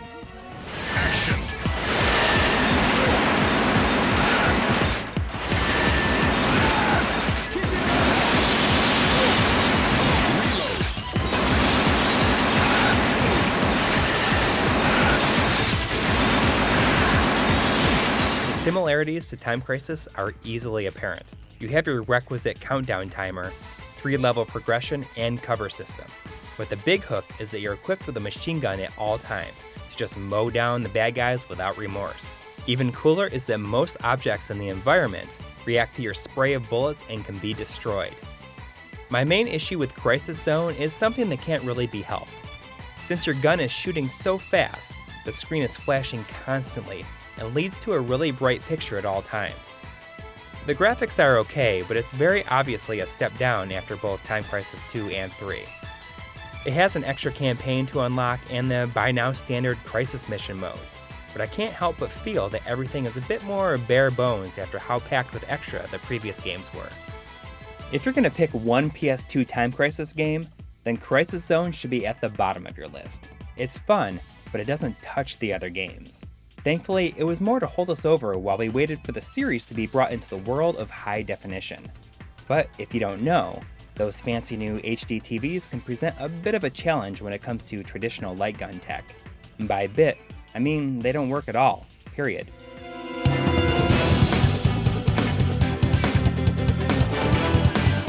One trigger, 2 analog sticks, an extra grip, and 8. Count them, 8 buttons. NPC 109, aka the GunCon 3. The GunCon 3 utilizes 2 infrared LED sensors placed in the upper right and left-hand corners of your HD TV screen, and a little camera sensor inside the tip of the barrel. When it comes down to it, the results aren't too unlike a Wiimote. While the technology is cool, setting up the whole thing is pretty obnoxious.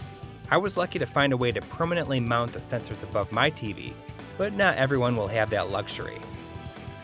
Not only is there a lot of extra parts in setting the thing up, but the GunCon 3 is over-designed to say the least. I mean, just look at this thing. After the relative ease of using the previous versions of the GunCon, it surely feels like Namco lost their way with this one. After the level of support that the GunCon 2 saw, it's obvious that developers decided to put their efforts into using Nintendo's similar Wiimote technology. Nonetheless, Namco would support their tech with some great games.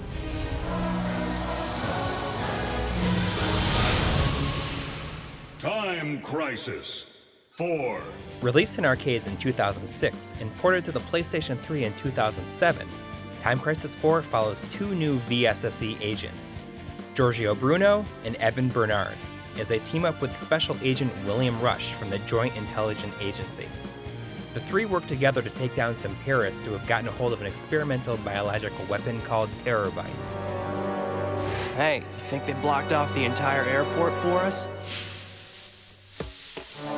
Thanks for rolling out the red carpet, guys. Let's do this. Action! Giorgio, Evan, can you hear me?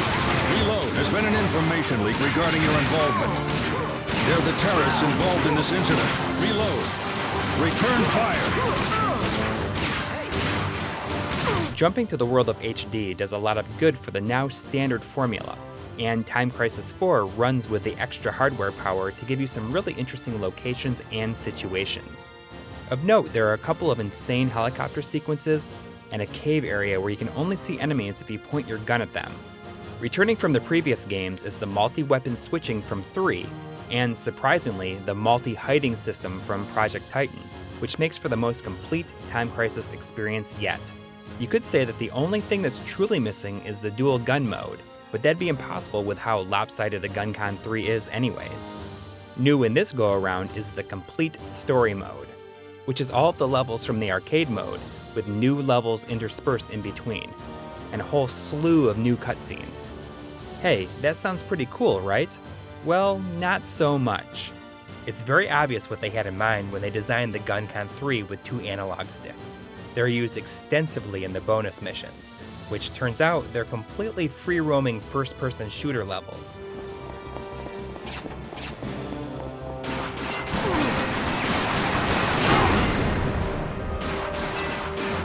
Reload.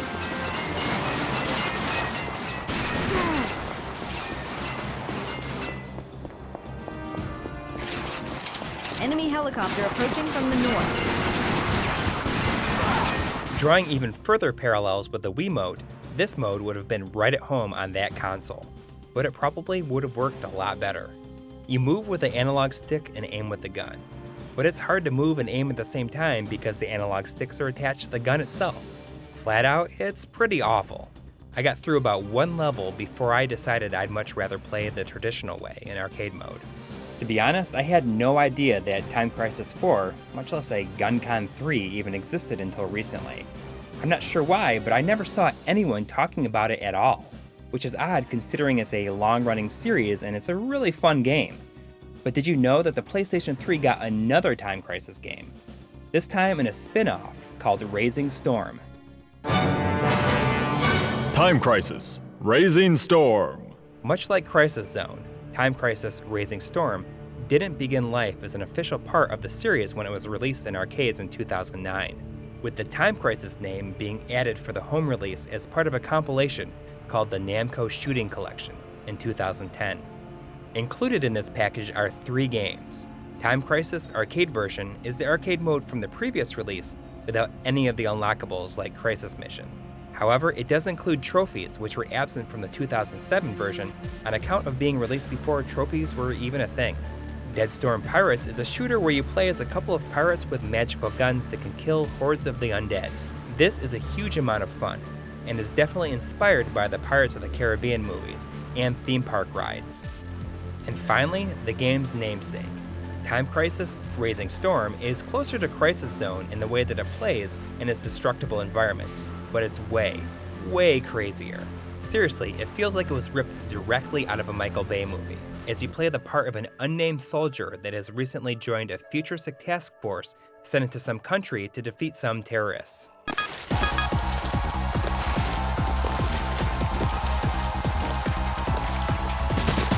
We're surrounded! Don't any of you die on me! Can you hear them? What's your sense? We dropped down right on top of Hotel Diamante. We're engaged in battle. Hold them back! Fire! Hey, someone's... These guys are crazy! Just keep firing and take them down!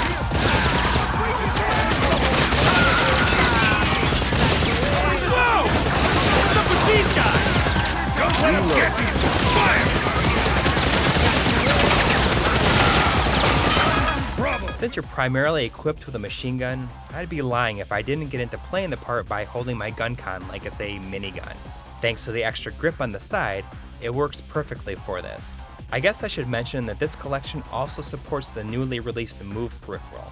But come on, there's no way I'm going to play a Time Crisis game without a GunCon. Despite the traditional timer, the overall gameplay couldn't feel further from a regular Time Crisis game. In fact, it feels much closer to a couple of my favorite Sega arcade gun games, Gunblade New York and LA Machine Guns, which by the way are awesome if you've never played them. Everything moves along at a nice clip, and it's entertaining to see just how destructible the environments really are. But in case you hadn't noticed by this point, Raising Storm is the poster child for the bald marine in a drab and boring environment. Not saying that's a bad thing, since there's usually so much going on that you hardly have time to even notice. But when you finish a level, you're assaulted with more color on the clear screen than in the entire rest of the game. There's a couple of different modes here. Arcade mode is your basic rail shooter that takes you through no fewer than 3 stages, although it does seem to have alternate endings depending on how well you do. For instance, you can access a bonus 4th level by taking out some missiles towards the end of the game. Sentry mode sees you taking down rioting inmates in some prison. It's more of a bonus shooting gallery game, but it's pretty cool. Third is a story mode that picks up where Time Crisis 4's FPS-style gameplay left off. But here, it's way more complicated. Melee, going into cover, location-sensitive moves, I just could not do it. It was so difficult to control that I didn't last long. Just let me blow stuff up. The whole Time Crisis Raising Storm package is definitely worth the price of entry. Since the GunCon 3 can be a little tougher to come by, I suppose the Move is a worthy alternative and easier to find these days. Since it includes the full arcade experience of Time Crisis 4, you could theoretically go directly for this compilation if you wanted to. And that's pretty much it, right? Well, not quite. Time Crisis 5. In 2015, Time Crisis 5 was released in arcades, but at the time of the production of this episode, it is not yet seen a home release. It adds some cool new features like a dual pedal system, which, let's be honest, is the final frontier for this series. It's also the first game in the series to be fully built on the Unreal Engine. I've never played it, but it looks freaking awesome, doesn't it? With advancing display technology, it's unfortunate that the ease in which to play these style of games is slowly going away. Unless you're an enthusiast, you probably don't have a tube television laying around to just break out your PS2 and GunCon to play a quick game of Time Crisis. If you do want to put the effort in, every single game in the Time Crisis series is worth your time. Revisiting some of these old favorites and experiencing new ones made me truly appreciate the light gun shooter genre as a whole.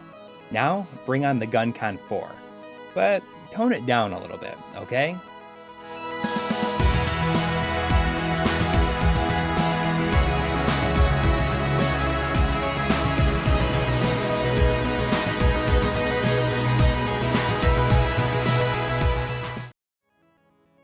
In the past, we've taken a look at several different approaches to playing and capturing pristine video across a number of Nintendo's handheld consoles. But some of the most common questions we get are, what about Sony's handhelds, the PlayStation Portable and the PlayStation Vita? Well, thanks to the ambitions of the homebrew community, a recent development might just be the ultimate solution when it comes to using official hardware for playing PSP, PlayStation Vita, and heck, even PlayStation 1 classics in pixel-perfect clarity on your HD TV.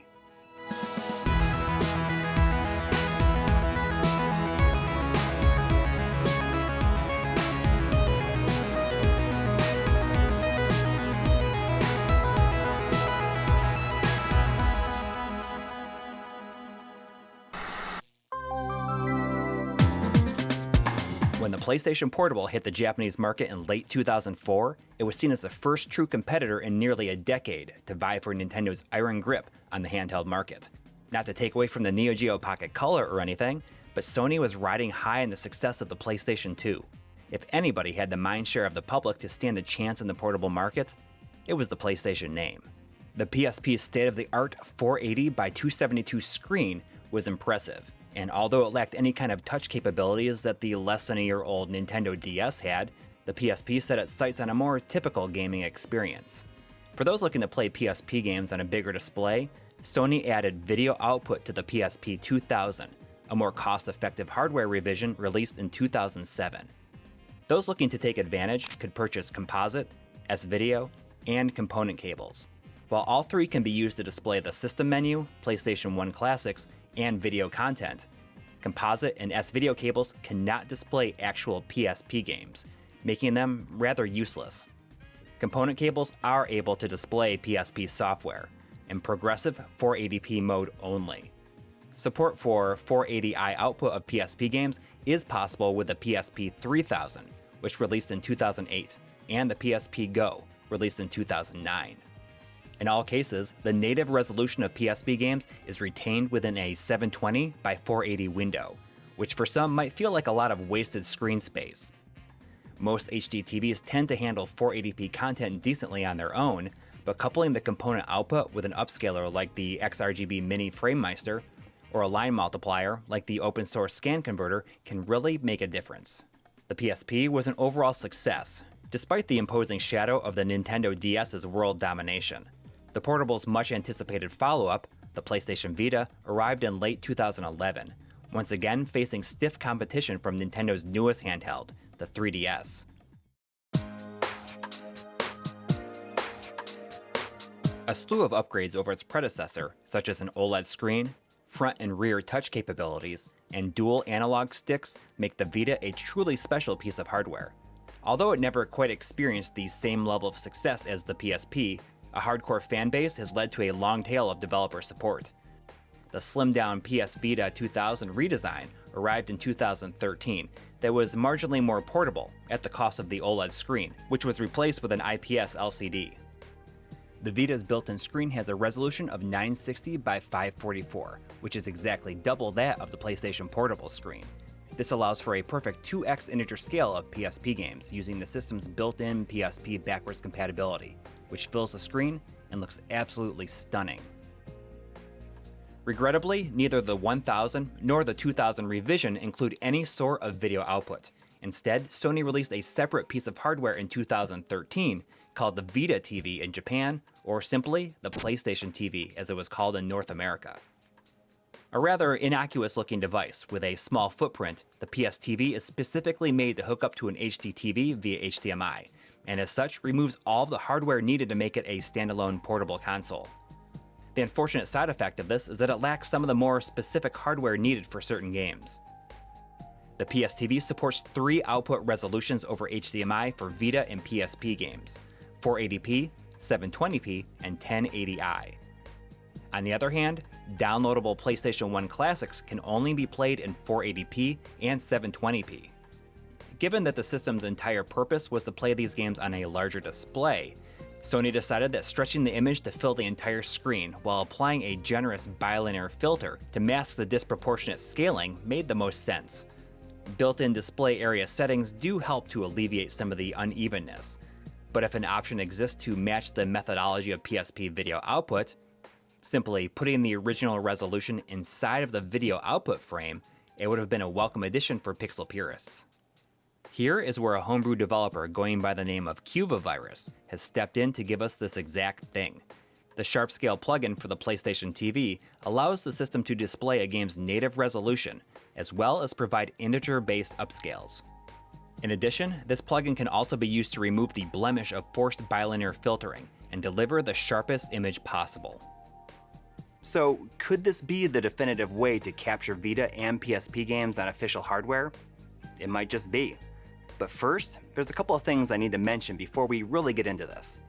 First, this video will not show you how to install the Henkaku custom firmware. That is completely up to you. There's plenty of resources out there for you to check out and walk you through it. Second, the PlayStation TV is unfortunately restricted by HDCP protection. So if you want to capture video from it, you're going to need to find a device or way to work around it. Tri and I got lucky and found an HDMI splitter years ago on eBay that did this, but that listing is long gone by now. Alright, that said, let's go.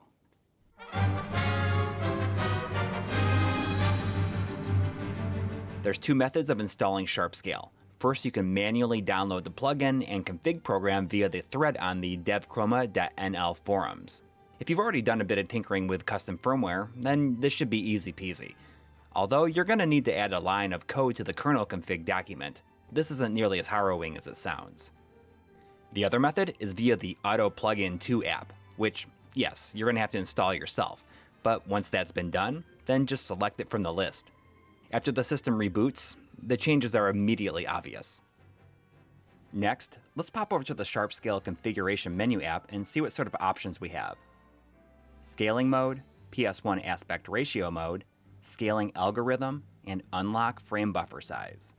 To the seasoned RGB Masterclass viewer, these seem pretty self-explanatory, but let's see how they apply to the specific types of games that are officially supported on the PSTV, meaning Vita, PSP, PS Minis, and PS1 classics. The scaling modes are naturally the most important piece of the puzzle here. Original matches the typical output of the PSTV, as if you weren't running the plugin at all. Integer performs an integer scale to the largest possible size at your current display resolution, the end result of which is not only based on the resolution that your system is set to, but also the output resolution of the game. Real will show a game at its unscaled resolution, which in some cases can differ between Vita games. It's also important for seeing the true resolution of PSP and PS1 titles. Fitted scales the image to fill the screen while maintaining the correct aspect ratio. It's very comparable to original mode, but is perhaps a bit more accurately scaled. PS1 aspect ratio mode are naturally aimed at the PS1 classics that you can purchase and download from the PlayStation Store. These only apply to those games when you've selected the integer, real, and fitted scaling modes.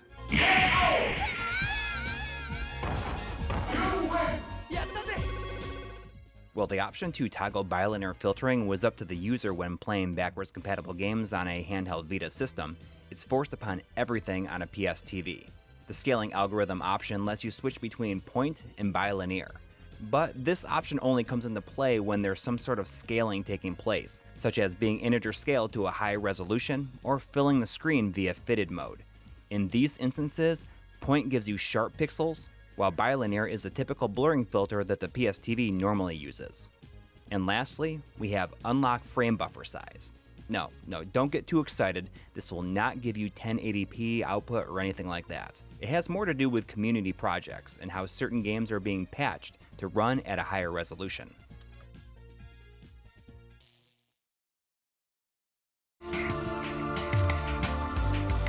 So that's a quick overview of the abilities of Sharpscale. I'm sure you're already starting to get an idea how much of a game changer this could be for the PSTV. So let's take a closer look at some of the ins and outs when playing various types of software the PSTV is capable of.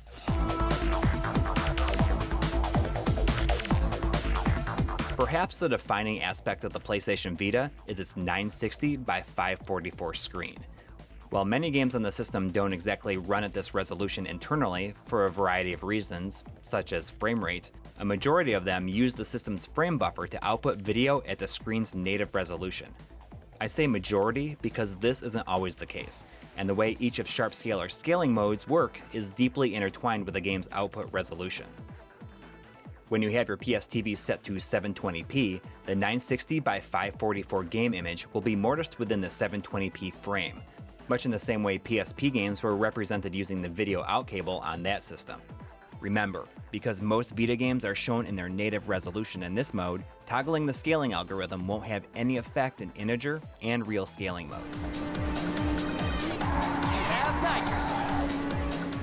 Now if you set your system to 1080i, the nat resolution will be doubled to 1920 by 1088, and the game will completely fill the screen, at the cost of 8 rows of pixels, 4 at the top and 4 on the bottom.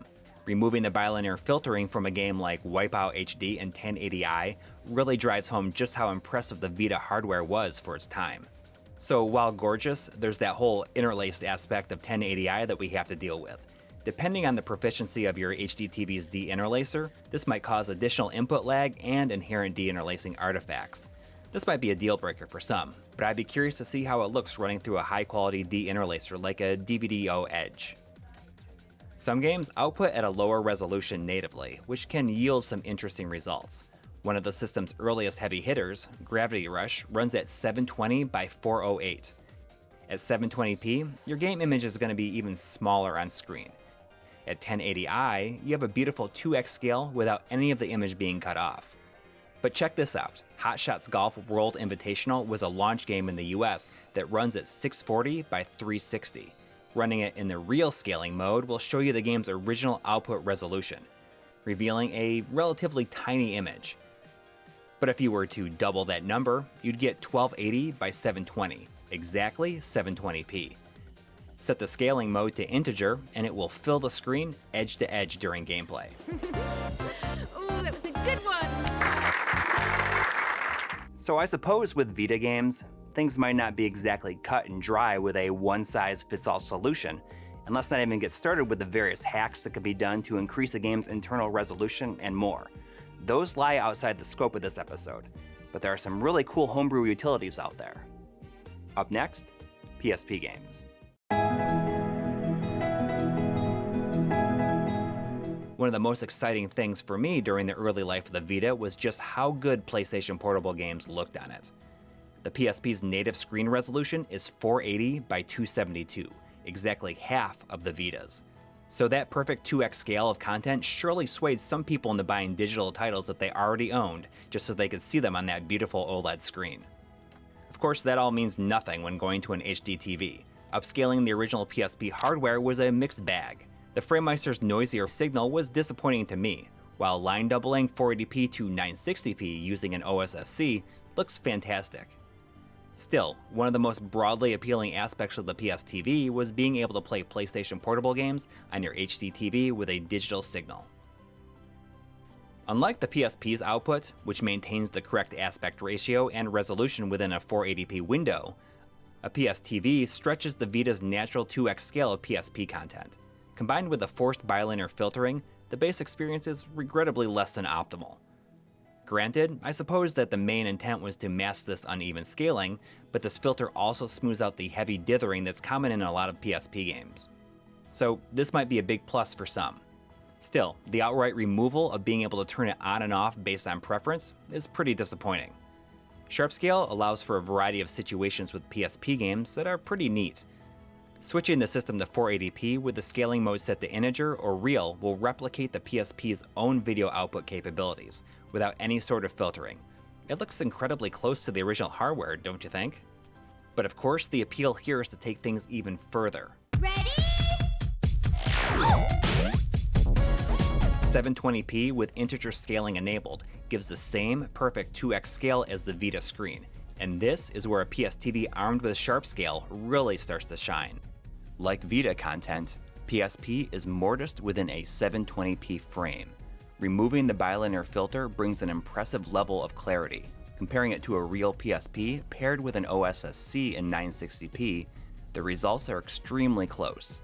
But the lack of any sort of analog noise and working within a digital signal from the get-go might give the PSTV a slight edge. Now, let's take it to 1080i for some truly eye-popping results. Bullets of the Covenant!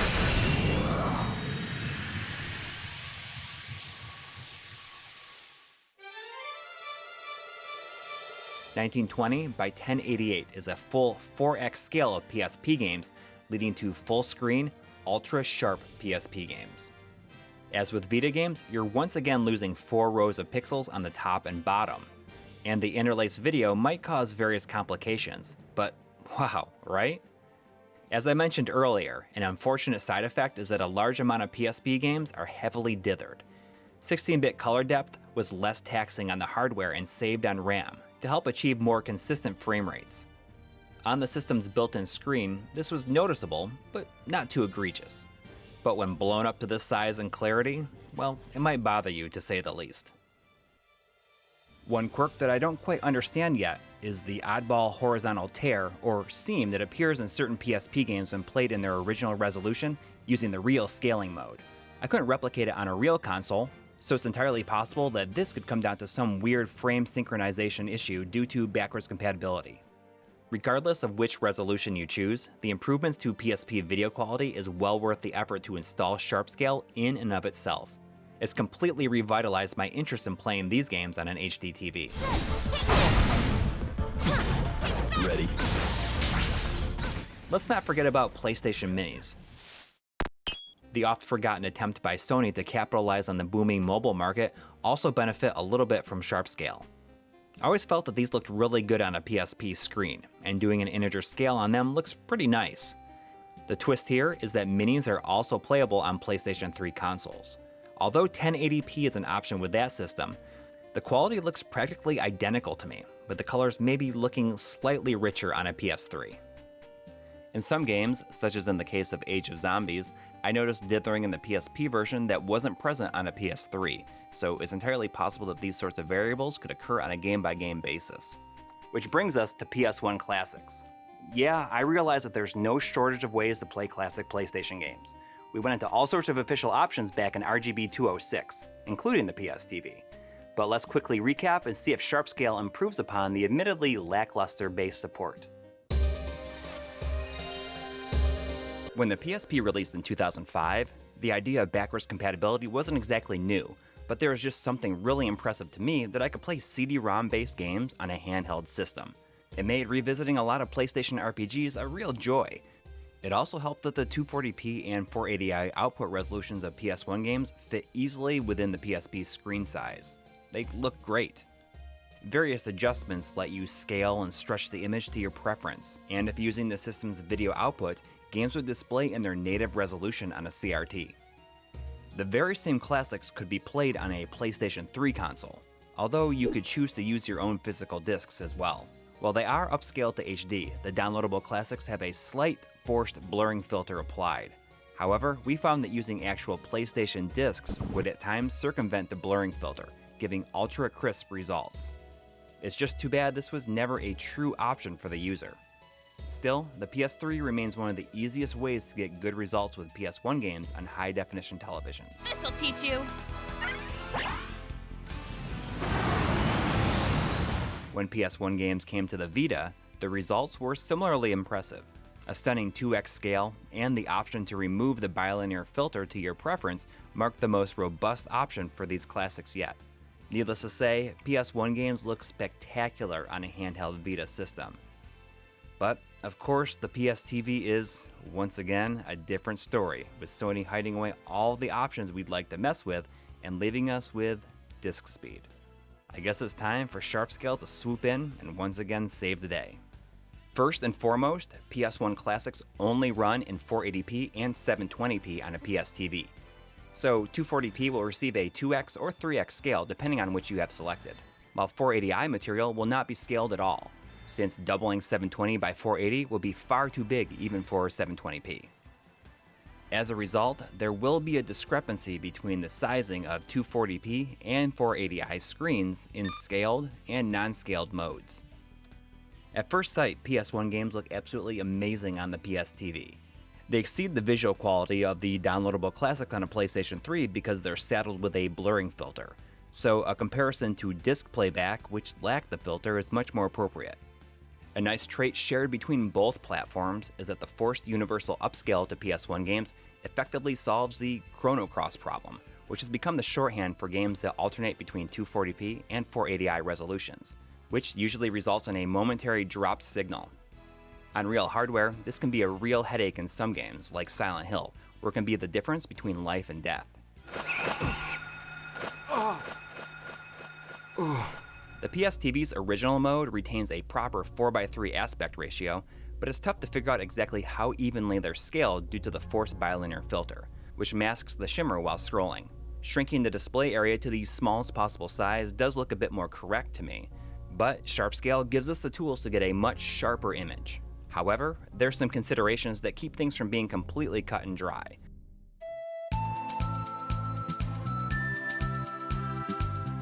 Before we get into the interesting stuff, the real scaling mode is fun to check out just to see a game running in its native 240p resolution.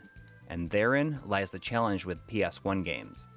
Title screens, to gameplay, to menus, many of the games on the system run at different resolutions, and here is where the PS1 aspect ratio settings come into play.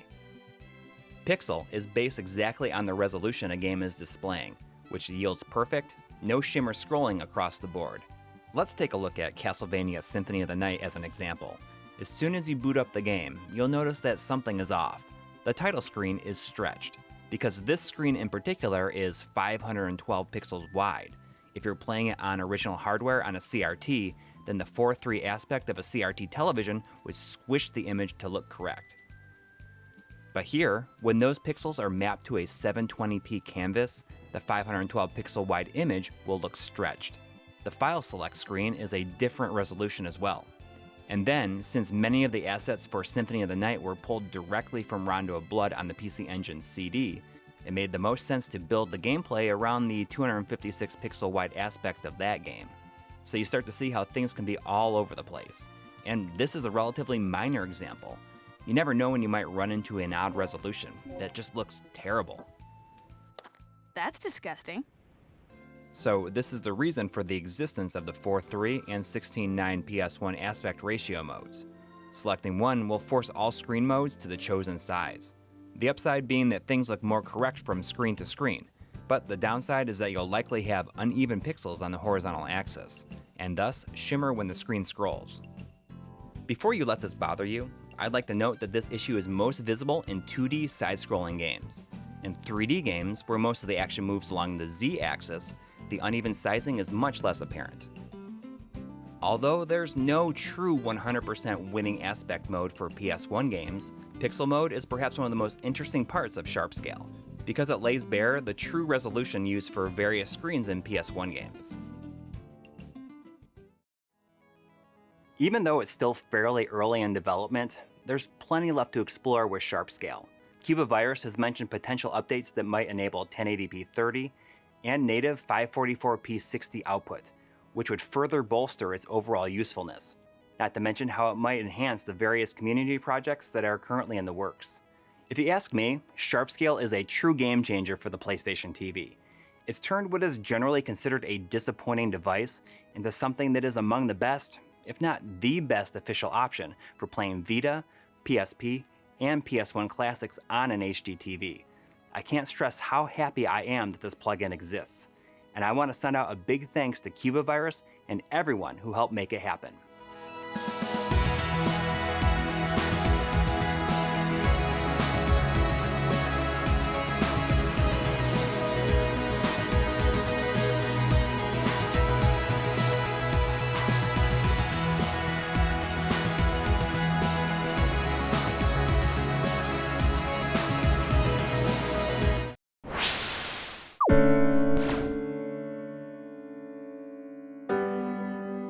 Flower was one of the most unique games that came out last generation on the PlayStation 3. For some silly reason, I only ended up playing through it one time. But seeing as it was ported over to the PS4 for launch, I seized the opportunity to give it another go. Here's my takeaway replay of Flower.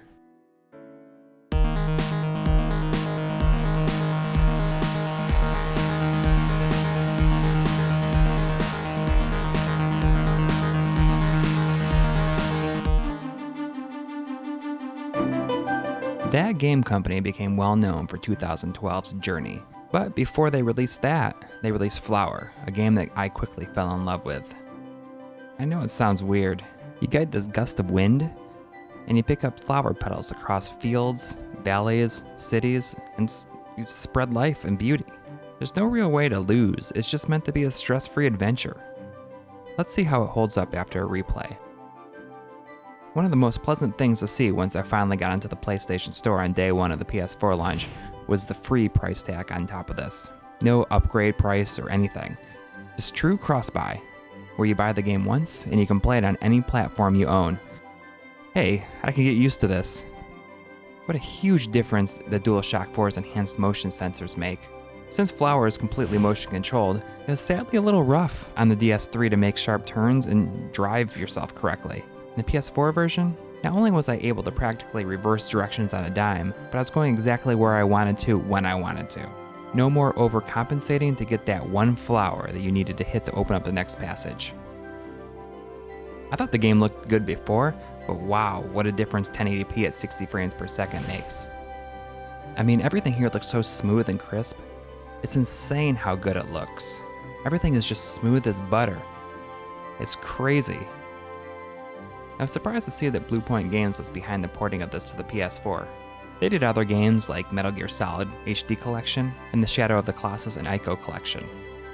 I guess it makes sense with how well it's done here. There's this one section where you have to guide your flowers through a maze of collapsed electrical towers, and every time you hit one, you lose some petals. I get the point of this level and the overall narrative, but man, does it make me annoyed. The worst part is going to be having to go back for the trophy you get for going through this part without getting hit. It's still awful. In my opinion, Vincent Diamante's soundtrack from Flower is the best one to come from that game company's games. Yeah, it even trumps Journey's. The soundtrack feels something out of a Pixar movie and builds to perfection. One of my favorite soundtracks of last generation. And I gotta say, it was a pleasure to revisit it. Upon replaying Flower, I realized it's still as impactful as the first time I played it. A combination of childlike wonder and melancholy creates a game that holds up immaculately. If you played it before, it's absolutely worth going back and playing again, especially on the PS4.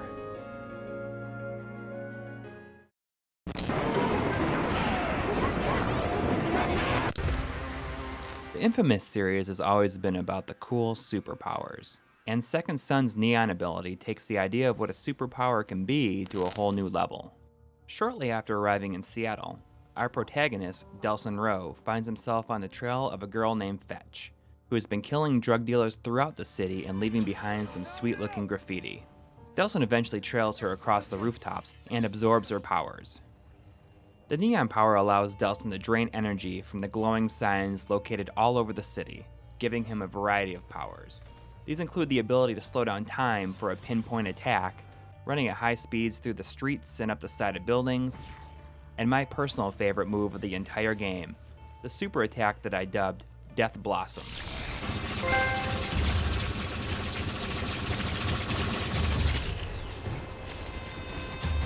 Not only is neon fun to use, it's also seriously awesome looking with its bright colors and glowing particles bouncing all over the place.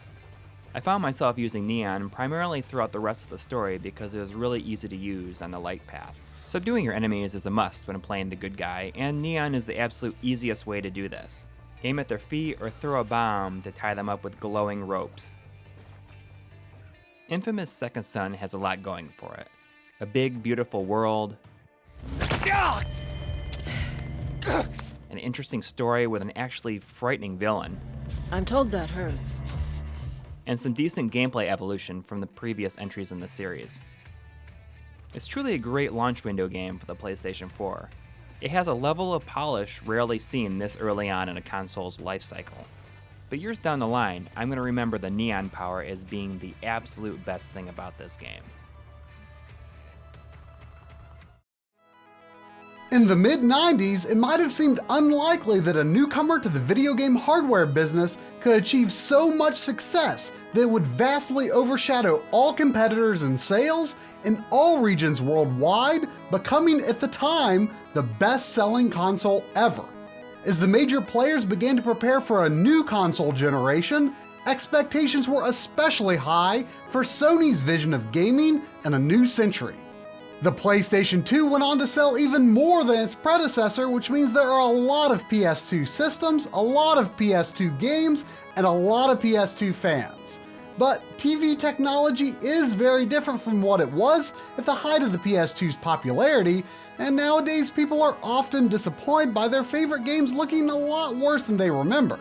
So, how to get a better experience with your PlayStation 2? Welcome to RGB 210.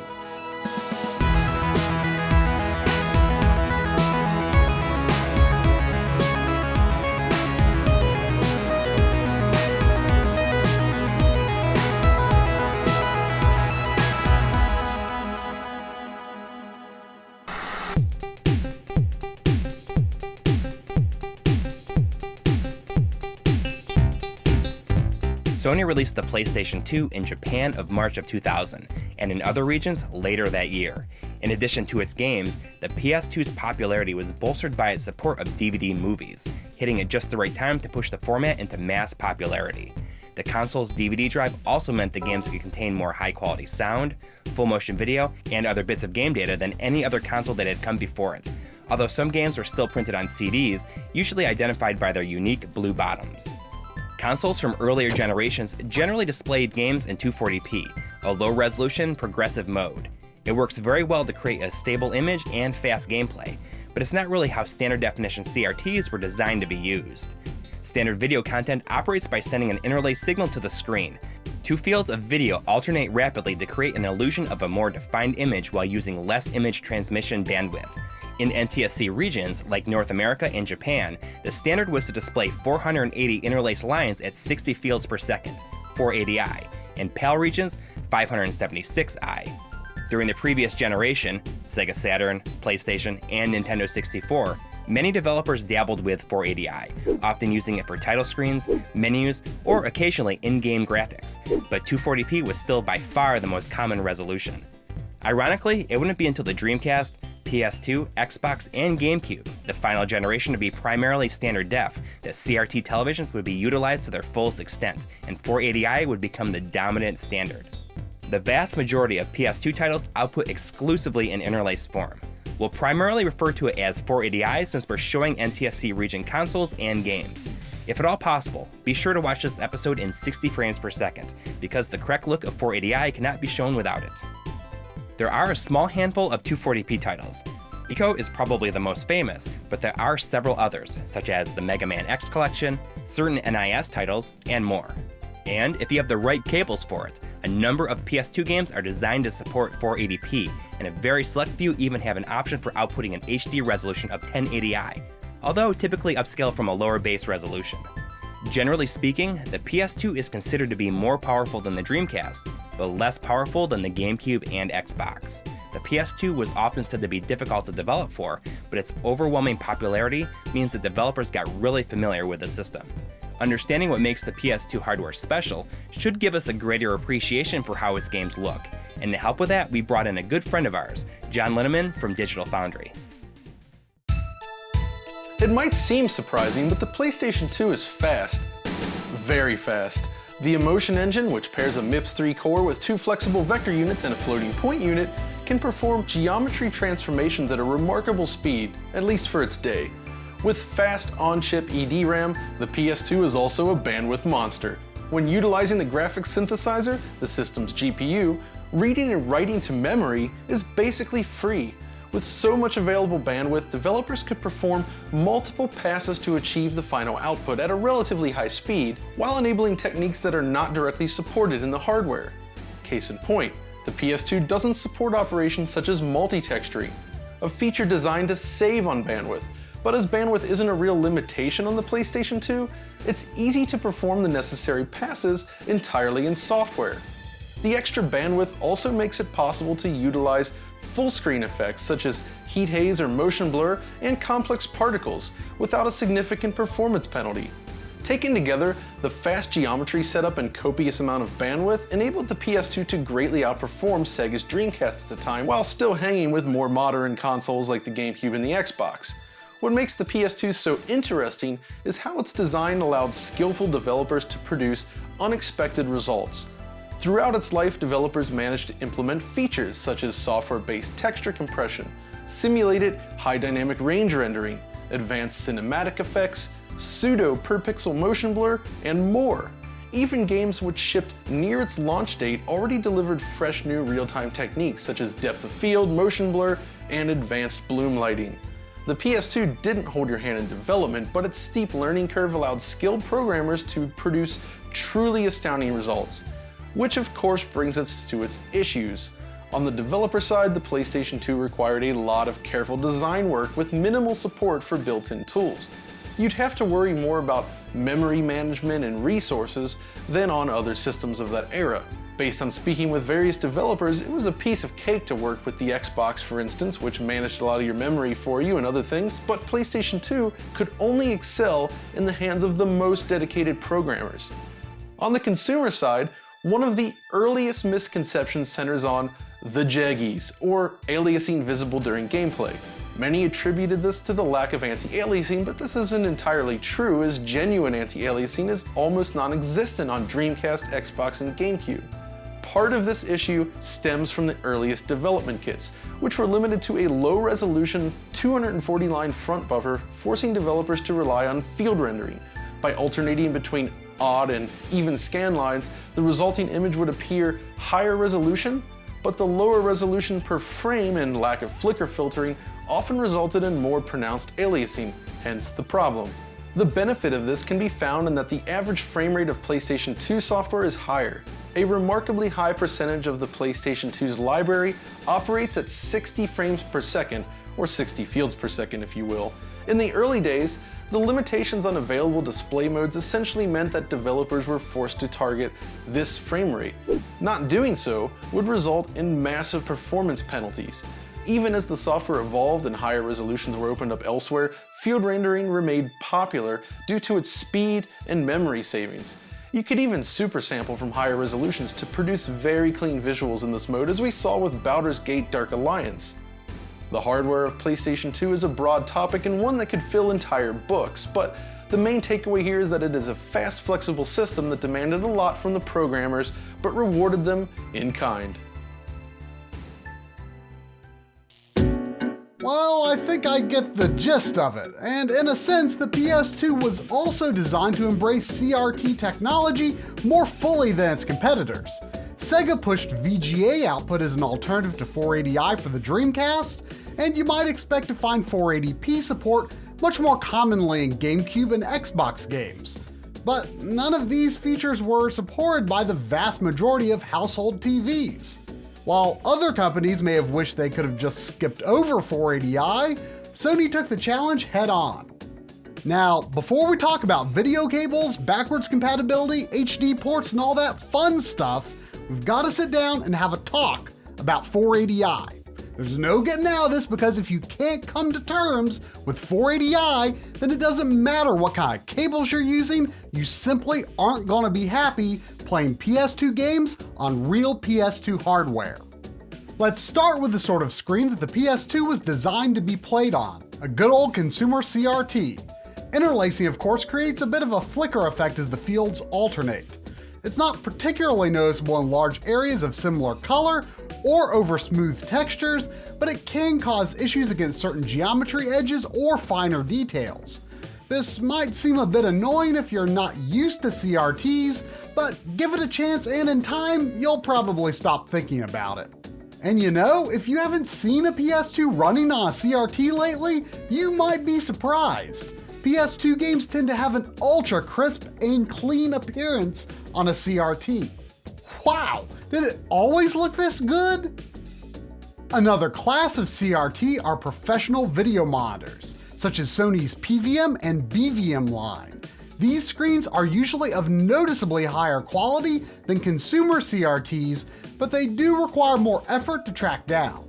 The Sony 20L5 is one of our favorites due to being able to display 480p, 720p, and 1080i. However, when running in 480i, we notice that the 20L5 has blank gaps between pairs of fields, perhaps due to its HD capabilities. It still looks great overall, of course, but a much more basic sort of PVM, such as the 20L2MD, actually displays 480i a little more truly to the intent, with no noticeable gaps between fields.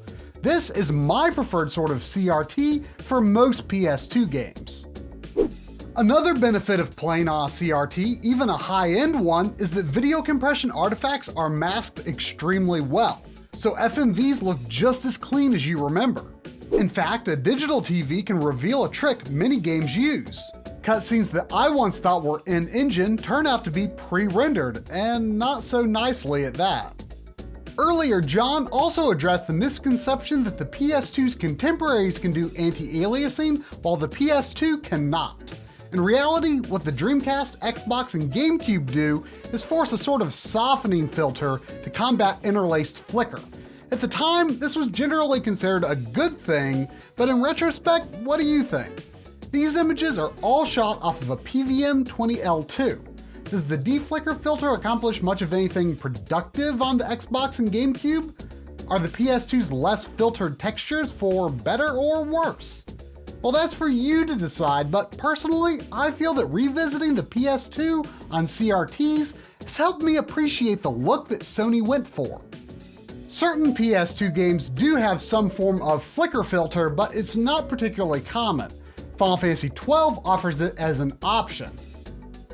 Modern displays are progressive by nature, so if they were to show raw interlaced content, it would look like this. The serrated edges are called combing artifacts. Thankfully, you're not likely to actually see anything like this in reality. When you plug your PS2 or any other 480i source into your modern TV, the TV performs a de-interlacing process, essentially combining the information from alternating fields to fake a progressive image. How well each TV de-interlaces certainly varies, but it's often difficult to see the difference between 480i and 480p on modern TVs. The downside is that most de-interlacing processes contribute to lag to some degree, but it may be acceptable depending on how sensitive you are to lag.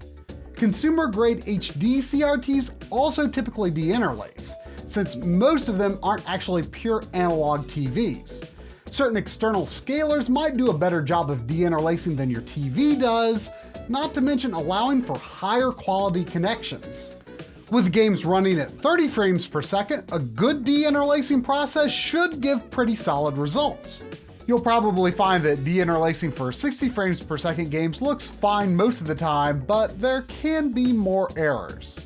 One method that can avoid this is called Bob deinterlacing, which is a form of line doubling. This is theoretically lag-free and sort of simulates the look of interlaced content on a CRT. It's a little weird, but not bad if you can get used to it. Bob deinterlacing is used by the open source scan converter. We'll talk more in depth about how the PS2 behaves with certain video processors later in the video. But let's face it, 480i is really low res compared to what people are used to nowadays. There are tons of HD ports of PS2 titles, and of course there's emulation too, but if you want to play a game on real PS2 hardware, the first step is accepting what you've got to work with, and in most cases, that's 480i. The PS2 was made for a world filled with CRTs after all, and in that context, it can look absolutely amazing. If you're playing on HD TV or even a 4K TV, well, of course it's lower resolution than what you'd normally see on those displays, and no deinterlacing or upscaling method is going to make it look quite HD. Personally, I don't think the PS2 looks that bad when upscaled. You just have to have realistic expectations. And of course, no matter what you're hooking it up to, good quality connections. The PlayStation composite cable is likely the most common console-specific video cable in the world, having shipped with the PlayStation, PlayStation 2, and, for some reason, even the PlayStation 3. All video information is pumped through the yellow connector. Commonly available and easy to use, composite video represents the lowest form of video that the PS2 natively supports. Most new TVs purchased during the PlayStation 2 era probably had an S-video input. S-video is a huge leap over composite because it separates the video signal into two lines within the cable. The brightness information, also called luma or Y, and the color information, also called chroma or C. Remember this because luma also plays a major role in the PS2's more advanced forms of video output. Official S-video cables are a safe bet if you can find them for a decent price. It's typical for third-party cables to pair up S-video with composite video, which is a risky scenario unless they're pretty well made, like this Rocketfish cable seems to be. A super cheap set of cables by Tommy that we bought off of Amazon actually performs not too bad considering the very thin wiring. But be aware that cheap cables like these often do have some degree of audio buzz, which can be avoided by using the optical audio output. But please note that a handful of games do not output audio this way. A couple of no-name brand S-video cables, including a multi-console set, show why a composite video line is trouble. You might see it bleed visibly into the S-video line. It's possible that the chroma part of the S-video signal can cause these problems too. But as long as you get a good set of cables, S-video is a great option for PS2 games, especially if you're playing on a CRT with S-video inputs.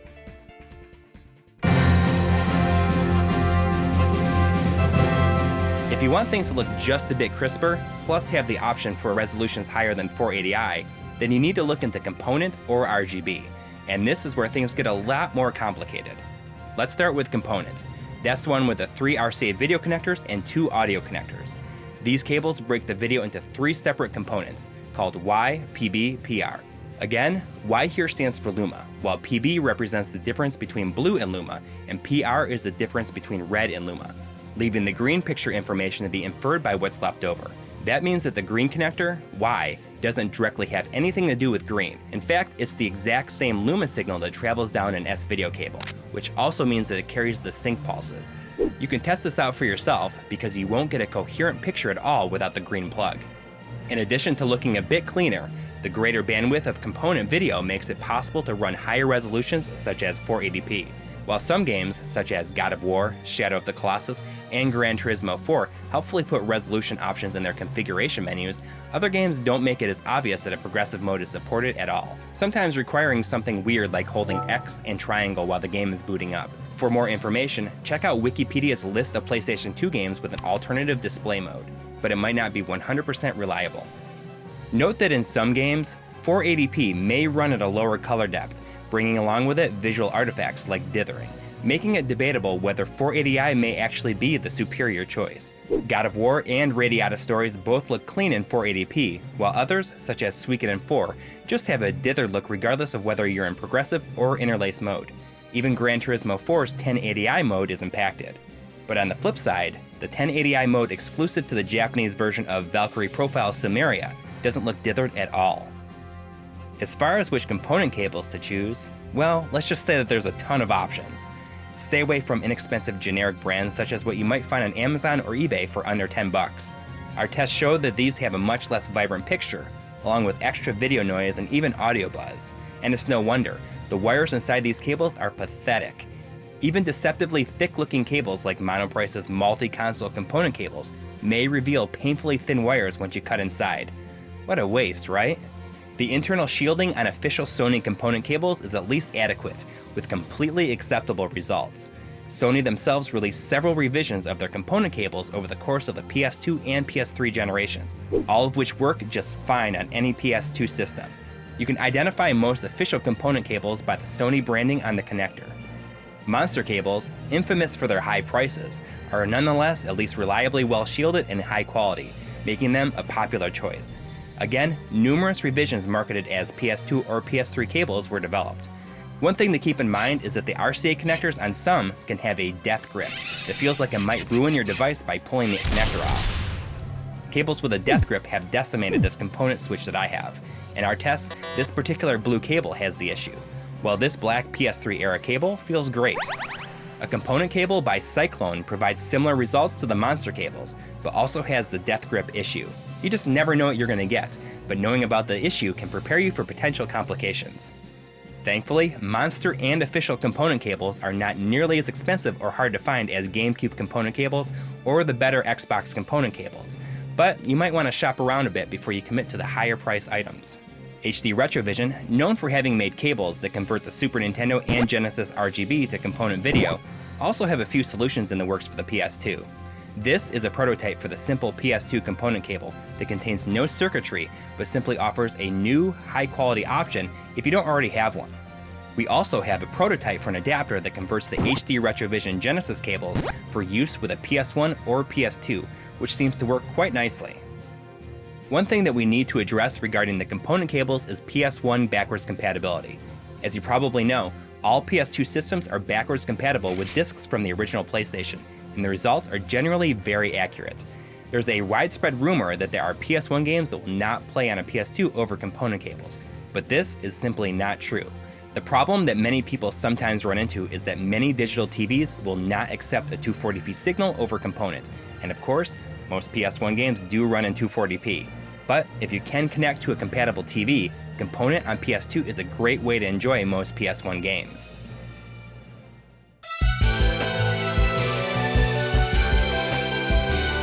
So what about RGB? Is it better than component? Well, I think the first thing you should think about is which is simpler to use in your setup. There are some hoops to jump through when it comes to RGB on the PS2, and it may or may not be worth it to you. RGB is of course red, green, and blue being sent through their own lines inside of a cable, usually with a sync signal on a different line. The typical cable for RGB on most retro consoles uses a SCART connector. This is a European wiring standard, but is compatible with any PS2 console. The less common Japanese equivalent, called JP21, is also an option, but be sure that the devices or converters that you plug your cables into are designed for SCART or JP21. Don't mix and match because the standards are not cross-compatible. It's also important to know that SCART is not inherently RGB. It was designed to be a simple, all-purpose analog AV connector, and some SCART cables may in fact only be composite quality. Something to keep in mind is that technically PS1 and PS2 RGB cables are not intended to be designed exactly the same way. The PS1's AV output capacitors are not for RGB, requiring the cable to have at least 220 microfarad capacitors to properly drive each video line. The PS2, on the other hand, has sufficient capacitors for RGB directly on the motherboard, meaning that equivalent capacitors in the cable will actually diminish the performance of the signal. Ideal PS2 RGB cables should either have no capacitors or significantly larger capacitors to balance it out. More on that in a moment. Let's take a look at this generic, inexpensive SCART cable from Hong Kong. There's quite a few problems here. First, it has 220 microfarad capacitors, making it less suitable for PS2. The wiring is very thin, which in particular causes audio buzzing. In addition, this cable carries composite video alongside RGB, the reasons being they provide source for video sync. As we saw with the S-Video combo cables, non-shielded composite tends to bleed into other wires, wreaking havoc not only on audio, but picture quality too. This is why it's important to remember that Y, The Luma line also includes a sync signal. While not exactly the standard method, there's no reason that an RGB cable can't be designed to pull sync from Luma on PS1 or PS2. This method is called Sync on Luma. Unlike composite video, Luma doesn't contain any encoded color information, which is the primary source of noise artifacts when running composite video along RGB video lines. Hence, it is much easier to use Sync on Luma to achieve clean results, and is absolutely the cable that you should buy in most cases. No PlayStation Series console has a dedicated sync signal, called C-Sync, but sync stripping circuits installed inside certain cables can generate a C-Sync signal from Luma if Sync on Luma happens to be incompatible with your equipment. We tested out PS2 cables from 2 manufacturers who specialize in SCART cables for retro gaming. The Florida-based eBay seller, Retro Console Accessories, is now focusing on a new website, retroaccess.com. Here, you can buy their newest PlayStation cables, which have been considerably upgraded recently. PlayStation cables from Retro Access previously had 220 microfarad capacitors, which is on spec for PS1 and passable for PS2, but not quite ideal.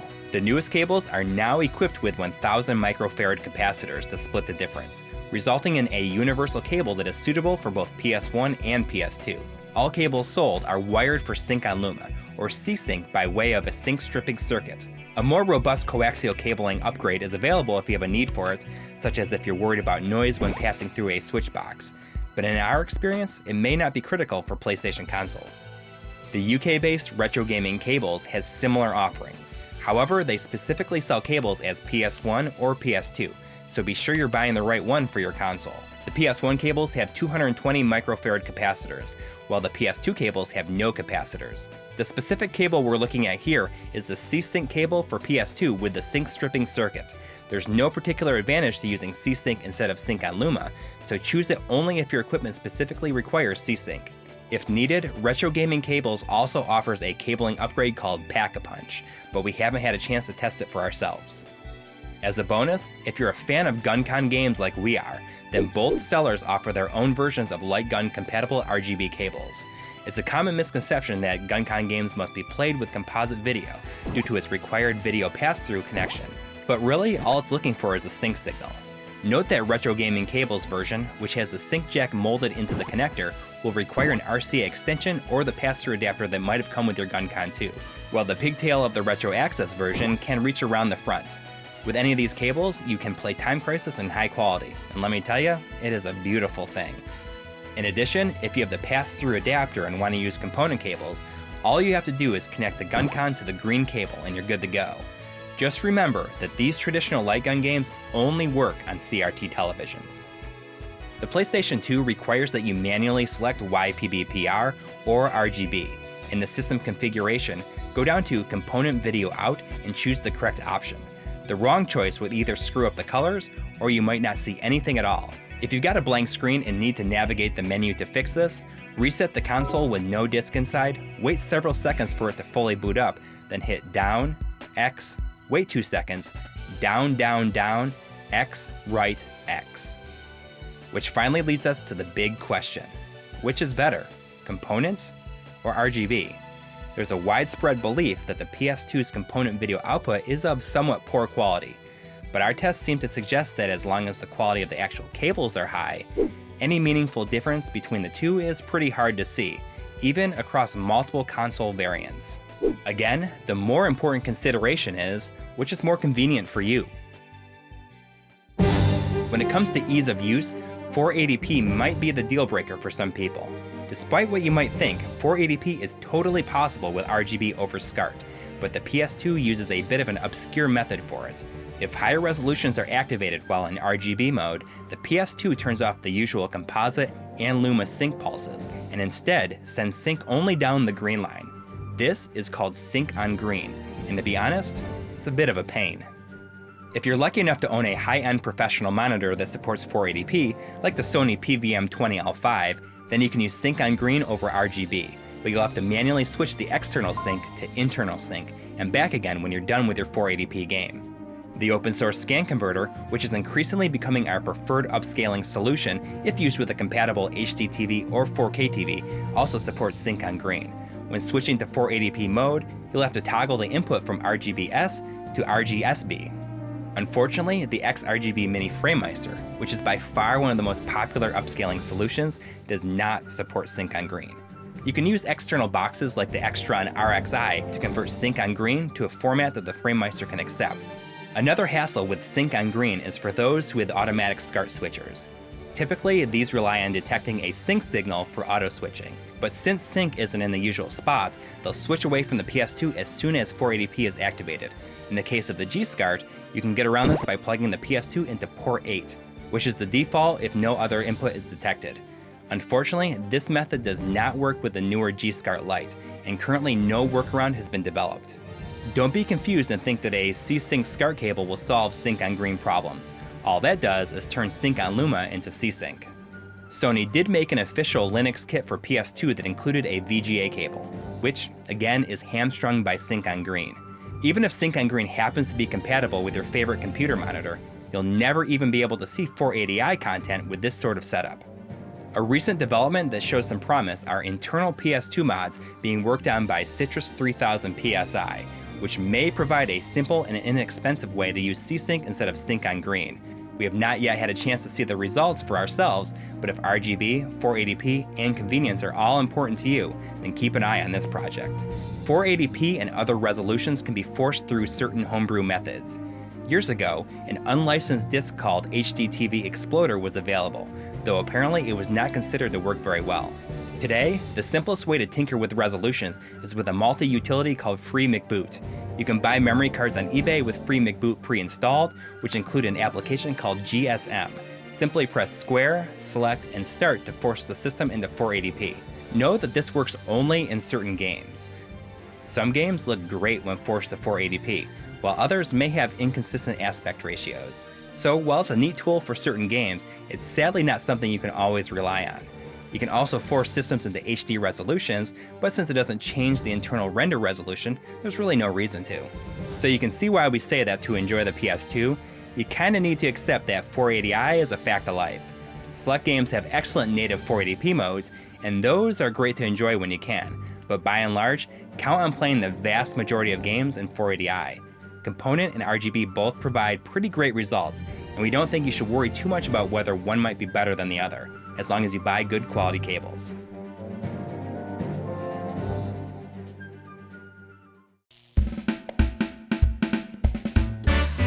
We get a lot of questions about the PS2 to HDMI adapters that you can find all over Amazon. They're sold for really cheap by a number of no-name brands. Of course, the PS2 does not provide a raw digital signal, so these are simply analog to digital converters. They do not upscale and simply pass digital 240p, 480i, or 480p to your TV. The guys over at HD Retrovision spent some time investigating these boxes and have concluded that there are primarily two types, and we don't know of a good way to tell which one you're going to get. Let's call the first one Type A. Type A does not support 240p, so don't count on playing PS1 games. But the real deal breaker is that these are even noisier than the cheapest generic component cables. Black levels are also crushed considerably, resulting in lost visibility in horror games. Then there's what we'll call Type B. These do support 240p, so PS1 games are good to go if your TV supports 240p over HDMI. It is considerably brighter, and video noise is significantly less noticeable compared to Type A. So for a moment, it seems like Type B may not be an awful solution, but black levels are a bit gray, poor sampling causes more severe stair-step issues, and the audio is a bit overdriven. So these PS2 to HDMI adapters are primarily for those who have no component inputs. Even still, we recommend considering other solutions. Let's take a moment to talk about how some of the more popular video processors handle PS2 games. The XRGB Mini FrameMeister could accept RGB and component with the proper adapters. While the FrameMeister overall looks pretty clean, it inherently generates a bit of noise for any input, which you might notice in certain scenes, especially in large areas of the same color. However, the FrameMeister is very good at de-interlacing. Make sure you choose Natural as the image mode for interlaced content. For progressive sources like 240p or 480p, set the image mode for Picture. 240p is of course the FrameMeister's specialty, but 480p is not considered one of its strong suits. Most HD TVs will upscale a 480p source just as well or better. If you're interested in perfect integer scaling and ease of use, we recommend downloading FrameMeister profiles from Firebrand X, the Pixel Purist. These include 480i, 480p, and backwards compatibility profiles usable with either RGB or component. Because these profiles double the size of 480i within a 1080p frame, note that there will be some black space above and below the game window. The most recent versions of the profiles have been painstakingly balanced for color, and both darker and brighter PS2 games look just great. You also have a choice of using sharp or blurred profiles. I keep wavering back and forth on which I prefer for PS2 games. With blurred settings, certain text and 2D art can look very nice, almost HD. But other artifacts can crop up and 3D geometry edges still look pretty low res. John Linneman recommended to us more of a middle ground scaler setting that we've also really taken a liking to. A variety of FrameMeister scaling styles have been used throughout the episode. Which do you prefer? It's not quite the same as the crisp yet smooth CRT look, but overall the FrameMeister mostly gives you the tools to make PS2 games look reasonably good on a modern display, with a relatively small lag penalty plus whatever delay your TV might add. Tolerable to me, but your mileage may vary. The most exciting alternative to the FrameMeister is the open source scan converter, or OSSC, developed by a Finnish engineer who goes by Marks and sold at the UK-based Video Game Perfection. As of the time of this episode, it is up to hardware revision 1.6, which now includes a regular HDMI port with embedded digital audio output and the option to input component audio via the 3.5mm jack. The OSSC is a line multiplier rather than a scaler, resulting in no lag aside from your display's inherent lag and spitting out the exact same refresh rate that it takes in. The downside is that certain systems and certain modes might not work on certain displays. Hopefully you won't run into too many issues with the PS2, since its output is fairly on spec compared to systems with widespread compatibility issues like the Super Nintendo. 480i options on the OSSC have been expanded with firmware updates. 2 interlace output modes are offered, pass-through and 3x, and 2 progressive de-interlaced output modes, 2x and 4x. The 2x and 4x modes employ a method called Bob de-interlacing. In this implementation, it line doubles or quadruples each field, which, if you were to look at it frame by frame, gives it a pixelated look. In motion, though, it kinda looks like interlaced flicker on a CRT. At times, the Bob technique is very effective, while at others it may be a bit distracting. However, if you prefer the look of your TV's internal de-interlacing process, then you can simply use the pass-through option to send a digital 480i signal to your TV instead. I'm a bit unsure how I feel about Bob de-interlacing myself, so that's definitely a handy feature. We have unfortunately been unable to test the interlaced 3x mode due to compatibility issues. With 480p content, the OSSC's default option is a straight pass-through of 480p as digital output. However, there is an interesting alternative, which is a 2x mode that outputs 480p as 960p. If your TV doesn't mind the weird resolution, then the result is ultra sharp.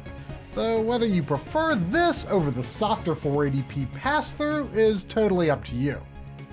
Among the OSSC's greatest strengths are the quality of its analog to digital conversion, which does not add any apparent noise that's not caused by your cables, and its color handling, which is incredibly accurate. If you're curious about more budget-friendly upscaling options, watch RGB 105.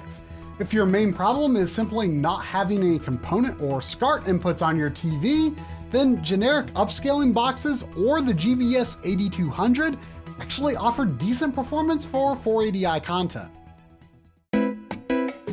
Suppose you feel compelled to spend yet more money. We've been getting questions lately about the M-Cable Gaming Edition by a company called Marseille. This is an HDMI cable with active circuitry that claims to improve image quality through anti-aliasing with virtually no lag. Considering anti-aliasing pretty much doesn't exist on PS2, we decided to go ahead and buy one to test out for this episode. Well, I can't deny that what we're looking at here is pretty darn interesting.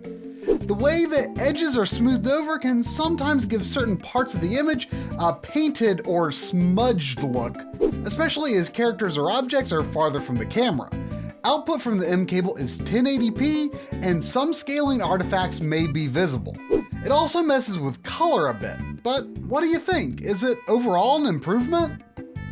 Again, remember that the source is still really low res, so even if much of the image looks smoother, you will still see plenty of crawling edges. They'll just look a bit different. Of course, the PS2 went through numerous revisions over the course of its life, but we've seen little evidence to support significant visible variations in the quality of video output from system to system. Comparing a relatively early unit to various other models, including slim units, they all seem to perform similarly enough across various scenarios. The bigger considerations when it comes to choosing a PS2 system is reliability and hardware accuracy. The disk drives and launch window consoles have a tendency to fail earlier, while 39,000 and 50,000 series systems have a reputation for still working like champs. Japan got a unique PS2 system called PSX, which includes some DVR and video editing functions, but sadly we've heard that they aren't particularly reliable. There even exists an LCD TV with a PS2 built into it, sold only in Europe at a budget price. In 2010? It's hard to believe it would be anything special, but sadly there's not much of a feasible way for us to test one. Modding guru Voltar tells us that the first Slims, the 70,000 series, are essentially perfect PS2s in miniature. The same chips as a 50,000 series fat model, but on a radically consolidated mainboard. Soon after, Sony removed the main chip that handles PS1 backwards compatibility, the R3000, and replaced it with an emulated solution. The trouble is that not only does this make PS1 playback a bit less accurate, but PS2 games could also use the PS1 hardware for minor functions, which means PS2 gameplay can be impacted in some situations. I've personally used a 90,001 Slim quite a bit in recent years and never encountered any obvious issues, but it is something to keep in mind if you're a stickler for original hardware.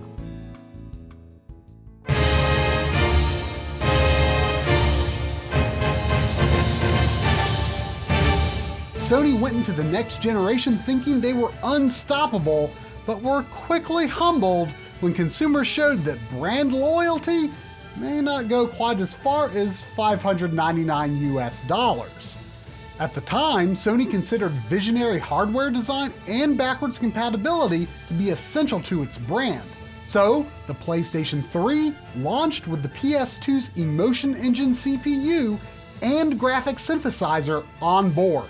PS2 game functions that were originally handled by the PS1's R3000 chip were moved to the PS3's Cell processor.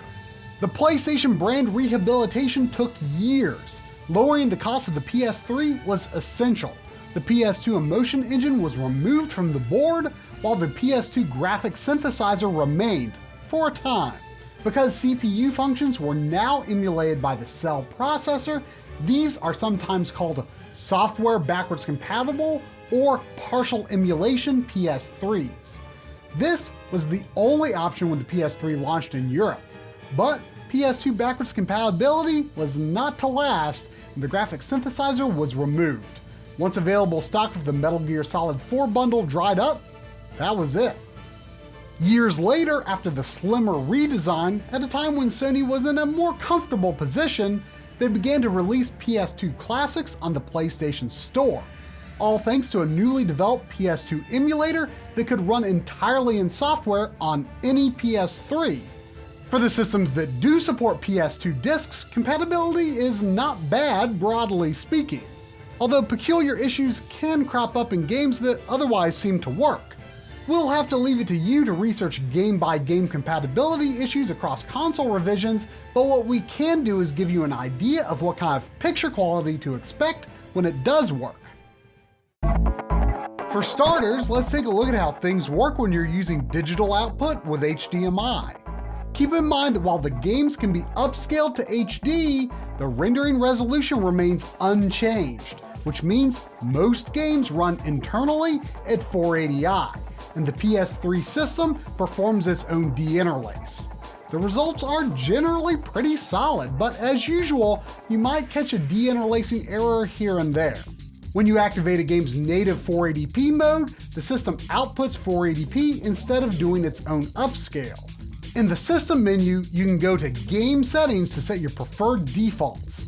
Under Upscaler, Normal displays a 4:3 image with upscaled output in 720p, 1080p, or whatever resolution you have your PS3 system set for. Full screen stretches the image to 16:9, so it's really only useful if you're using a game's widescreen mode. Off overrides the PS3 system resolution and instead displays in 480p. As for the smoothing settings, well, that is what's most interesting here. With smoothing off, results are just about what you'd expect. It's similar to the best we can manage to get with RGB to the FrameMeister from a real PS2. So what happens when you turn smoothing on? Amazingly, I'd say it cleans up the image considerably. Aliased edges are smoothed over reasonably well. There appears to be absolutely no sharpness penalty. Personally, I can't see any reason not to use the smoothing function, and I believe it offers a tangibly improved image over FrameMeister scaling. But do launch window PS3 consoles and partial emulation consoles produce the same visual results? The answer turns out to be not quite. For one, partial emulation systems turn in a wider aspect ratio. Some circular objects appear more round, but we're not positive whether it would be considered more accurate. With smoothing off, results between consoles otherwise appear similar. But the most interesting thing is that for the partial emulation system, turning smoothing on seems to make the image not only cleaner, but also crisper. The launch system's result tackles aliasing a bit more comprehensively, but both offer what is in my opinion a clear visual improvement. Do mind it still looks rather jagged and low resolution. Don't expect a miracle here, but it's still very well done and is arguably the best visual representation that you can get on a high definition display when using some form of real PS2 hardware, incomplete as it may be. Or can you go one step further?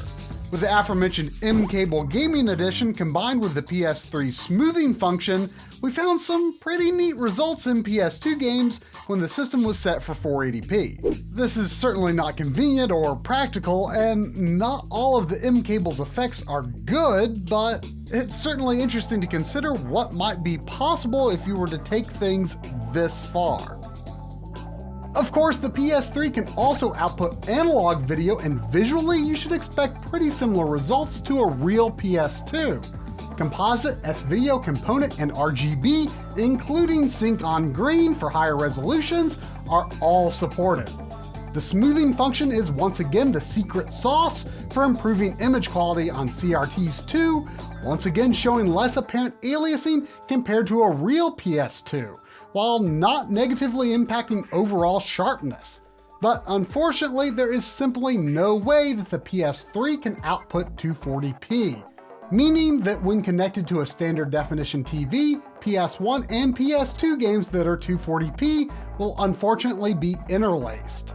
Also, despite what Wikipedia might say, we had good luck with using GunCon 2s on full hardware as well as partial emulation PS3 consoles.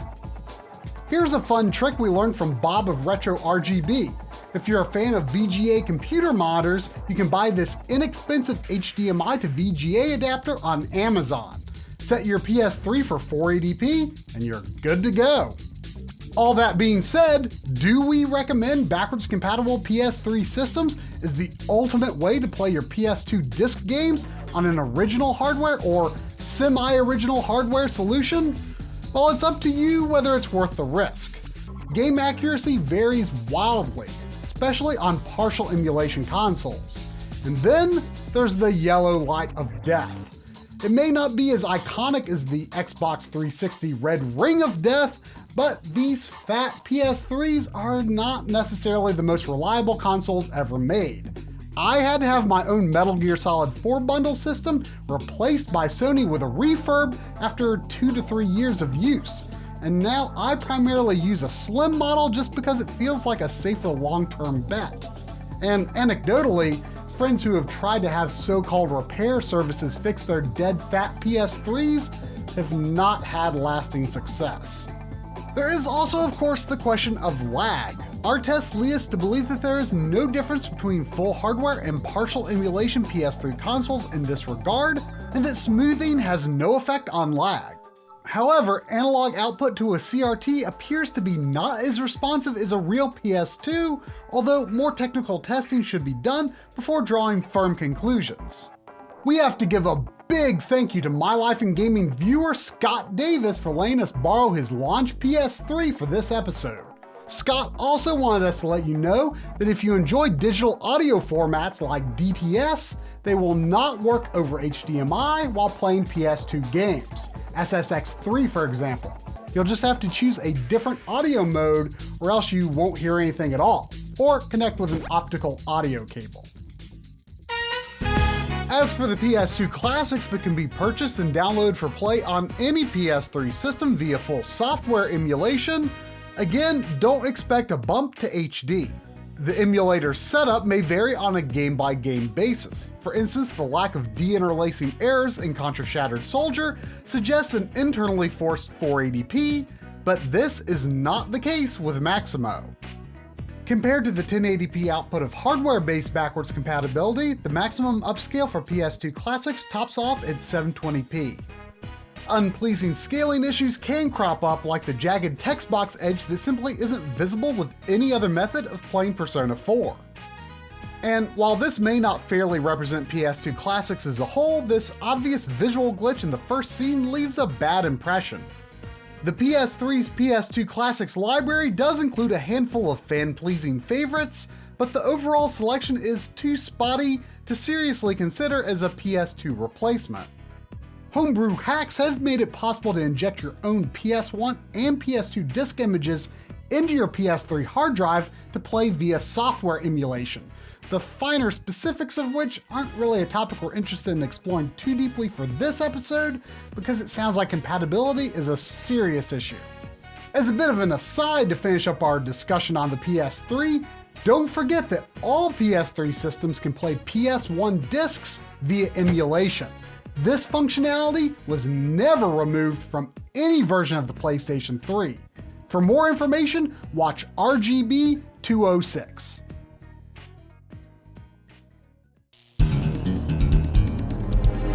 Sony took a very different approach when designing the PlayStation 4, which resulted in an impressively optimized but ultimately very normal PC-like architecture. Given the very particular design of the PS3 Cell CPU, backwards compatibility was ruled out. Sony also omitted PS2 and even PS1 emulation, marking a sharp turn from the PlayStation tradition. But in late 2015, Sony began to trickle out digital downloads of PS2 classics for PS4, running on a new software emulator. There are a number of benefits over the PS3's PS2 classics. Most obviously, the internal render resolution has been increased very noticeably, although perhaps not as much as you might hope. According to Digital Foundry, it's just north of 720p. For the purposes of viewing on a high-resolution display, it's hard to deny that this is visually an improvement over PS2 hardware, but aliasing issues hold it back from being a more ideal presentation. Digital Foundry's frame rate analysis shows very interesting results, with the emulations on PS4 typically performing better than the original PS2 hardware. But definitely don't expect perfectly smooth results by any means, even with boost mode on PS4 Pro. Also note that we've heard about 50Hz issues on PAL region releases. As always with emulation, you aren't going to get a perfect recreation of every effect. Other issues may also arise, like the occasional audio stutter we heard in Rogue Galaxy. You could also make the argument that higher res 3D graphics don't blend so well with the original 2D assets, or a level of detail that was originally designed for standard definition TVs, making for a less cohesive presentation. I mean, yeah, it's great to see some of these games get a re-release, but there are also some strange choices. For example, Jak and Daxter ironically enough has a proper HD port for PS3, and the emulated version on PS4 just doesn't feel as clean. Speaking of HD ports, while they have plenty of detractors, it's been one of our favorite gaming trends. With modern games having so much going on and assaulting your eyes with so many granular details, sometimes a good old PS2 game in high resolution is just the break you need. When properly handled, HD ports, or remasters if you prefer, have more potential than straight up emulation because the developer can go back and tune the game to suit the new hardware that it's running on. A higher level of detail can be pushed further out, where the highest resolution textures available might be implemented, or even redrawn in some cases. At this point, it's pretty much expected that character models will be at least moderately revamped with a higher polygon count. FMV renders can be given more refined upscales, and additional lighting and other effects are sometimes implemented to make it all look a touch more modern. And very often, frame rates are optimized for much better stability than the original versions, and in some instances, you might even get a leap from a target of 30 frames per second to 60 frames per second, although 30 frames is sometimes too intertwined with the game's original code to feasibly tamper with it. Remasters on PS3 tend to run between 720p and 1080p, while Kingdom Hearts and Kingdom Hearts 2 have managed to push a native 4K resolution at 60 frames per second on PS4 Pro. Some studios, like Bluepoint Games, have even built an entire business around handling high-quality conversions of games from earlier generations. Now, they aren't all good. Some HD ports are infamously bad, the Silent Hill HD collection for example, while others are pretty no-frills, but at least technically sound. There's something to be said for the idea that this reduces the technical artistry that went into many of these games, which were so tightly designed around the PS2 hardware and pushed it beyond what anyone might have believed its limits were. Luckily, it feels like a very significant portion of the PS2's most iconic games have already been remastered, sometimes with multiple ports already. But what if you want to see what Dragon Quest VIII looks like in HD? Seriously, why does this game still have no HD version? Well, obviously we're talking about emulating PS2 games on your PC.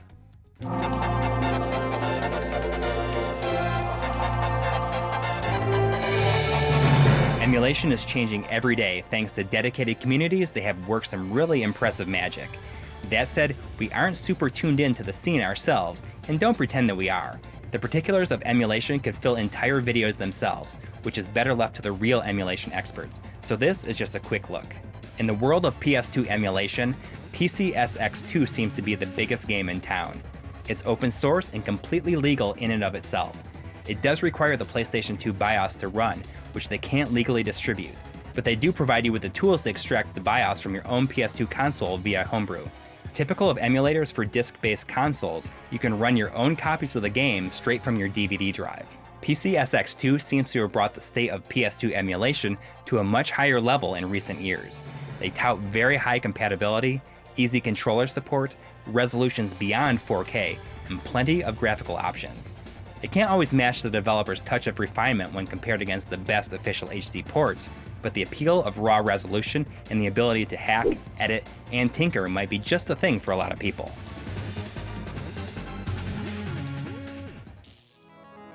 Final Fantasy, Metal Gear, Devil May Cry, Ratchet and Clank, Kingdom Hearts, God of War, Okami, Persona, Shadow of the Colossus.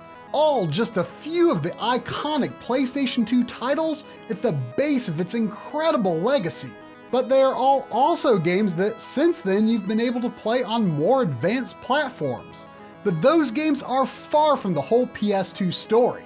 The PS2 is a treasure trove of cult classics, hidden gems, wonderfully weird experiments that we can't believe were actually made, and that one dumb game you used to play with your friends that probably no one else cares about.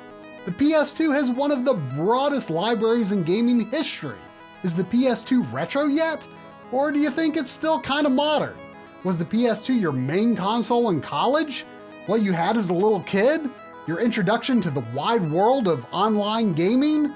Whatever your reason for revisiting the PS2 library or checking it out for the first time, Whether on an original console in composite or component, on a CRT, an HD TV, a 4K TV, a PS3, a PS4, your home computer, whatever. No matter how you play, the PS2's greatest strength will always be that it has something for everyone.